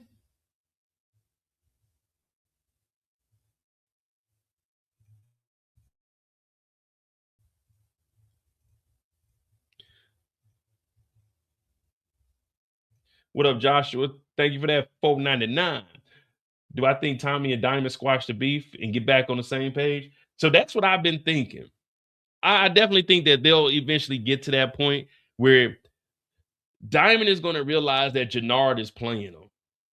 That's what it's going to take. He's going to realize, because right now what we're going into, Tommy's about to expose that Jenard is back on that shit. But remember, Diamond says, nah, he's clean. But that's when Tommy says, no, that shit you were on tonight was because of me. So Jenard was like, you set me up. And Diamond's realizing that his brother is back on that shit. So now this fight happens. All right. You can take this fight however you guys want it. This is Tommy's perspective. So Tommy is getting some good ass hits in because he pushes Diamond. Diamond got some drink in him. Boom, bow, boom, bow. But before all of this even happened, he tells him, D-Mac, they tried to kill you. Oh, come on. They tried to kill me. He's like, yeah, these bitch ass niggas. And then they get to rumbling. Boom, boom, boom, boom. Tommy does get slammed through a table. The table don't break like WWE, but still nonetheless. If the table don't break, that means it's a motherfucking hard-ass table on your motherfucking back. Yeah! So Tommy hit the ground and they get to going at it. Tommy is trying to run, but Tommy got some kicks in. Tommy got some punches in. But Tommy also got slammed against the wall. And Tommy got pulled back into the fight 2 times. Now, I ain't never ran from a nigga, and I damn sure ain't about to pick the day to start running. That's what I learned from Players Circle featuring Lil Wayne, Duffel Bag Boy. You know what I'm saying? Go and get your money, little Duffel Bag Boy. But Tommy was trying to get up out of there like the little gingerbread man. But he was fighting a little bit. He was trying to fight. He thought that he was going to be able to jump on his back and choke him out. But you got to get that up under the chin. And if you ever getting choked out, you just got to get your chin down to your chest as close as possible so they can't get up under there and actually choke you out. Y'all forgot I used to wrestle when I was in high school, so I know a little something. I wasn't the best, but shit, I could hold my own. Tommy was over here kicking. Bow. Tommy was throwing them punches. He was trying to survive. He did his thing. But some people say he won, but I don't know, man. I couldn't really tell because he got more punches landed, but he wasn't really doing as much damage, man. He wasn't doing as much damage because at the end of the night, Tommy's like, fuck CBI. You ain't in CBI no more. And everyone's looking, but Tommy don't give a damn because when you losing like that, you blurting out whatever. You don't think about it. You just say whatever you feel is disrespectful. You ain't in CBI. I'm a real nigga. My dick's bigger than yours. You saying whatever you can to try to piss them off and make your ego feel inflated because them bruises, oh, let me tell you, them bruises ain't no motherfucking joke. I got a bruise on my lower back, on the bottom right up under my birthmark that never went away when I got jumped that night, man. I'm telling you, they kicked the shit out of me. I'm glad I ain't get a motherfucking mark on my face when they kicked me in the head, but goddamn, it was going down in this basement. Boom, boom, boom, boom, boom. So right now, we're probably going to see if D-Mac and Marshall are going to change sides. But this fight went down, and shit, whoever you want to say won. But this is Tommy's story, and Tommy won this motherfucker. He was trying to run out of there and get that motherfucking gun because when Jenard and them was in there, you didn't know if they were going to jump you or not. You didn't know what was happening. You just knew that you needed to fight to survive. And guess what Tommy was thinking? Let me tell you something. Go home and get the gun. Go home. Run. Run. Tommy tried to get out of there a second time. Let me tell you something. Go home and get the gun. Go home. Run. Run. Because if they would have let them fight any longer, some of them going to sleep. For God! Tommy may have not made it out of here, man. I'm just going to be honest. Tommy was getting some punches in, but if they would have let this go on anymore, Let me tell you something. Go home and get the gun. Go home. Run. Run. Well, they let Tommy up out of here. He's no longer CBI anymore.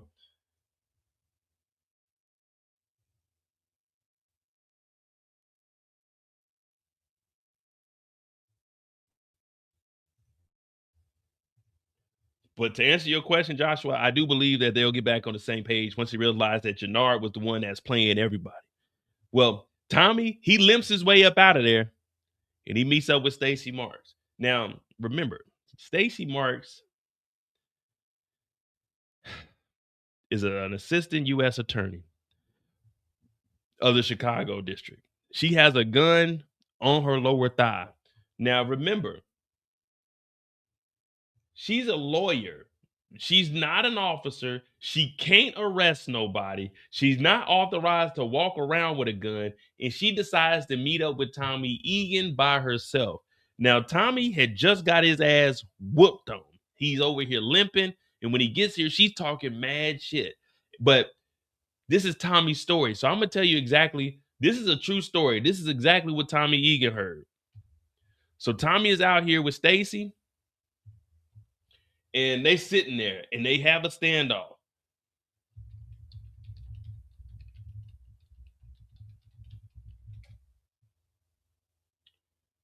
They got a face off. And he's trying to wonder what the fuck. She's talking about, you're late, Tommy. but it's kind of ringing in his ears. And he's like, man, what the hell is she talking about?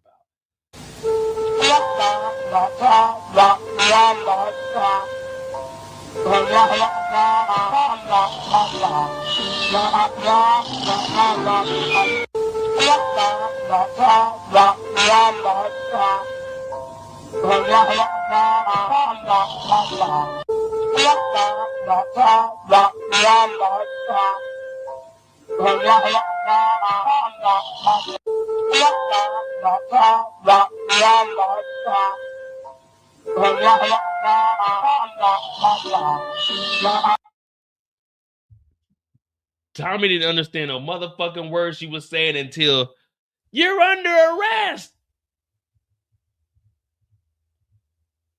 And Tommy turned into Tommy. Bow! Bow!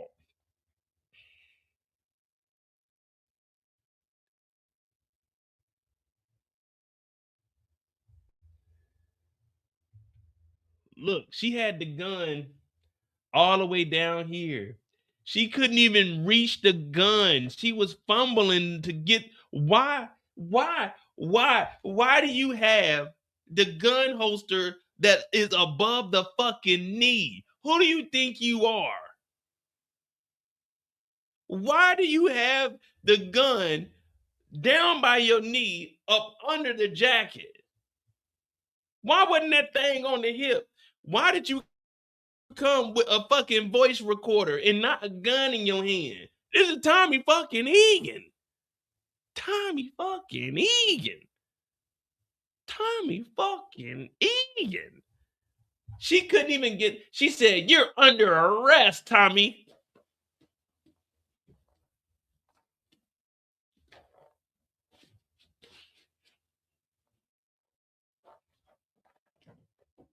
And then caught one in the chest. All the times we seen her on a stakeout in the fucking van, that big ass vest on that was this high up off her shoulders. She ain't got no vest on, no nothing. She just out here butt booty naked, no backup. Just was crying to DeFranco, but we don't even know that part of the story. All we know is Tommy showed up. This motherfucker was limping. He said, you know what? I ain't losing another fight. And I don't blame Tommy for this. Because the first time you get whooped on, it's like, all right, cool. But I ain't letting that happen again. She said, you're under arrest. Tommy pulled that motherfucker out and just bow. Bow. Two of them.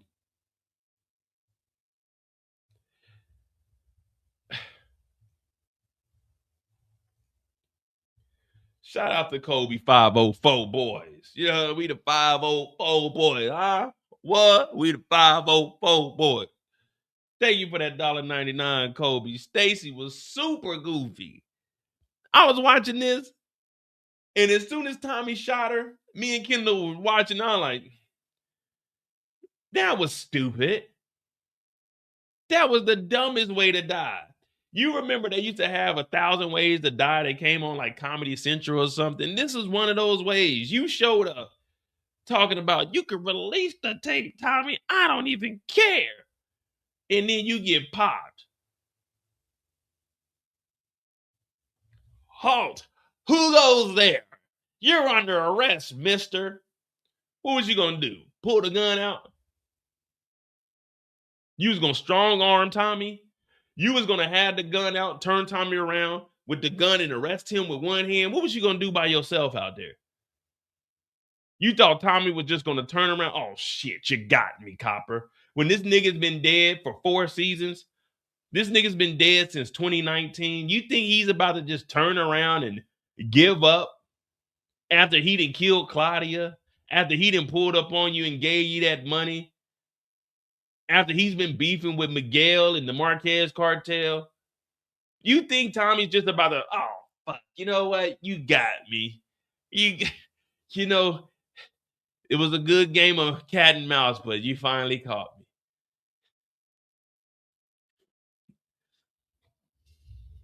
Damn you, Stacy Marks. Damn. You know what? You got me, Stacy.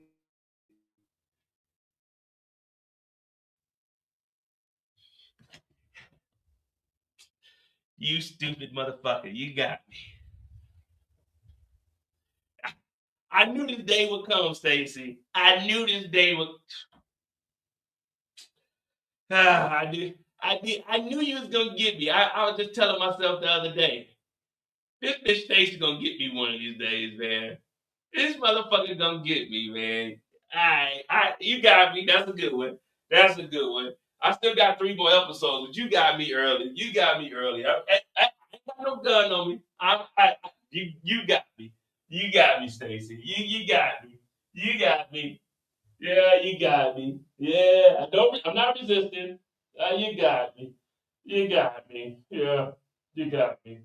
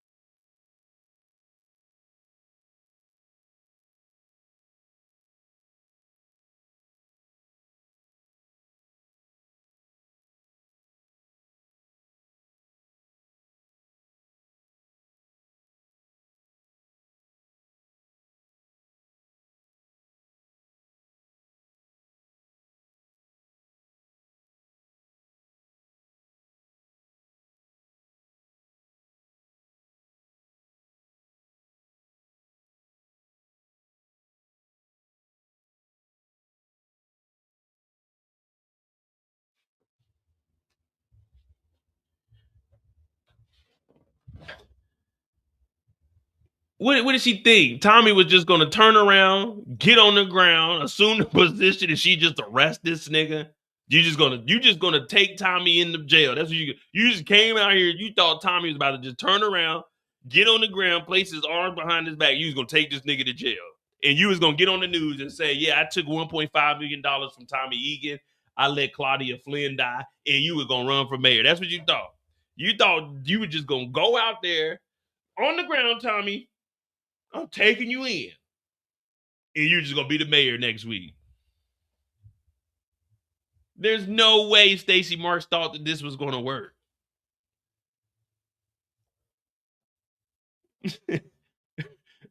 All right, Tommy, I'm bringing you in, mister.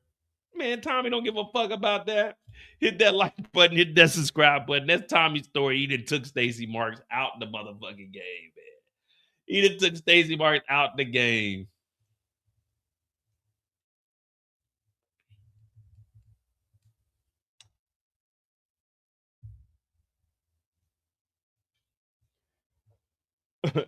Mo man down and he back up. This is Stacey Marks. Like, come on, man. She could at least went out there with the gun in her hand.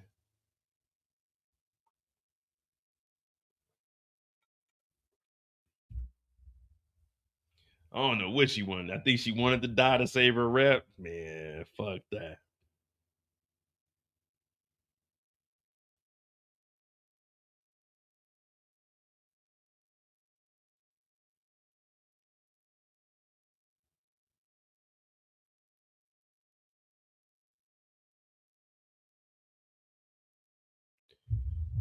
All right.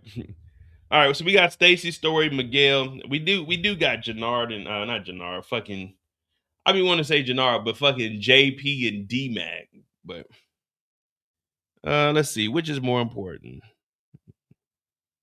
20s and 50s.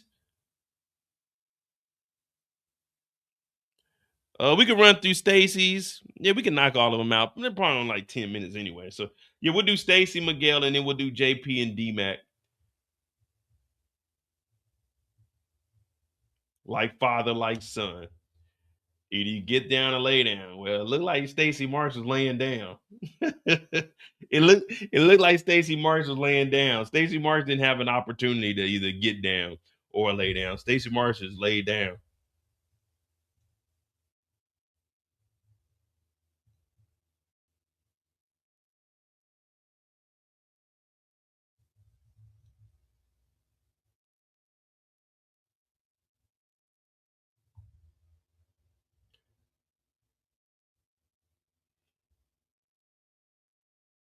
All right.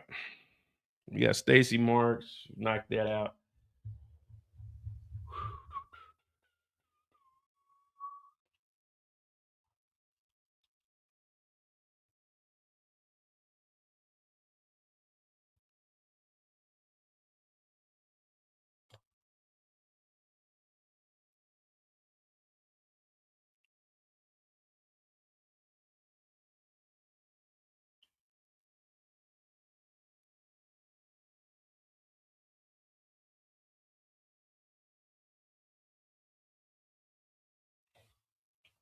All right, we got Stacy Marks on deck. We're gonna run through all of these real quick, and we're gonna have us a grand old night.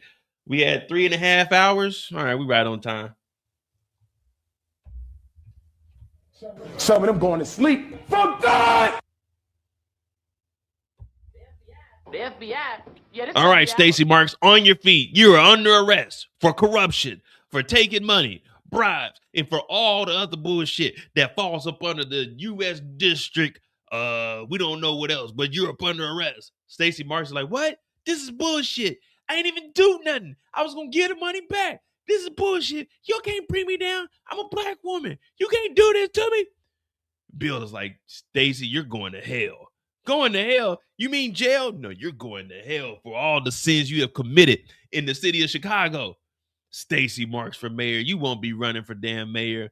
They had her on the Northern Illinois Attorney's Office case number 2804316.ch. But Stacy Marks, she wakes up. Oh, shit. I thought I was going to jail for corruption. Oh, man, that dream felt so real. Oh, that dream felt so real. So she wakes up. She takes a drink of this yak. She nervous as hell. All she can do is shake her head because she knows that the walls are closing in. And once you commit crimes, it's like no matter what you do, it's always going to be after you. There's really no crime you can commit that won't come back to you in some shape, form, or fashion. You may not get in trouble for it, but there's always a chance that it comes back on you. Stacy Marks knows that this corruption is very, very serious because it only takes one leak for all of this to change. It only takes one leak for this to ruin your whole life. And Stacy Marks is realizing that her reality might become a jaility. Yeah, Patrice. Do you know who I am? We know exactly who you are. You're Stacy Marks and you're going to jail. Do you know who I am? Yeah, we clearly said your name when we came in here to arrest you. We know who you are. Your face is on the board. That's why they showed this. We know who you are, Stacy. We work for you. We know exactly who you are. So she takes that drink and she's like, fuck, this shit getting scary. Now, when you're on that campaign trail, you got to move a little differently. You can't be on the same old bullshit. You can't be on the same old two-step. Well, she's out there, and it's the same old story. Oh, it's the same old song. So, Stacy, how do you feel that you'll be better fit to serve the city of Chicago? Well, that's a good question you have there. I think taking Chicago to another level is my main priority. Eliminating the crime and making sure that the city is affordable to live in. Now, I'm also talking about giving the garbage men raises to clean up the streets of Chicago and making sure that all the kids have activities for after school. And if these plans can be implemented and working directly with the CPD, then I think Chicago shall thrive for the near future from 2026 and beyond. Everybody's like, okay, Stacy, that ain't that bad. Your polling numbers were kind of down, but you're doing your thing to recover it. Stacy Marks is just reassuring everybody, listen, I hold myself to a higher standard than anybody else. I'm not just some, how can I say this without being disrespectful? I'm not just some bitch that's out here running for mayor. I'm trying to be the head bitch. I'm not no little bit. I'm trying to be the HBIC of Chicago. See, the C in HBIC is head bit in Chicago. You know what I mean? I'm trying to be that. I'm trying to make sure that the city is safe. So everybody's looking. This guy right here, he's going for it. This guy right here, he's going for it. This man has been in the community for over 40 years. Started off as a community activist. Then he got into motherfucking becoming a journalist. And right now he supports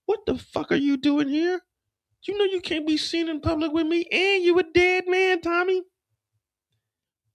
Tommy, what the fuck are you doing here? Tommy said, look, I'm about to run all my plays by you. Tommy, you can't run no motherfucking plays by me. I'm gonna run my plays by you. Tommy, I just told you, get the X stay on the open stay. X stay on the open stay. Tommy, you can't be here talking to me. Not in public, Tommy. This isn't a good look. Tommy's like, yeah, well, I'm gonna bring all my cases to you, and you gonna solve those cases. Tommy, I'm telling your ass right now, get the fuck away from me. I can't be out here seen with you. Tommy's like, well, fuck it. Tommy loud too. Tommy ain't even whispering. Tommy out here like, yeah, I'm gonna run all these cases by you. So if anybody come after me, you gotta handle it. Tommy, I'm telling you right now, I can't do shit for you in public, Tommy. Get the fuck away. Tommy, like, well, you my number one employee, so here's $100 to pay for your meal. Tommy, get the fuck away from me. Stacy, nervous as hell. She can't be seen out here. Now, if anybody, well, no one knows who Tommy is, and I mean he does have the leather jacket on, so it's kind of like you can look him like, hey, who is this guy? But no one knows who Tommy is because he's dead and he's been dead for 5 years, 6 years at this point. Well, in this, technically 5 years because it's 24. But she's trying to get him the fuck out of here. She's already thinking of an exit strategy to get from up under Tommy's thumb, but Tommy just keep fucking with her. So back in the office, damn Bill goes in there like, hey man, what's going on, man? Where you get that anonymous tip from? Yeah, Tommy was in there yelling, you my number one employee. I'm running all cases through you. Like, Tommy, shut the fuck up. So Bill's in here because at this point we see how nervous Stacy and Bill, both of them are. Both of them are about to go down. Bill is facing getting chopped up. Stacy's facing not becoming the mayor and going to jail. So both of them are talking to each other. He's like, all right, who gave you the anonymous tip? She's like, it don't matter who gave me the tip, man. It'll be in the court documents whenever we get them. But we got to make sure he stays in there. He's like, well, we need to be going after Tommy. She's like, just stop fucking talking about Tommy. Don't mention his name. Don't mention his name. She don't want to hear about Tommy, but she also tells Tommy, we got to meet up. We got to meet up. Bill's trying to cover his ass. Stacy trying to cover hers. And when you got everyone running around like this, you're never going to get anywhere. You're never going to get anywhere. So Stacy makes one last ditch effort to try to get Tommy. Hello, who is it? Stacy Marks, potential mayor. Open up in there. Mireya opens up the door. Tommy's not here, and I don't think you should be here, and you know he's not here. Good. I'm glad he isn't. Let me talk to you. Mireya, I know about you, and I know about your pregnancy. I can see the damn onesies all throughout this room. One on the bed, one on the table over there, and then one on the counter. That's 3 right there. Listen, woman to woman, you get me Tommy Egan, I get you and your baby away from Tommy, a murderer, and from your dope dealing brother, Miguel. Now, deep down inside, Stacy Marks really believes herself. And you're always supposed to have that confidence in yourself. When you go to work, you're supposed to do your job to the best of your ability. The only thing is Stacy Marks ain't saved one person in 2 seasons. Stacy Marks puts you more at jeopardy than she does in safety. If Stacy Marks guarantees you anything, run.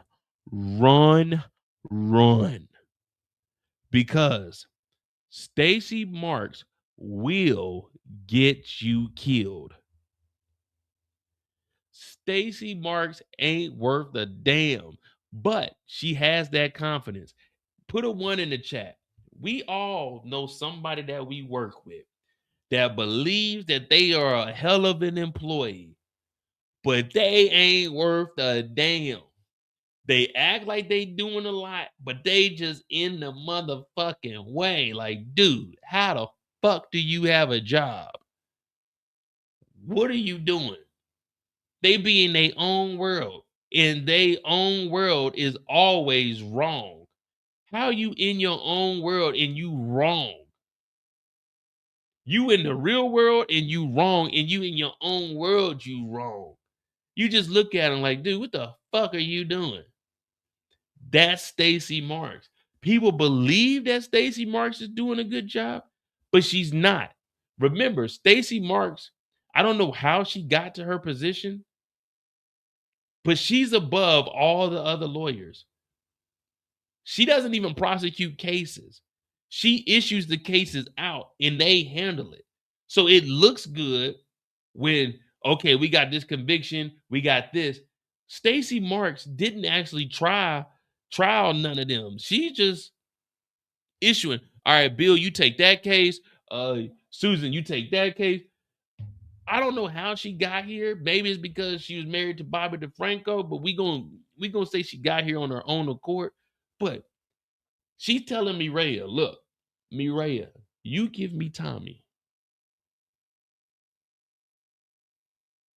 I'll give you freedom to raise that baby.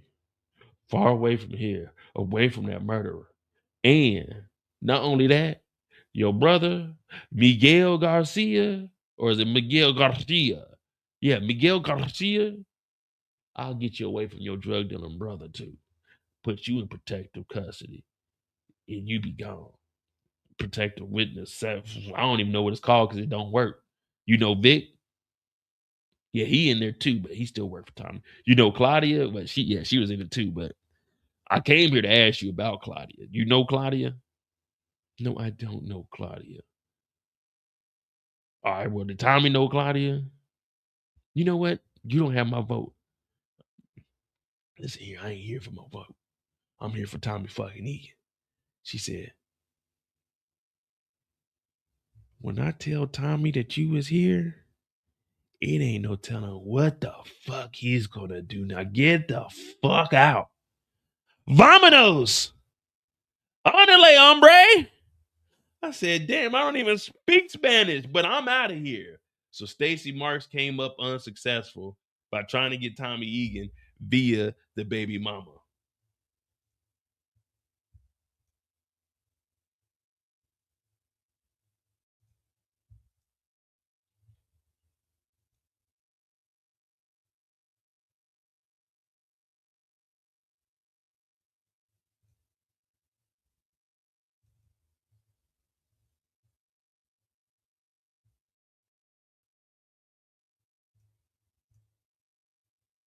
And then, well, the last time we see Stacy, oh my mama, Tommy, you don't even know me. Release the tapes. Release the Kraken. It ain't got shit on Stacy Marks. You are under arrest, motherfucker. Tommy like, what? What are you talking about? Oh, don't you, what am I talking about me, Tommy Egan? You're going to fucking jail. I don't care. I might not ever be the mayor, but you ain't about to fucking play me, motherfucker. You're under arrest. We're like, damn, Stacy Marks is about to arrest Tommy Egan, something that's never been done. Go, Stacy. Go, Stacy. Go, Stacy. You're under arrest, Tommy. Put your hands on your head, motherfucker. That's it. I'm getting my gun, Tommy. Bow. Bow. Oh, Lord.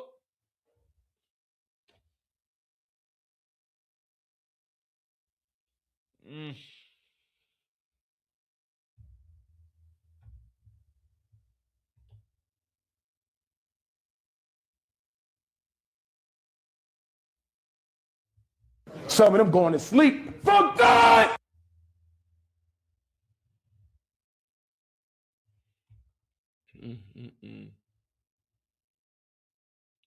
One too many motherfuckers. Stacy said, "You're under arrest, motherfucker. Put your hands on your head." Couldn't even get the gun out. Couldn't even get the gun out and got popped. Are you okay? Look at her. Look right here. Look at this. Look at this fumble, man. She couldn't even get the gun out the holster, bruh.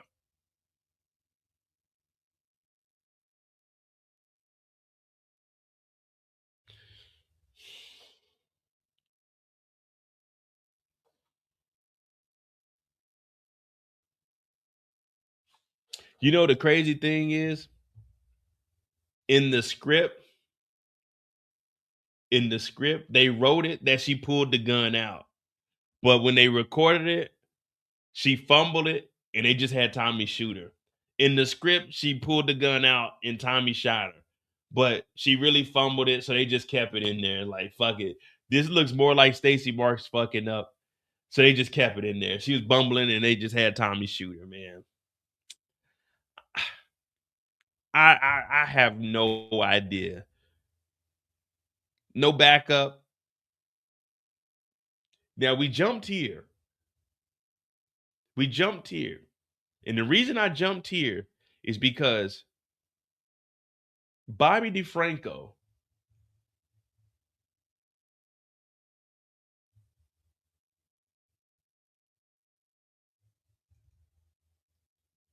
he knew.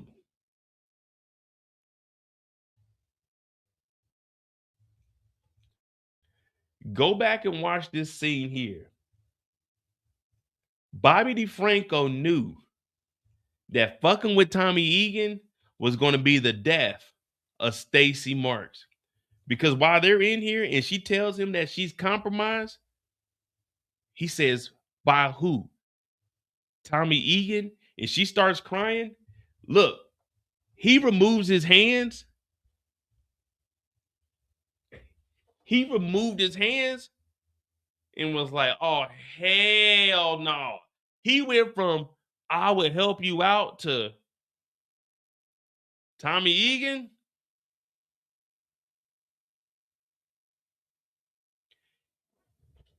Even he knew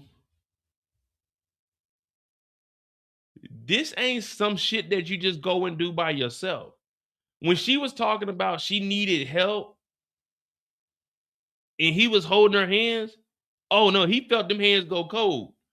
Them hands was cold. They were frozen. He let go like, oh, whoa. You need a task force to go after Tommy.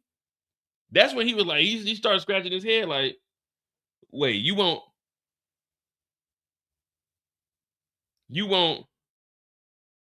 me to help you? Okay, I'll help you. But you say you going after Tommy?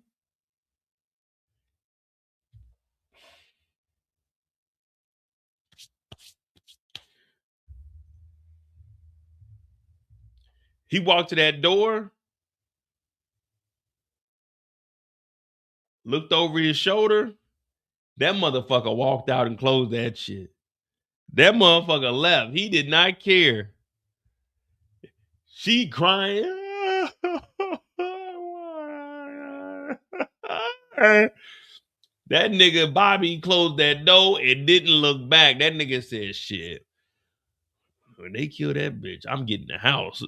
I'm getting the house and I'm getting her car because the divorce ain't finalized either. Oh, I'm getting the car and I'm going to the bank and saying that it's a hardship. I'm going to have them take that motherfucking lease. I mean, not the lease, but the goddamn loan that we got. I'm going to tell them to go ahead and pay that off. Oh, yeah. Bobby DeFranco, he was like, shit. Yeah, okay. Yeah, okay. And that there's Stacy Mark's story. She did end up getting popped, but I wanted to show her getting popped. It did showing Bobby DeFranco knowing, like, man, I'm not fucking with that. Bobby DeFranco is doing exactly what I was saying when we first were talking about Ray. Ray was just a girlfriend of Vic. Stacy Marks is married to Bobby DeFranco, and even he was like, I'm not risking my life to go at Tommy Egan. He said, I'm not risking my life to go at Tommy Egan. Nah, he didn't console her at all. He condoned her. Hey, I condone you for going after Tommy. That's what he said. Tommy Egan? Oh, no. He said, no, I'm not fucking with that. He said, you on your own, baby girl. I love you, but you on your own. Sent her ass out there to meet her demise. She ain't have a chance.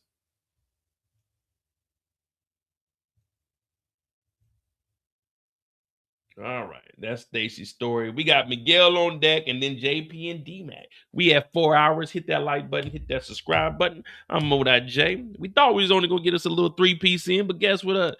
We standing. We still standing.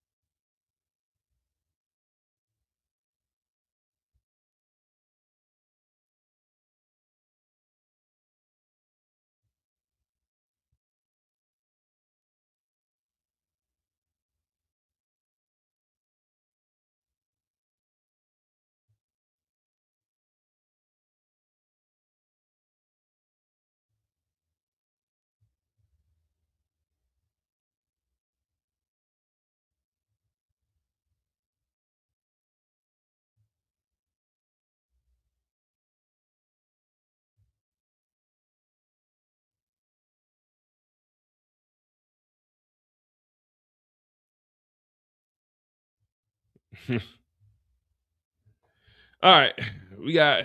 Give me a second. Give me a second.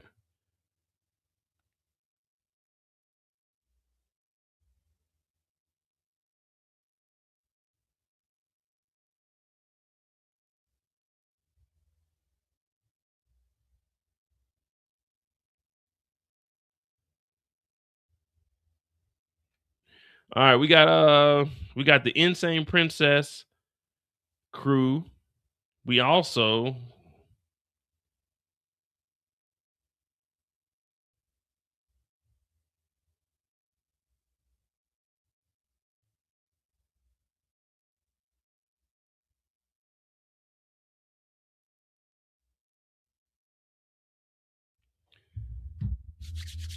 hey, everybody can't see the director's cut. Now, everybody can't see the director's cut, Kendall. Big Alex, what'd you say? Was Miguel in the Insane Princesses? Was Miguel in the Insane Princesses stronger, or did the cartel become a joke? Well, we actually haven't seen the IPs in action. The crew did look weak as hell. I will say the crew looked weak as hell. But even the Marquez cartel looks weak, though. I mean, the Marquez cartel was hanging people up on the bridges, but we haven't seen anything from the Insane Princess. Yeah, the Insane Princesses. That's a crazy ass name.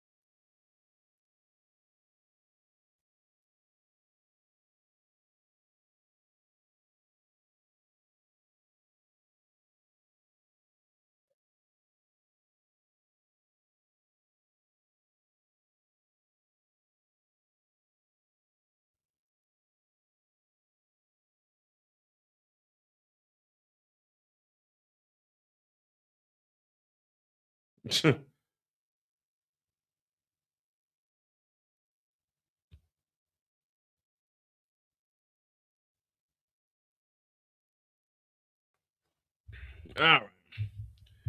Bobby can get that 401. Not only does Bobby get that 401k, Bobby gets that life insurance. I think the state's attorneys get life insurance also. I think they get like 150. No, probably like a quarter. I think they do get some kind of insurance through the government also. But yeah, definitely. Bobby DeFranco is about to be living large. All right, let's knock out this insane princess bullshit. Because that's exactly what it is, man. Miguel done got them into some nonsense. Bobby is honestly up probably a half a M. Let's be real. Bobby is probably up a half a M. With Stacy Marks passing, he probably coming up a half a M.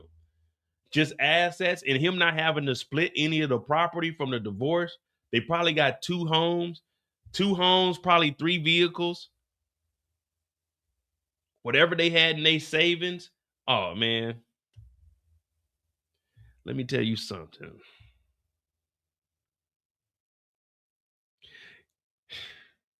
Whatever crib we living in, I'm selling the crib. Straight getting rid of it, cashing out. Then what I'm gonna do is invest into a smaller home. Let's say we lived in a 5-bedroom house. They in Chicago. I don't know if Chicago got basements. They in a 5-bedroom house with a finished basement. I'm gonna go ahead and downgrade that down to a 4-bedroom with a decent sized basement. You know, take the property after I sell that, probably try to keep 70,000-80,000 off the top of that.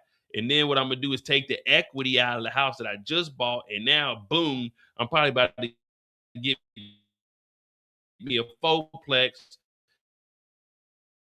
some tenants in that motherfucker, had that thing generating some money, you know what I mean? And then after 2 years, take the equity out of that, and then boom, cop me another one, you know what I mean? And right now, I'm up a M within 2 years, you know what I mean? I'm up an M within 2 years just off of my network. Now I'm really in the game. Now I'm going to the bank and I'm showing them that I got this much generating, you know what I'm saying? I got 8 doors, you know what I mean? I got 8 doors generating this much. Boom, boom, boom. This is what I'm projected within the next 3 or 4 years. And now I'm taking out an M. Now with this M, I'm going to try to give me some commercial property. And then I'm going to start selling it and renting it out. But you got to make sure you get in the right neighborhood. And now after that, so within 10 years of that, let's just say 250,000, I done flip that 250 into about roughly about a $10 million enterprise. You know what I mean? I'm out here like that. But you just need that big money. I know everybody say, "Oh, it's so easy you can do it," but when you working it like that, if you got a large quantity of money, then yeah, you could definitely jump the game and jump into it, or you could slow play it. Like I got 2 properties. My brother just got a townhome. He's trying to get me one, so I'm trying to get me like 2 more doors. But he keeps saying, "Man, if you just wait and just get you a 4-plex built," but I'm like, man, I ain't really got that much time. But I mean, I do got time because I got at least 45 summers left. You know what I mean?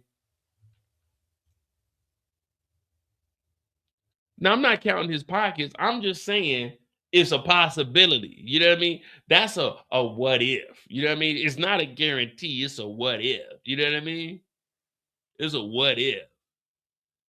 It's just a what if. Like I'm in Germany, but back at home, I might generate somewhere around 45. Well, after I take care of, let's just say about 5,000 a month, just off like the couple of shit that I have. But yeah, it's just a little slow play. You know what I mean? Just a little slow play. But if you give me 250, I'm gonna jump out there. I'm gonna try to get that up going real quick. You know what I'm saying? You give me 250, I'm gonna try to get me an 8-plex or a mini apartment. You know what I'm saying? Try to give me 8 doors. You know what I mean? Get a little 8-plex, boom, boom, get that thing started. Probably renovate 4, have 4 in there. You know what I mean? Hopefully it already got tenants in there. That's the best thing you can do when you're getting properties. Make sure, try to get ones that already got tenants in it. So all you gotta do is like little renovations on the outside, and while they living in there, you boom, boom, you collecting that money and it's just rolling in. But you can just sit on it a little bit, just fix whatever needs to be fixed. But let's get back to it. This is Miguel's story coming up next. Now, those are just theories. It don't mean it's gonna work. It don't mean it's gonna work. Cause everybody always say, man, you give me $1 million, man, I'll flip it. No, you won't. You give me $1 million, man, you don't even know what you're not gonna flip $1 million. You can't even flip $1,000. You talking about you gonna flip $1 million. You ain't gonna do nothing but blow that million. You ain't gonna do nothing but blow that million. I always say if I win the lottery, I don't care. Anything over $1 million, well, anything over $5 million. Anything over $5 million, I'm taking the annual payments. I don't need $5 million. I don't need $5 million at one time. I'm taking the annual payments so I know for the next 29 years, I got a set amount of money coming in. You know what I mean? That's how I look at it, man.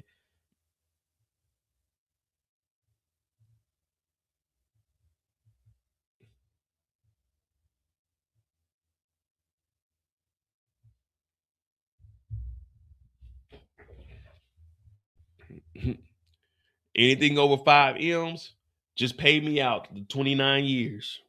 Pay me out the 29 years. You'll get a little lump sum up front. You'll definitely make more money off of the lottery if you take the payments. But I know everybody always say, "Oh man, what if you ain't here? What if you don't make it to that 29 years? What if you don't make it to the next day to get the lump sum? Who cares?"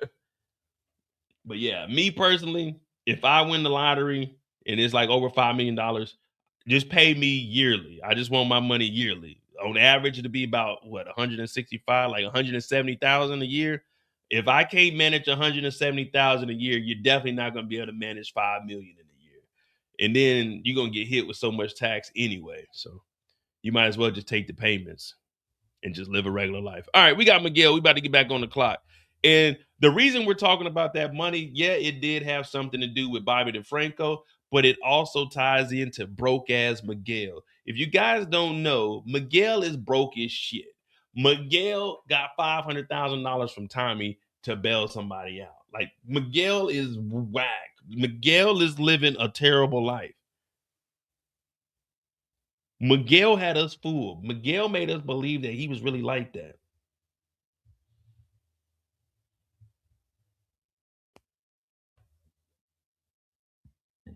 Excuse me.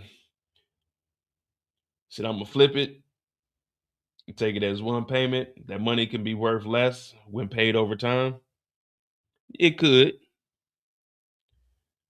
It could, in theory. But, however, you'll get more money over a period of time, though. Because let's just say if it's $10 million after taxes on your lump sum, you're taking $4 million home. Now, if you take the payments, that $10 million, you're going to get at least $8 million out of that 10 over 30 years. You see what I'm saying? So you're still going to get more money because you're going to be taxed less. So over a period of time, that money, I know for the next 29 years, I'm going to have money. You make a couple bad investments, your money's gone. I know if I go broke this year, I'm back up next year. And if I go broke next year, I'm back up next year. And if I go broke next year, I'm back up the next year. I'm never going to be down for the next 30 years. Never be down. And if I am down, guess what? All I got to do is make it to the end of the year. And by that time, if shit's getting too crazy, I'm moving to Thailand. My money always going to be long over there. All right. We got Miguel on deck. Miguel is broke as hell, so we need to make that very clear. Now, I don't know if we want to even do it from Miguel's perspective, but fuck it. We here.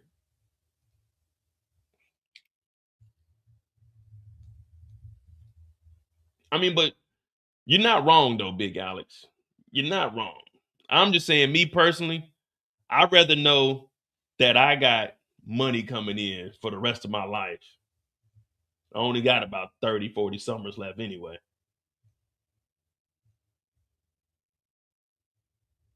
All right. All right. Oh, Miguel. The first time we see Miguel, y'all already know what time it is. Come on, y'all. Put y'all hands together. Act like y'all been here before. Act like y'all been here before.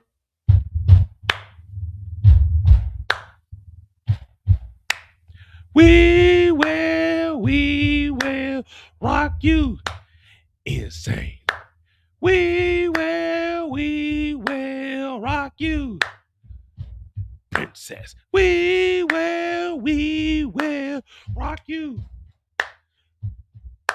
We will rock you. Insane princess. We will rock you. Insane princess. We. They getting it cracking. They getting it cracking. They hitting the table. I'm like, oh shit, they got their war cry going.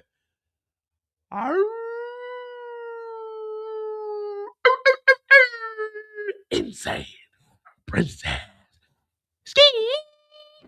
A ski. Insane. A princess. A ski. I'm like, oh shit. The insane princess, they going crazy. Insane princess. Insane princess. Now they got a full crew of 1, 2, 3, 4, 5, 6, 7, 8, 9, 10, 11, 12, 13, 14, 15, 16. This cartel got 16 people in it. This cartel got 16 people in it. We got 2 amigas in the group. And they got plastic wrap over the table. But basically, Miguel is like, all right, listen up, everyone. We need to be on our P's and Q's, eh? Fucking the Marquez cartel's fucking with us, and we need to make sure that they don't come on our territory. We need to make sure that we are strapped up at all times, eh? We need to make sure that they know that they can't fuck with us. They can't fuck with us. Say it with me.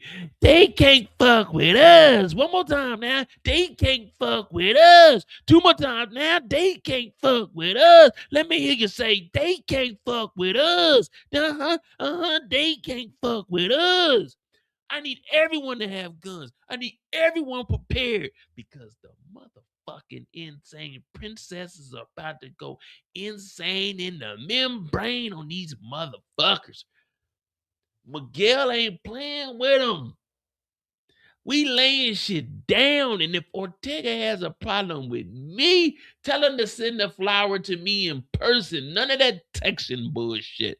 Send me the purple flower in person so I can hold it, so I can have an understanding. But one thing about the IPs, we gonna crack motherfucking skulls. Ain't that right, Cruz? Si, senor. So Cruz is out fresh out of jail. He just happy. So this dude like, what makes you so sure, Hefe? He said, shoot him first then, motherfucker. If you see them, shoot them. That's how I'm sure, nigga. Shoot them niggas. If they see you, they shooting. If you see them, you shooting. You shoot before they shoot, nigga. That's how I'm for sure, nigga. I'm standing on business, nigga. Don't question El Jefe.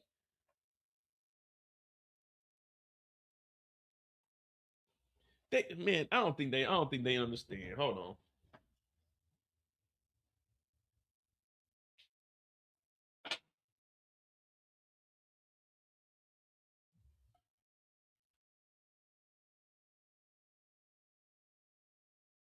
Me back in the day. Where that? To the chairman of the Bio E4 Mafia, aka Don Julio de Jesus El Jefe. That's what they used to call me. Don Julio de Jesus El Jefe. That's what they used to call me. Don Julio de Jesus El Jefe. That's what they used to call me. Soy Don Julio de Jesus El Jefe. That's what they called me in the military. Don Julio de Jesus El Jefe. The El Jefe. Not the little El Jefe, the El Jefe.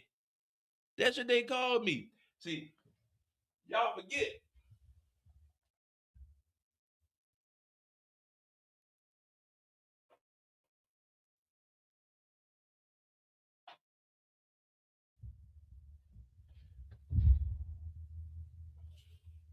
They be forgetting I was a part of the cartel at one point. Don Julio de Jesus El Jefe is what they called me. That's what they called me. I didn't make that up. That's what they called me. So when I see Miguel imitating me, I'm like, Miguel, I don't know, man. You might not be capable of going at it with the Marquez cartel. I might need to take over the Insane Princesses. Yeah. The El Jefe. Yeah, you got to put the in front of L. You know what I'm saying? Even though L is the, but the El Jefe. Don Julio de Jesus El Jefe. So the Insane Princesses are trying to get prepared for this war. Now, I don't know if they really prepared for the war or not, but fuck it. They got to be at this point. There's really no other option, to be honest. Excuse me.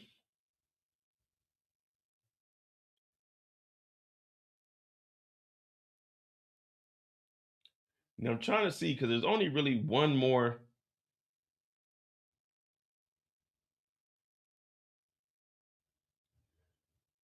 Where's it at?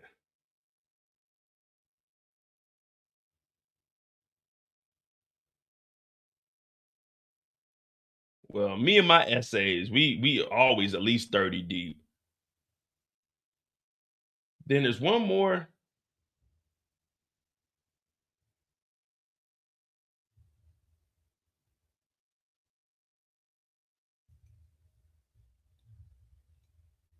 Like I said, Miguel's story is.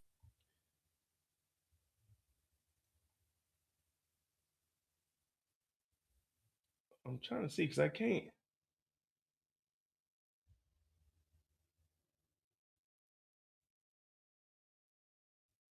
Okay, yeah, we're good. So after Miguel just told the whole crew, we need to be on our P's and Q's. We need to be prepared at all times. In case shit gets ugly, we need to be ready to ride or die. Now, I hate the terminology of ride or die because I ain't trying to die.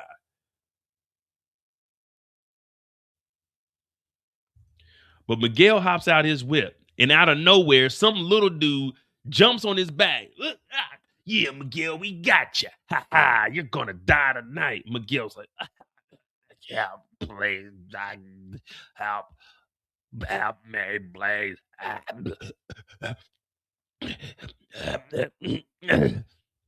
And out of nowhere, we see him lift him up off the ground. He could barely breathe. What, he got an AP on? Big ain't get no AP. She got Padigan for leaf. He got the AP on. And out of nowhere, Titus shows up with his little 3-inch blade. He's trying to get close because it's about to get personal. He's about to cut this one up. He's about to serve him like a cold cut. He gets close, and right when he gets ready to stab Miguel, Miguel turns and my back, nigga. I'm on your team. What the fuck, man? God damn it. What the fuck are you doing? He stabs his own teammate. He hits his man in the back. Oh, shit, motherfucker. What the fuck were you thinking with that small ass knife? Shoot this. Oh, my God. I can't feel my feet, nigga. I got that feet cold as a bed. Oh, shit, nigga. I think I'm paralyzed, nigga. What the fuck? Why the fuck would you try to stab this nigga with this little bitty ass knife? You stupid motherfucker, man. Oh, shit. I'm starting to cough for blood. What the fuck? So he stabbed his partner, and then he runs. I didn't even know Miguel had on these all black Air Forces. We should have known. If we would have seen them all black Air Forces, we would have had a different tune about what the fuck Miguel got going on. But Miguel picks up the knife. Hey, come back here. Hey, you come back, we'll kill you, motherfucker. Titus takes off running. Because Rachel wants to know what that $5. Thank you for that $5. She want to know, shouldn't the crew be about 50 people deep? Yeah, they should. So you won't be getting jumped like this. Why is El Jefe walking around by himself? This dude's like, oh, man, this nigga that left me. He on the ground. He on the ground, stabbed up. He trying to sit up. He looking up. That motherfucker.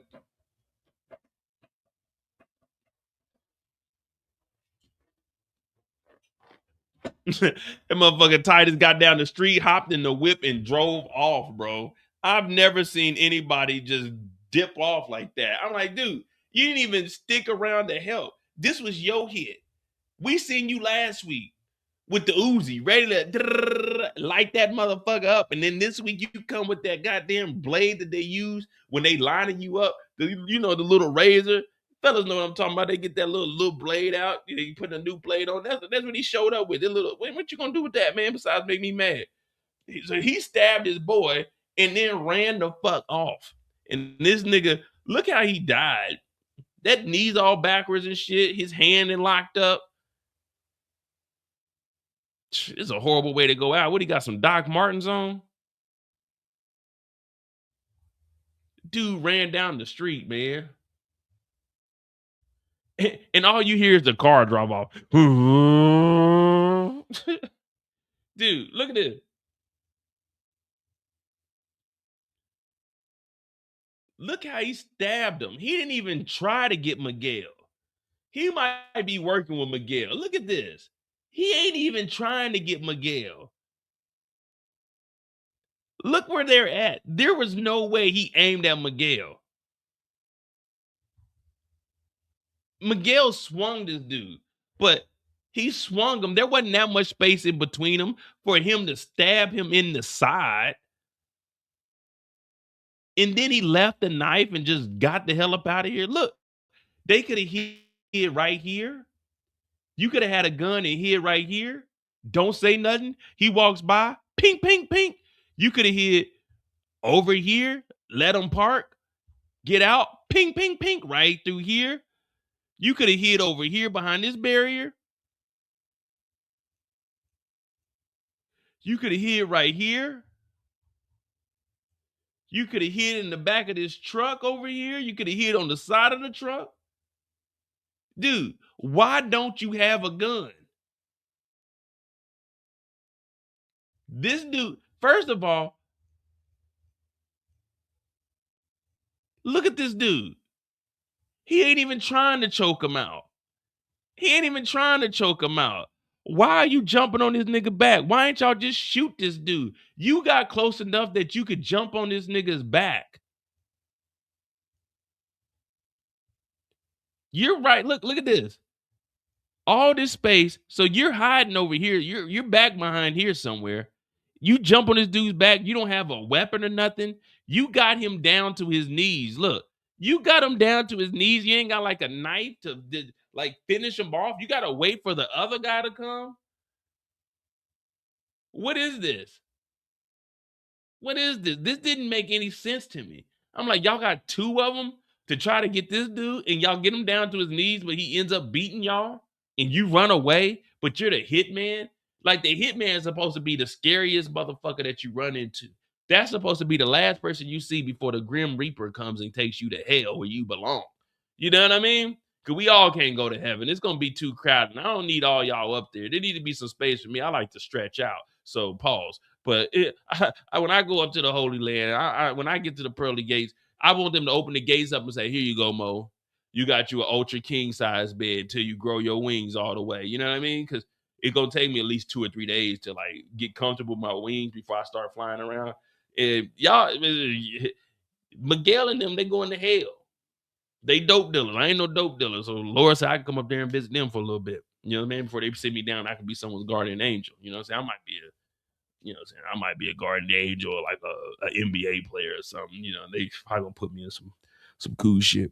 But anyway, they get this nigga down and he don't even stab him. He ain't choking him out. They let this nigga Miguel get a second breath and he chases niggas off. Look how little this dude is. Look how, man, his feet about 3 feet off the ground, bro. That jumping on niggas' back shit ain't gonna work. That jumping on niggas' backs ain't gonna work, man. You gotta fight it out at some point. You gotta fight it out at some point. You can't jump on a nigga's back, man. Well, anyway, The hitman runs off. The worst hitman that we've seen. That Black Force energy scared their ass off. I think they put this in here on purpose so we can see it. But yeah, that Black Force energy, he runs them off. Hey, come back. Fucking insane princesses get insane, man, for real. So after this, he goes and talks to Che. He's like, hey, Che, give me the goddamn green light. 1, 2, 3, green light. Then you put that blunt down. Che's like, just chill out. We don't need any bodies like this. Miguel is upset. He really wants to go to war. He really wants to get shit cracking. But Che's like, nah, I'm not giving you the green light. If we're gonna go to war, we need to go to a war with something we can win. Miguel is like, you know, if I can't get this to happen, man, this is on you, man. If I fuck up, this is on you. So Miguel is actually talking reckless to Che. And he pointing his finger. I'm like, oh shit, here we go. Because nigga, this is the cartel boss. This is El Jefe. This is El Jefe. This nigga's equivalent to me. And you know motherfucking well you ain't putting your finger in my face. I'll break that motherfucker. Have that motherfucking pig eating it. But Che gets up and like, I'm not giving you no fucking green light. We ain't going to war unless we can win that war. And we don't even want wars because we don't want bodies to drop so we can make more motherfucking money, which we are here for. So I'ma leave before I do something you're going to regret. So basically, he checked that motherfucker like, nigga, I'm about to whoop your ass or have somebody do it for me. And you going to regret talking to me the way you did. And then Ortega finds out that his hitmen are terrible. And this nigga ran. Talking about, yeah, man, you know, it's crazy. But look, this is what we going to do. I'm going to give you some valuable information. And this one's on me. Word on the street. Word on the street is Tommy is fucking with Mireya, Miguel's sister, and she's pregnant. So these niggas know all the gossip in the streets, but none of these niggas know where Tommy Egan is. None of these niggas know how they can find Miguel by himself. But they know that Tommy Egan is pregnant. And he says, and if we don't get Tommy, you can kill me yourself. Like, nigga, who tells somebody that? If we don't get Tommy, then I'll give you some money. I'm not telling you if we don't get something, then you can kill me. No. You can get whatever money I got, but that's about it. So Titus is on the phone, scared as hell. And he had the nerve to ask for Triple to take out Tommy and Miguel when he couldn't even take out one person.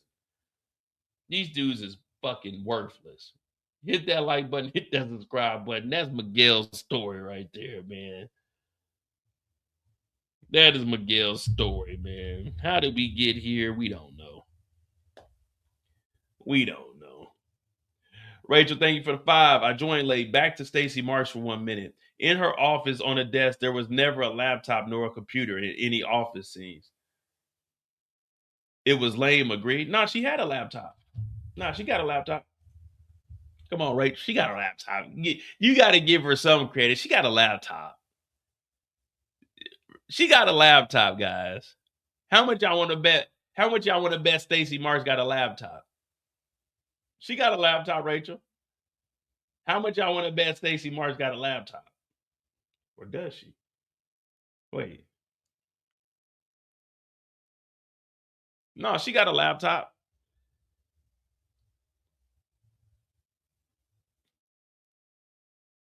Yeah, she got a laptop. We've seen the laptop at least twice.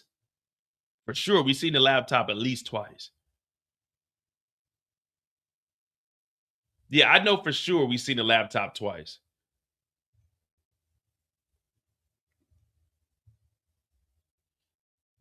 Actually, there was one laptop in this episode.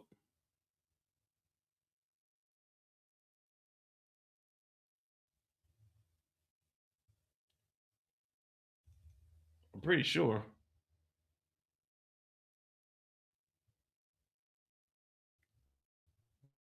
Ah, you got me. All right, no laptop here. But she has a laptop for sure. She has a laptop, so if y'all... She does have a laptop, though. for sure. I guarantee it.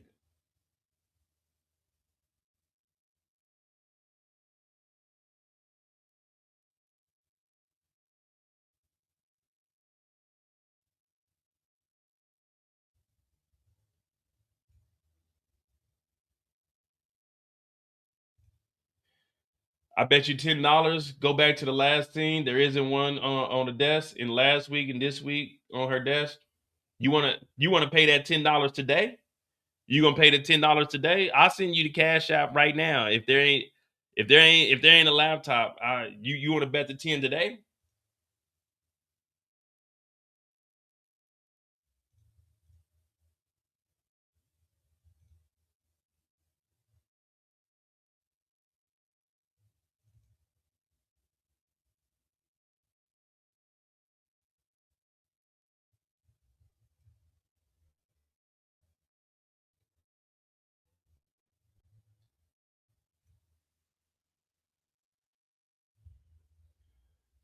If you want, you let me know.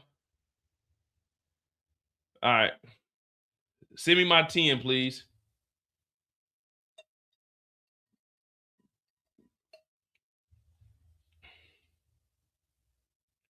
Send me my 10, please.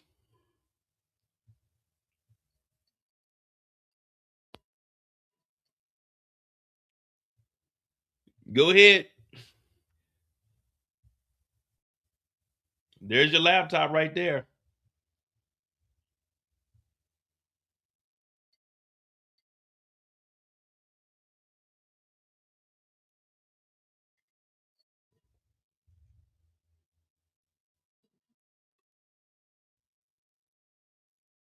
In the very first scene, too. The very first scene, laptop right there. The very first scene when she woke up from the dream. Thank you, Rachel. Here it is. I was wrong. I told you. And if you go back to episode 2 or episode 3, when she first started running for the mayor, she had the laptop on her desk because she was looking at it and it showed her mayor campaign on there.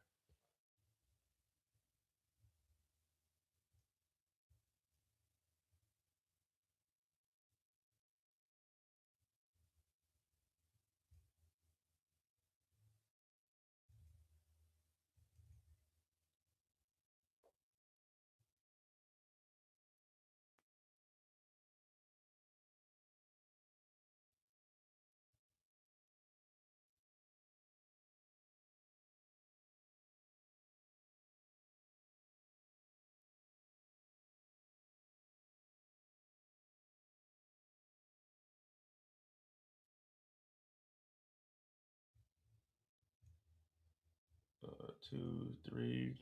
Last week there wasn't one.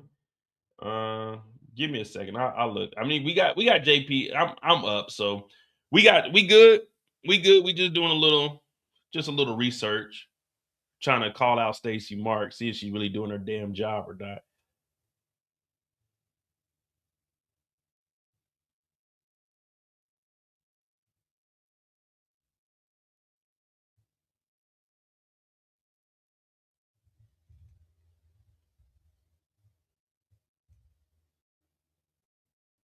Episode 3.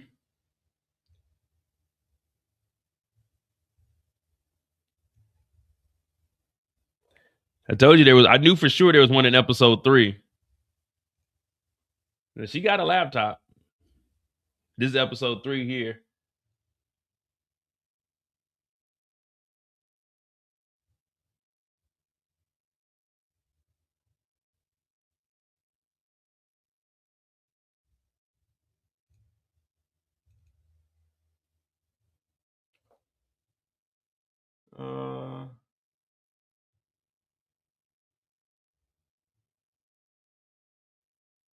See, now you got me interested in looking at all of these now. I just remember she had the laptop because she was looking at the mayor campaign on her desk.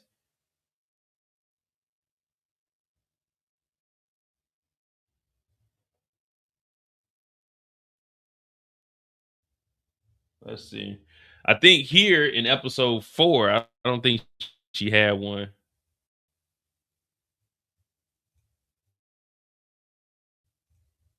Nope, there you go, episode 4.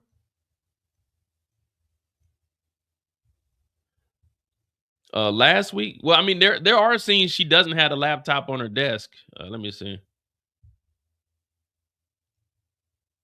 Was it episode 6?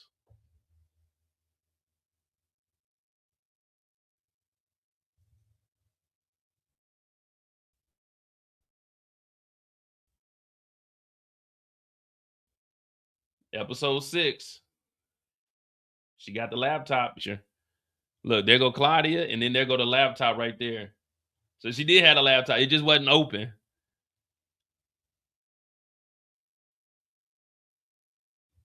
And they had that rat on there too. All right, we got JP and D-Mac. My bad, y'all. Me and Rachel, we got a little sidetracked, but we wanted to see if there was laptops. But I remember she had a laptop because she was looking at her mayor campaign on it, and that's how I always remembered it. But she did have a laptop. It just wasn't open last week because she was looking at the photos.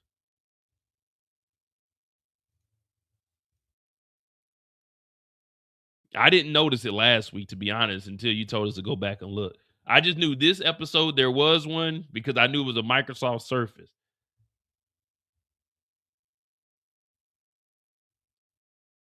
Yeah, I didn't.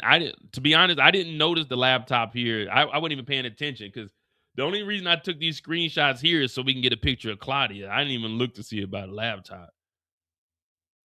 But I definitely could have used that. I could have used that as trivia. What is the Surface? And y'all could have, it would have been Microsoft. Damn, that would have been a good one. What is the Surface? Microsoft Surface. Damn, that would have actually been a good one right there. All right. So we got JP and D-Mag, and we're going to get the hell up out of here. And then we got a 5-hour live that we didn't even plan on doing, but fuck it, we here. Excuse my language.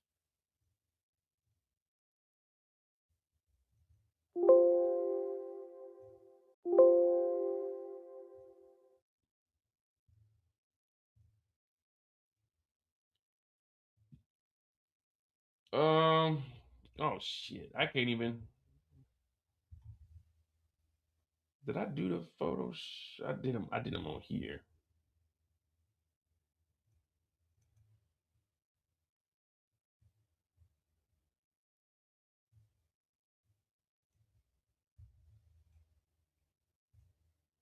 No problem, no problem. All right, so we're gonna finish this up. Be 5 hours. JP and D-Mac, real quick story.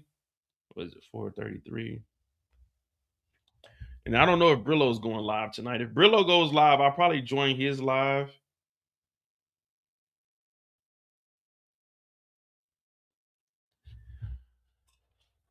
We'll see where it goes from there. All right, hit that like button, hit that subscribe button. It's our last story, man, and we'll get the heck up out of here.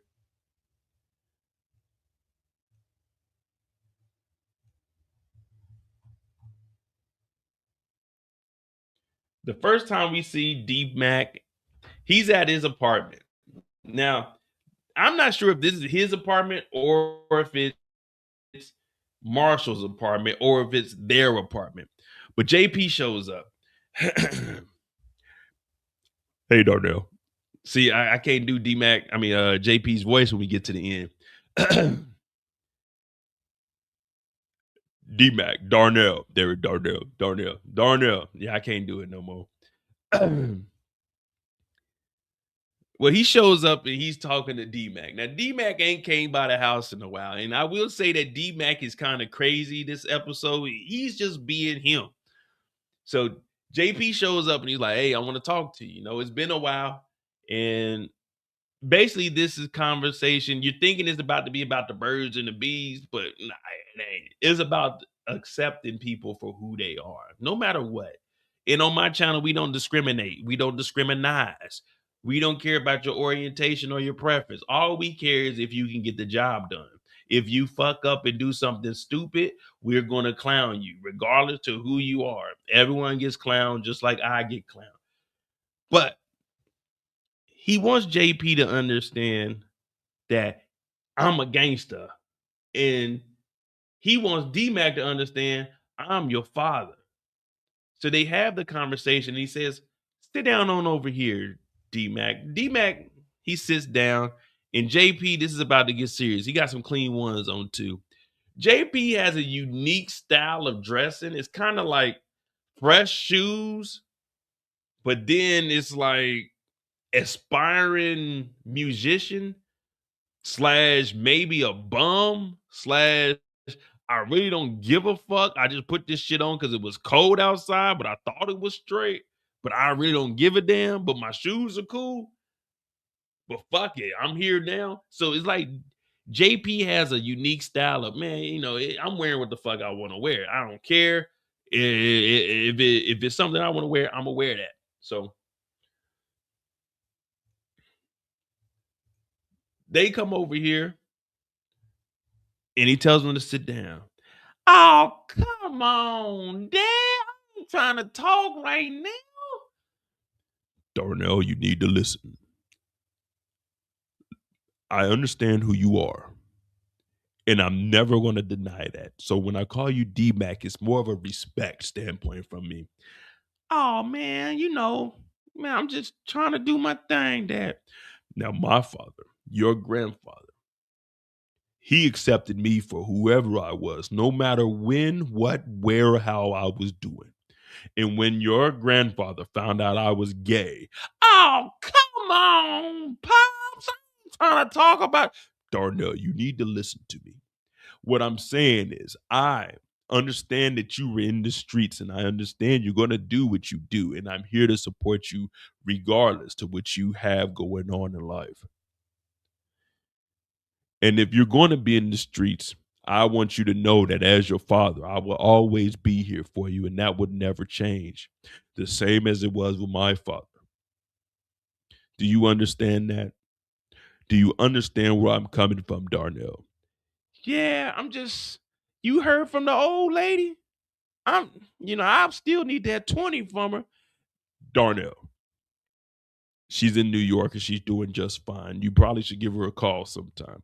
But I just came over here to reaffirm to you that I'm your father and I care and I would definitely want to see you more often, even if it meant just coming by to the house to eat.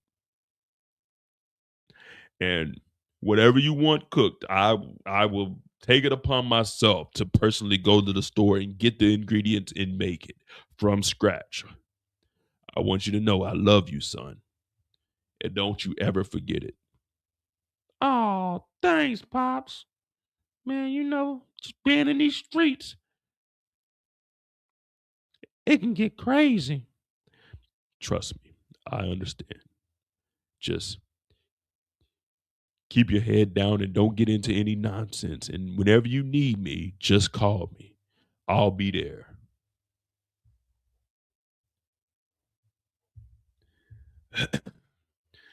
My voice, I did too much. We got to do JP's voice earlier, or I have to go too deep and pause and talk like Mufasa. Everything the light touches is our kingdom. I can't. My voice is trash right now. Hell, y'all got me on here talking for 5 hours, but they got what's the next thing we see? Oh yeah, they go to dinner.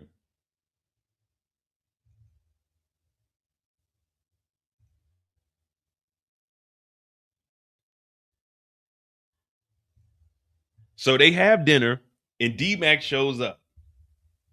D-Mac shows up. He got Genesis with him, his girl, and hey, man, you know how it is, family dinner. It's family dinner, y'all. So they over there chowing down. It looked like they got baked potatoes. Well, it looked like, I don't know, is it baked? Some baked potatoes, some asparagus, some macaroni and cheese.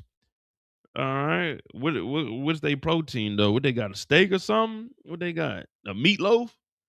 Anyway, they sitting there and they eating, and JP's just happy that his son is there. How was everything tasting? Oh, Pops, it's good. This is this just something you just do it together. Yeah, I tend to do a lot of cooking on my own now, But whenever you two feel like you want to eat, just come on by and eat. Yeah, you come on over whenever you want, Genesis. Hey, Genesis, you want to know something cool about my pops? Yeah, what is it, T-Mac? Hey, my pops, he gay. Like, he gay? Hey, this is what you decide to say? You said you want to know something cool about my pops? He's gay? I'm looking at D-Mac. I'm like, wait a minute. What? You want to know something cool about my pops? What? What is it? My pops is gay. That nigga Darnell.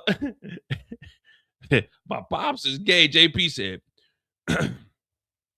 I think that's a little bit too much information to be provided on the first dinner, isn't it? Well, you know, I've been trying to get Darnell to go to Atlanta with me. I'm going to Spelman, and I'm gender fluid. Wait, gender fluid? And you going to an all-girls school? Oh, come on, Genesis. I'm solid as a rock. And you going down there with girls? Yeah, I've been trying to get Darnell to go down there to Atlanta with me. He got a 1400 on his ACT.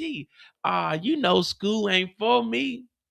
I'm here in these streets, Chicago, till I die. You know what, Genesis? I actually like you. You should hang around Darnell a little more often. Darnell, you can learn a thing or two from her. And just remember, you two can always come over here and eat whenever you want to eat.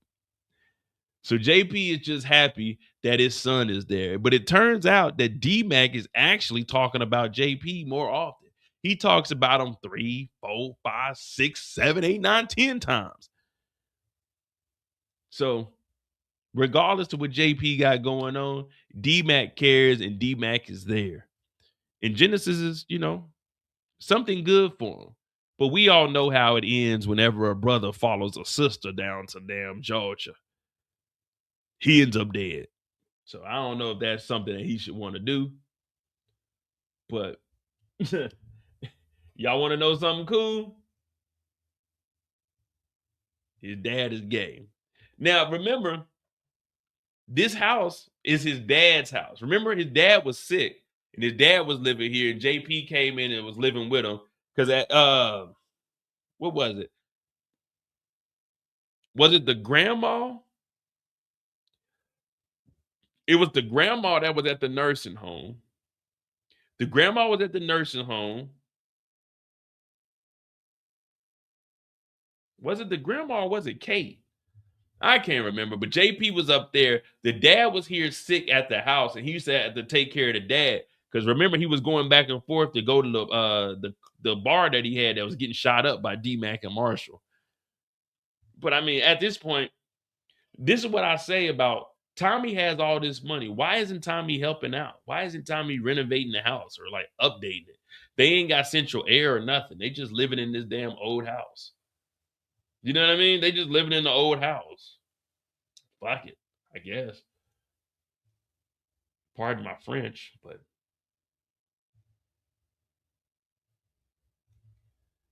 And then from there, we see Kate. She's in New York. Now, Kate is supposed to be in an Alcohol Anonymous class. But Kate is over here playing the lottery. Kate is supposed to be out front talking about, hey, my name is Kate Egan. I got a problem. Kate is in the back on this damn scratcher ticket trying to hit it big. Cash prizes on it. The 12-step program. Bring, bring. She gets a call from D-Mac. Hello?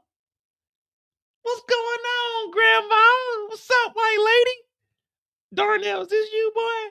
Yeah, I'm just checking on you, see how you doing. Yeah, you know, the crazy thing is I'm in this Alcohol Anonymous, and it's like all of us are here to stop drinking and stop doing drugs, but all we do is sit around and talk about doing drugs and drinking. It's crazy here.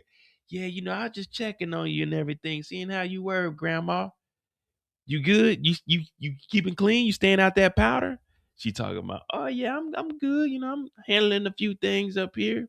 But yeah, I ain't got my nose in that powder. I want to, but I ain't doing it. 47 days sobriety. So they basically just talking back and forth. But now we finally see Kate Egan. We know at some point Tommy has to go to New York, unless they don't even show it. And they just, I mean, I'm fine with that if they don't show it and they just say that Tommy went up there and then we piece together what happened in Ghost, because we necessarily don't need them to go up there or show him going up there. So I'm fine with at the end of an episode, they come back the next one and it's like a week later or something. But Kate and Darnell, their relationship was already doing better than him and JP's. He wants to talk to her, so he downplays it and tries to say, oh, well, she owes me $20. But he ain't worried about no $20. Kate up here, she holding it down. I mean, I don't really know what we were getting out of this unless it's showing these two coming together and it's basically showing that JP's getting pushed out. Because JP's walking around like, this is my last wish, to be around my son, to see my son more, come around more. So maybe it's showing that the bond between JP and Kate is going to transfer down to D-Mac and Kate. And then once he gets popped, whenever Kate leaves New York, she comes back to Chicago, and that's where JP and Kate, their relationship takes off, and they get closer as far as his grandmother looking out for him. I mean, I don't know. We'll see, but I do believe that JP will be the one that gets knocked out of all of them. Well, out of the Egan family, even though they aren't Egans, but we just going to put them all up under Egan.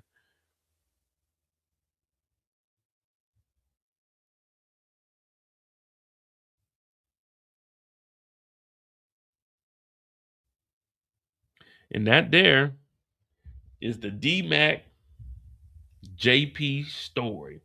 Now, it wasn't much, but I guess it's just showing that they're getting closer. But of course, in Power, we know whenever somebody gets close to each other, it never ends well for one of the characters or both of them. And I think that it's going to be JP that they go ahead and get the hell up out of here. Now, I don't think JP should go because he ain't did nothing to nobody. But sometimes you got to go. You got to go.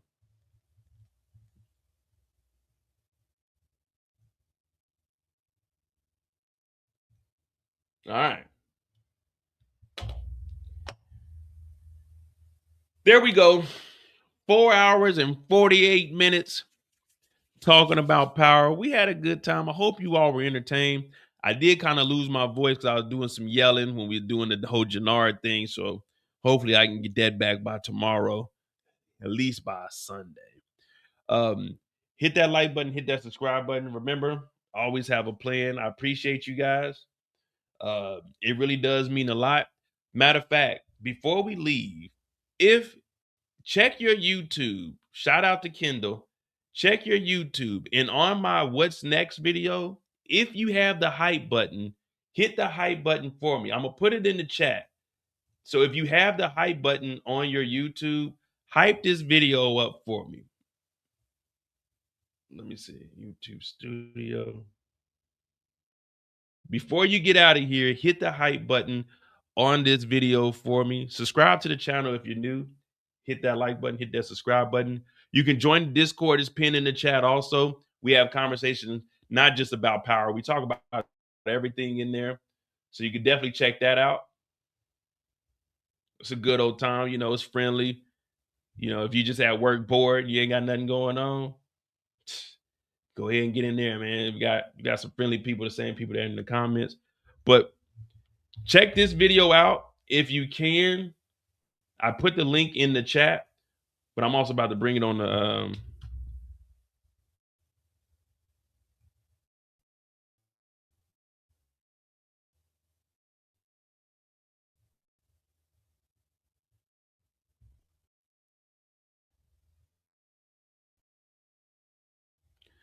see, I don't know if it's on the phone that you can see it, but there should be a hype button. And hit the hype button for this What's Next video for me, please. That definitely helps a lot. Hit the like button. But What's Next videos, hit the hype button on those for me, please. That definitely gets my channel out there in the algorithm. And that's what we're trying to You will let you hype 3 videos. The Mo You Know channel doesn't have it. The only hype button I have is on my main channel. But if you can, hit the link, go to that video for me, and on the same line like the subscribe is, when you go across to the right, it should be a hype button.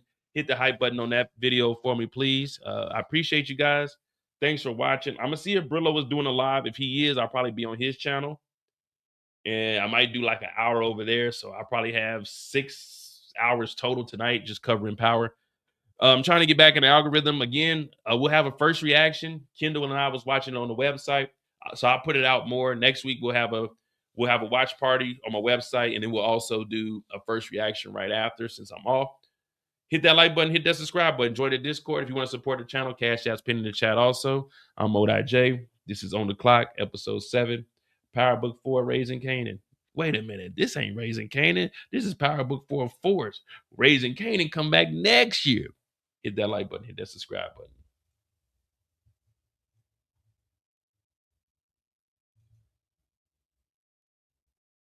Thanks, all I see. Thanks, all I see for the hype button. Thank you, thank you. Y'all hit that hype and get the heck up out of here, man. Y'all gonna enjoy y'all evenings.